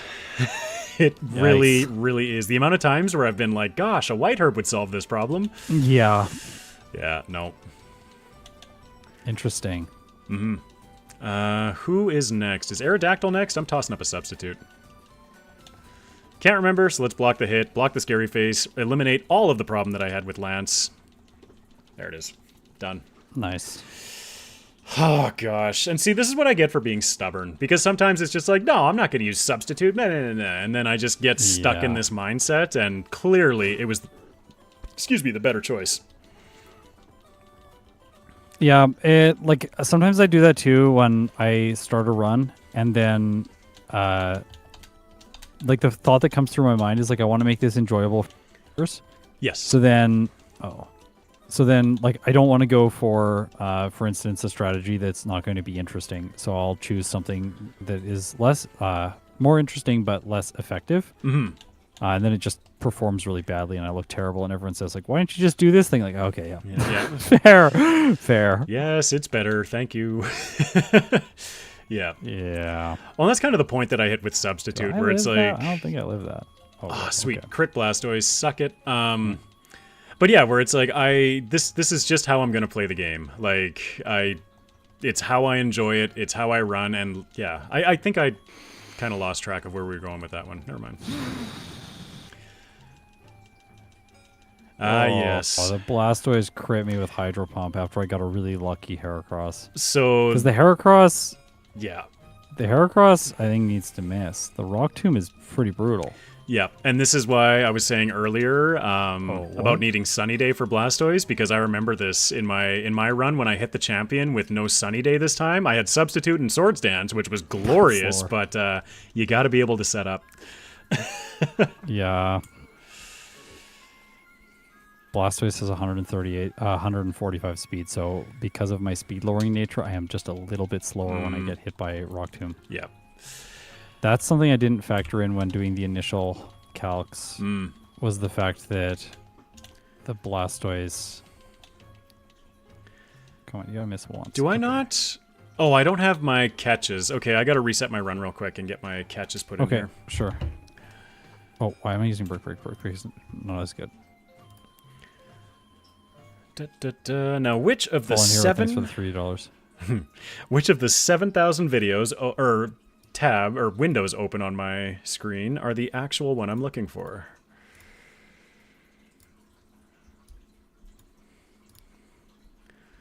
Bosses could miss at some point. There we go. Oh, we did it. Knock the Blasters out. Okay. Yeah, at least Rock Tomb is 80%, right? Like it's Yeah. when And you're fishing. apparently the Heracross can also choose counter. Yes. I did not expect it to be able to choose counter, but it can. Now, do I die to the extreme speed? The counter is super funky. So, like, I always find that if you use a physical move, he is more likely to use the counter, but then randomly he'll just counter on turn 1. Like, the counter is such a weird thing. Like, I have not figured out how he uses it.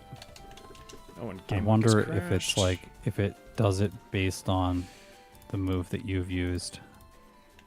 Okay.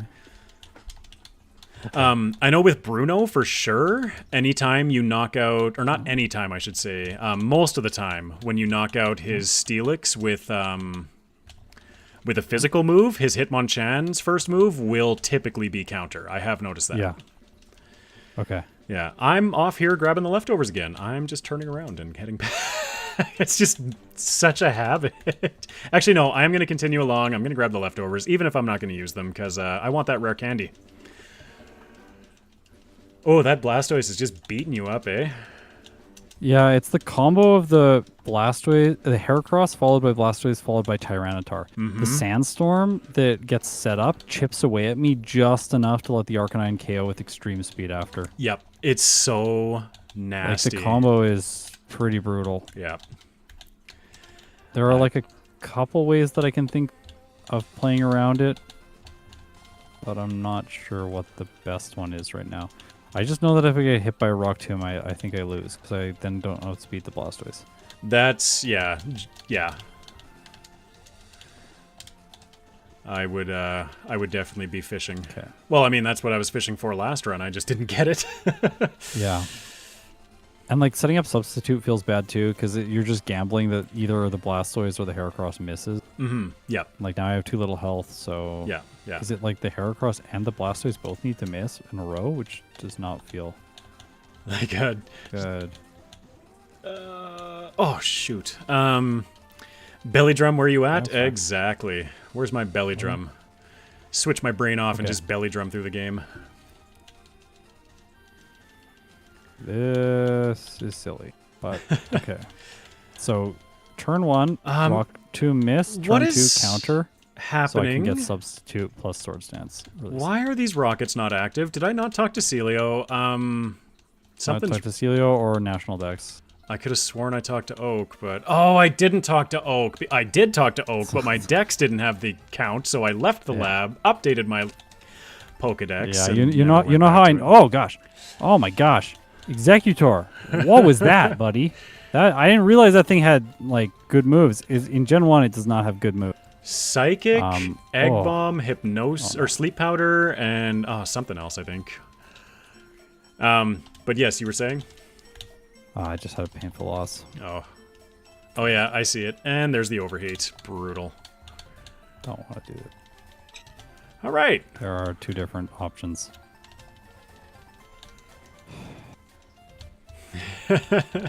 Silly. It's silly. I don't have a repel on. Oh my gosh, you're going for rest as well? Yep. You're just I still don't have a repel up. You're just going like full tank.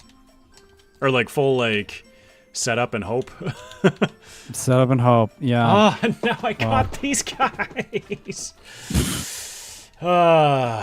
I will make it to that league eventually. Yeah, you might catch me, honestly. This is how fire types always feel. It's like they're really good, and then when they encounter a problem, things just fall apart. Get real bad. Yeah. Okay, I already fought you, so I don't have to worry about half the spinners because I fought them on the way up the first time. Also, I see the comment about pressing B during the flashbacks. Yeah, it's an execution thing, where right now I'm not doing it.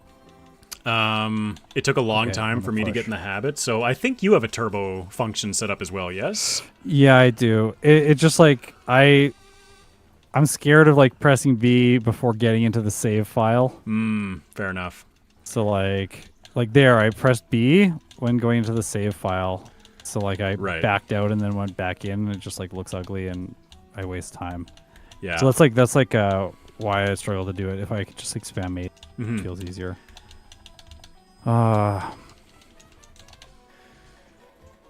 Yeah, I'm definitely Isn't Earthquake just better than Brick Break? not necessarily. Yeah, It depends on who you're using it against. honestly, I haven't been thinking about Earthquake. If you're using it for T-Tar, then Brick Break is way better. Yeah. Maybe not way better, but it is better.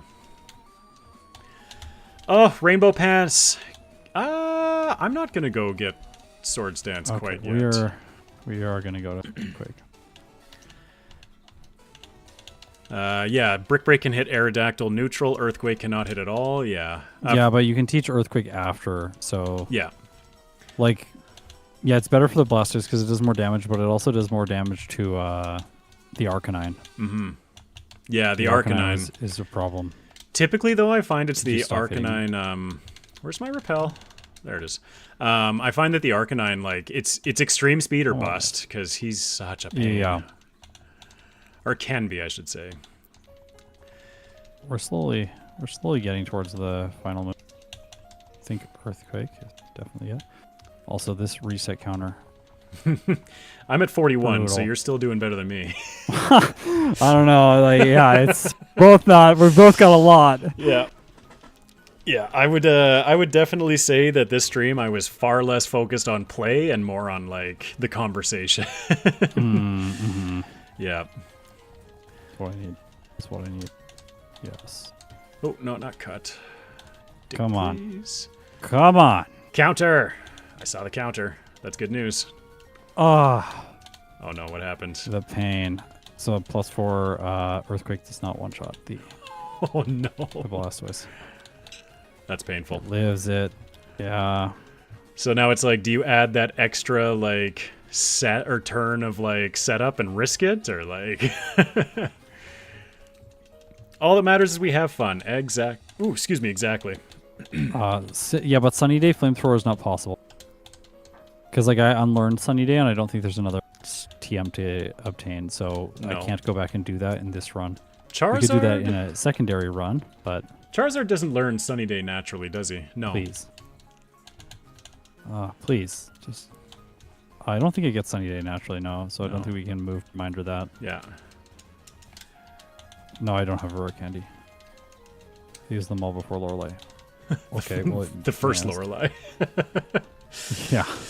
Oh, No, gosh. I used some before the first Lorelei, but then more. Oh, really? Yeah. I fully I had, like, dumped 3 more. before first Lorelei. Because I get like 2 more in the Sevialans. I think I saved 1 before initial Lorelei. I'm gonna get extreme sped here, aren't I? Actually, that You get me. the You Lost get me. Cave one, was it? The rare candy that you were looking Yes. up? Yes, that one. I'm I not did it. super familiar with it. You did it? Nice! Yes. Way to go. Oh, I'm still I not... forgot that I had a substitute up. I was just like, I was like deep in the hopelessness. And then it attacked me and I lived. And that is why you always play through every attempt. Yeah. Oh, man. Actually, the All Hall right, of Fame... so- Oh, never mind. That's Game Corner. Oh, gosh.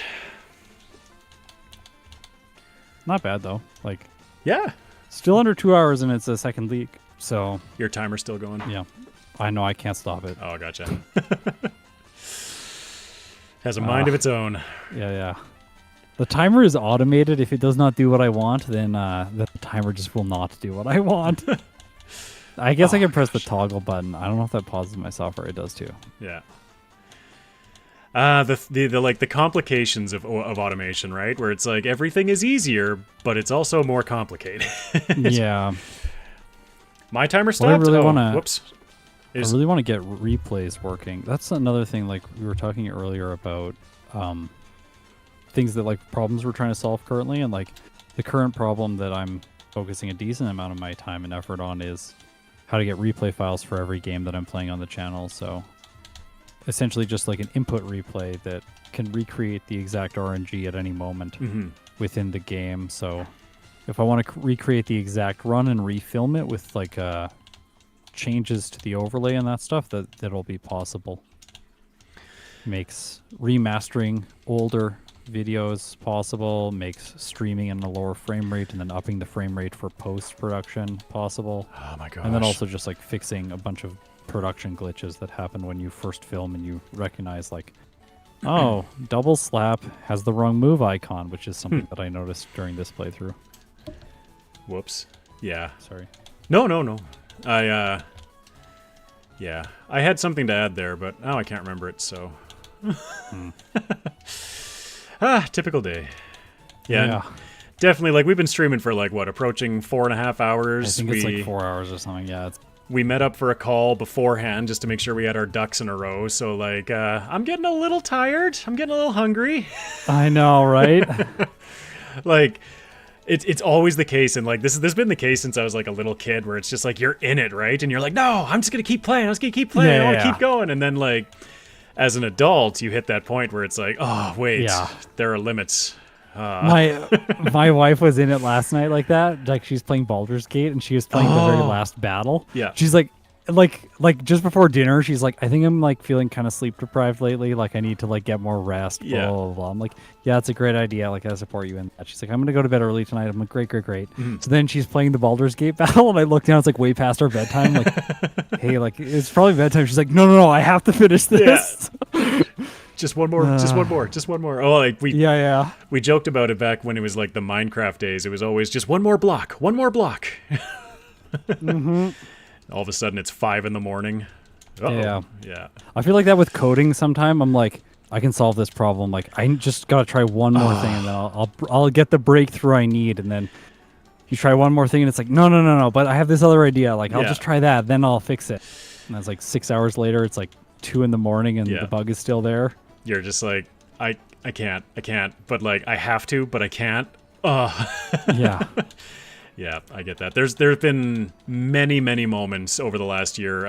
For me, less on the coding side, obviously, and more on the production side, where it's just like I'm trying to like recreate my gym leader intros or something, and like they're almost there, but I just tweak this little thing and tweak that, but then it doesn't quite fit the way I want it, and just it's.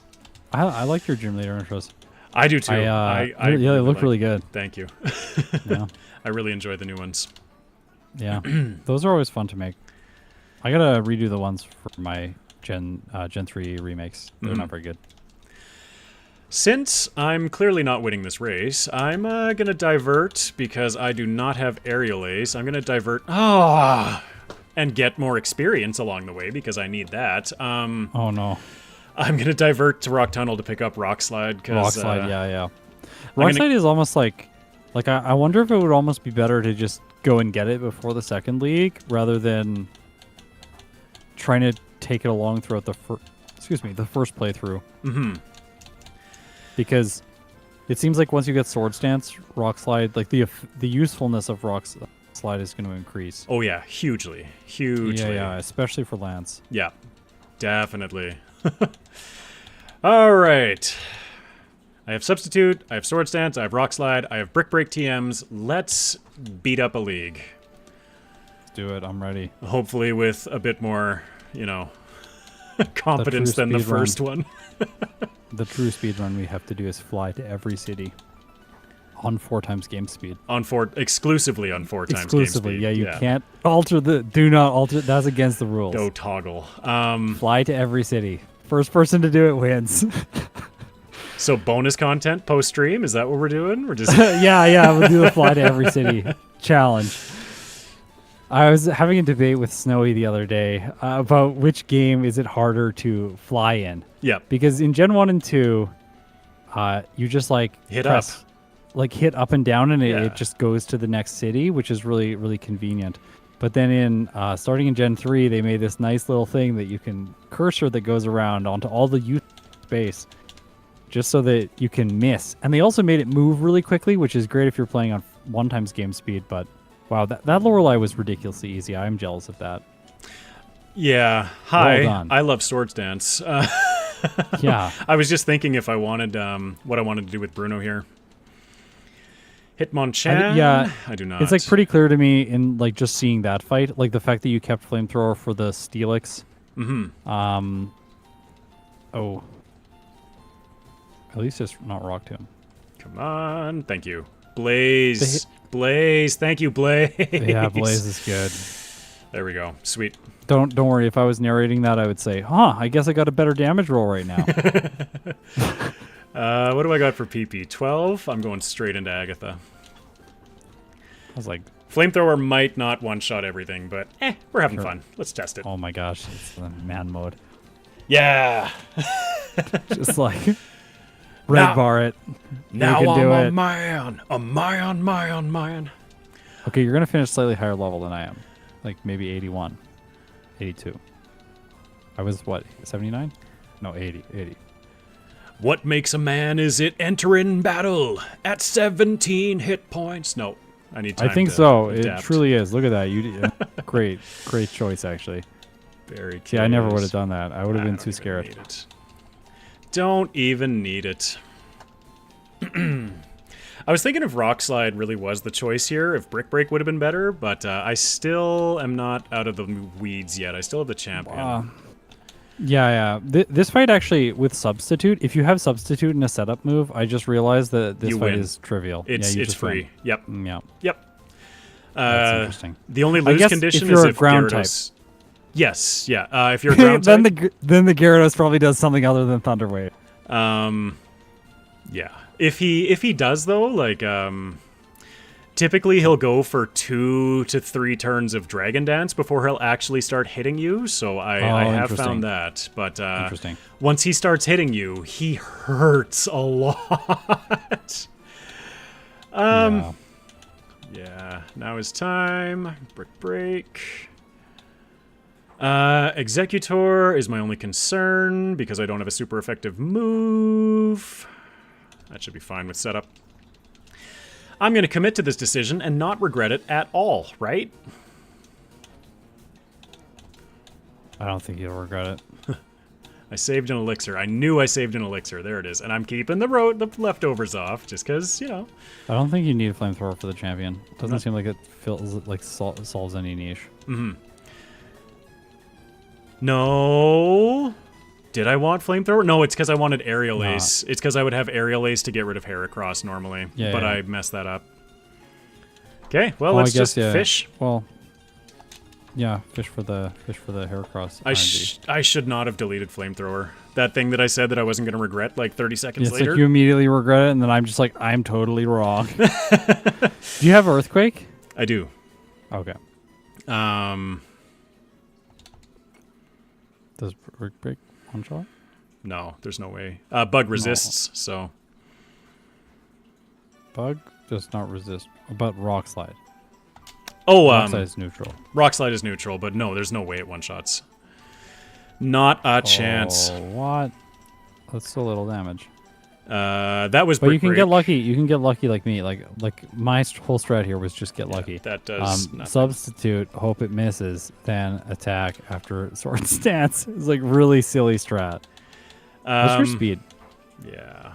My speed, 212 right now, so I'm faster. 212. Yeah. If I did take you have one Furcane's? Rock Slide, or one Rock Tomb, I might be able to take one. And still outspeed Blastoise. Do you have candies? Do you have any candies? I have one. I could use one. You should use one. Let's go for it. Sword Maybe. Sense. Counter. Sweet. Please one. No! Okay. 140. I think you. I don't think we have do. to set up 2 Sword Stance. Yeah. I think you have to. Um. The Blastoise is gonna live. Unless you want the Hydro Pump miss too, like Rock Tomb miss, Hydro Pump miss. So Could be possible. yeah, this is definitely like I've painted myself into a corner twice, and I think it's mostly because I'm just so focused on what we're talking about, right? Yeah. And like I'm just not Oh. playing well, and I'm just getting my butt absolutely kicked because of it.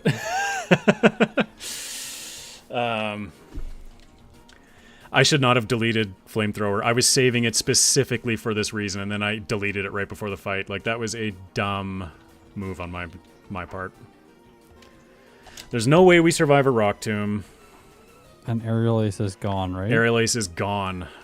Because I got overconfident, thinking like, oh, hey, and and then I had to go back and get substitute. I do have the overheat TM. But my concern with... Oh, I do have Fire Blast as well. Somebody was mentioning Fire Blast earlier. But my concern with it is the drop in special attack. So if I get rid of Heracross right away, then I'm forced to set up against Blastoise. How well do you think that's going to go? Yeah, don't set up against Blastoise. Yeah. Because the Heracross can also use counter, so it has a lower chance of attacking. Yeah. Like, I want my Aerial Ace. And, like, I'm just... I played both of these runs that we played today. I played very poorly. What does the most... Do you have return? No, it's gone. It was another one that was kind of... I'm fixing something I boo-booed, and... Yeah. Just crit Do you or have Secret something. Power? He just countered. I do have Secret Power, yes. So Secret Power is like... I have intentionally been going back and buying an extra Secret Power in my playthroughs now. Oh, wait. So that I can occasionally inflict paralysis to get out of sticky situations. It's tempting, honestly. Because your chances of winning are just going to go up if you have a 30% chance to cause paralysis on any given attack. Okay, so... someone suggested Fly. Fly! I love you! That's amazing. I hate Jonathan. Fly. I just never think of it. Yes, Jonathan. The MVP. Yes. And Alexander. Both of you right at the same time coming in with the perfect move. Okay, so now I have to think about this. You need to be able to knock out the Tyranitar. Rock Slide is neutral. I'm just wondering, because if I get rid of... So I've got Fly, which deals with Executor. It's Stab, so that helps with Blastoise. Gets rid of Heracross. I think Rock Slide. I think Rock Slide goes. I think Rock Slide goes too. Also, I think that Fly will one-hit the Blastoise with +4. Unlike with my run, because I was not level 80, so I was under a damage rounding threshold, and I had slightly less effective power with Earthquake because it's 100, and Fly is going to be 105. Yeah. I'm just debating again if I want to try and snag some setup against Heracross or not. And I think I do. Yeah, Fly is base 70 power in this generation, right? It's not upgraded to 105 base power. Oh no, the crit. Yeah. Instantly, right off the turn. Fly is 2 turns, so it's weak. Fly is 2 turns and 95% accuracy, which is why I discount it so much, and why I did not think about it, and why I love that I have it on my moveset now. Just miss or something, you dink. Sorry. I honestly think substitute turn 1, then spam Sword Stance 2 times, and just hope that it counters once and misses once with Rock Tomb. Yeah, and then you'll get it. Fish for Heracross luck. Well, if you substitute turn 1, you can on turn 2 you can set up the Sword Stance and see if it misses. It missed one. Okay, and then the sub but if takes you it. Substitute turn 1, you don't get your speed lowered, so it's okay if it still connects. I'm at +2 right now, and I'm freaking terrified. I'm going for the Fly. I'm just so... If only we had Smokescreen. Yeah, right. That's funny. That's really funny. Yes! Hydro Pump didn't kill! I thought he was going to go for Rain Dance, but he went for that. Oh my gosh. No, the Sandstorm! The Sandstorm's going to get you, yeah. You have to I think you have to maintain your health. Oh my gosh. All right, sorry Scott. I'm popping my leftovers on because I have them. Yeah. And do it. I want to get this done because we got to keep the entertainment level up. Yeah, right? leftovers. Does leftovers perfectly counter Sandstorm? It does. For health lost every turn? Okay, that's good. Does not counter poison, but it does counter the weather. Okay. Oh, this bloody battle. My goodness. Holy. Yeah, this is like... Okay, I'm tempted here just to go for more substitute. Just miss me again. Come on. You got 2 misses in you, buddy. Come on. You got 2 misses in you. I'm reading someone in your chat say Fly is 2 turns, so it's weak. I think the reason we are discounting Fly and not using it is not because it's weak and not because it's 2 turns. I think we're discounting it because it's 95% accuracy. True. And in general, like forming a strategy around a move that is inconsistent. It does not feel particularly good. It's also an HM move, so if you learn it at the beginning of the league, you cannot delete it. So my mind kind of like pushes it aside as a viable option just because it's not flexible and it's inconsistent. I agree. And the fact that, yeah, you can't delete it once it's on your set in the league, it feels very limiting, but for the champion, like, perfect option. Yeah. Thank you for reminding me. Oh my gosh. What a fight. Yeah, what a fight. You're going to do it this time, though. I don't know. Stranger things have happened. 2 extreme No, speeds. I Let's think you see if got the... Oh my gosh. There we go. It is done. Yes. Oh my gosh. So this was like... Yeah, that's like 40 minutes slower than my optimized run using Belly Drum. Yeah. Oh, using Belly Drum. Yeah, Belly Drum seems like very strong. Belly Drum was insane. I was so skeptical because starting every battle at like half health was like just a terrifying concept to me. But Yep.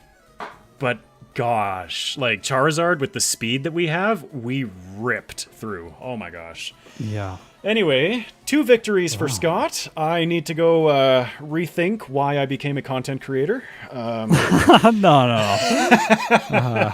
This was great. I learned a lot. So did I. This was awesome.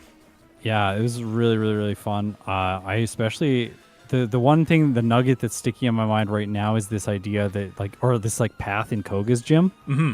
You can sneak around. That's great. The nice little shortcut. It's a nice little shortcut. It skips 1 trainer, which is good. Yes. 1 mandatory trainer. Yes. Yeah. Yep. Yeah, and well, for me, with my no spinner technology, possibly a second one as well. I guess. Maybe next time I play yellow with Scott, I'm willing to, but you're going to be waiting for me a long time. Yeah. Yeah. For sure. Give me an electric type and then... Yeah, you maybe play... then I'll be slower. Well, I'm pretty bad with them. I'm trying to think of a really good Pokemon in yellow. That good for a different reason. Like obviously Magikarp, no, because that's just in Caterpie, that's just rude. But like I'll play Seal again. If we gave you what did Steel do? Yeah, Seal was very bad. I'll take I'll take Mewtwo. And Mewtwo versus Seal. We'll finish at roughly the same time.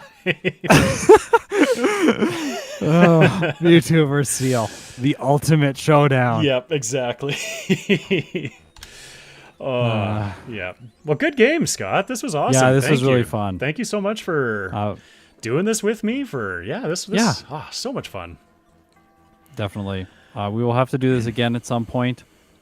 I'd love to try out other Pokemon in FireRed as well. Absolutely. Yeah. Thanks for everyone tuning in. Thanks for the memberships and donations.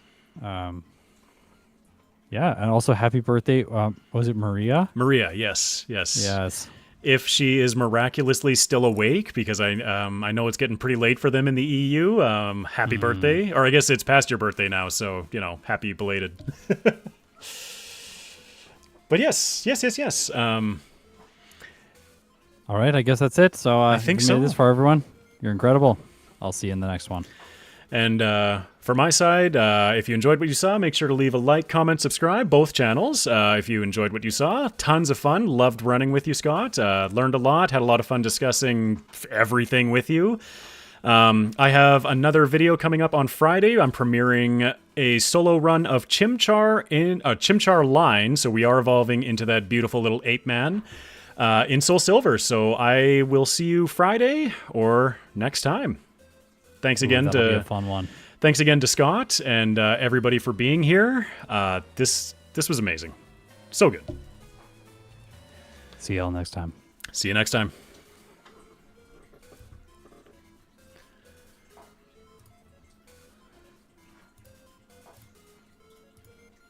End stream. There we go.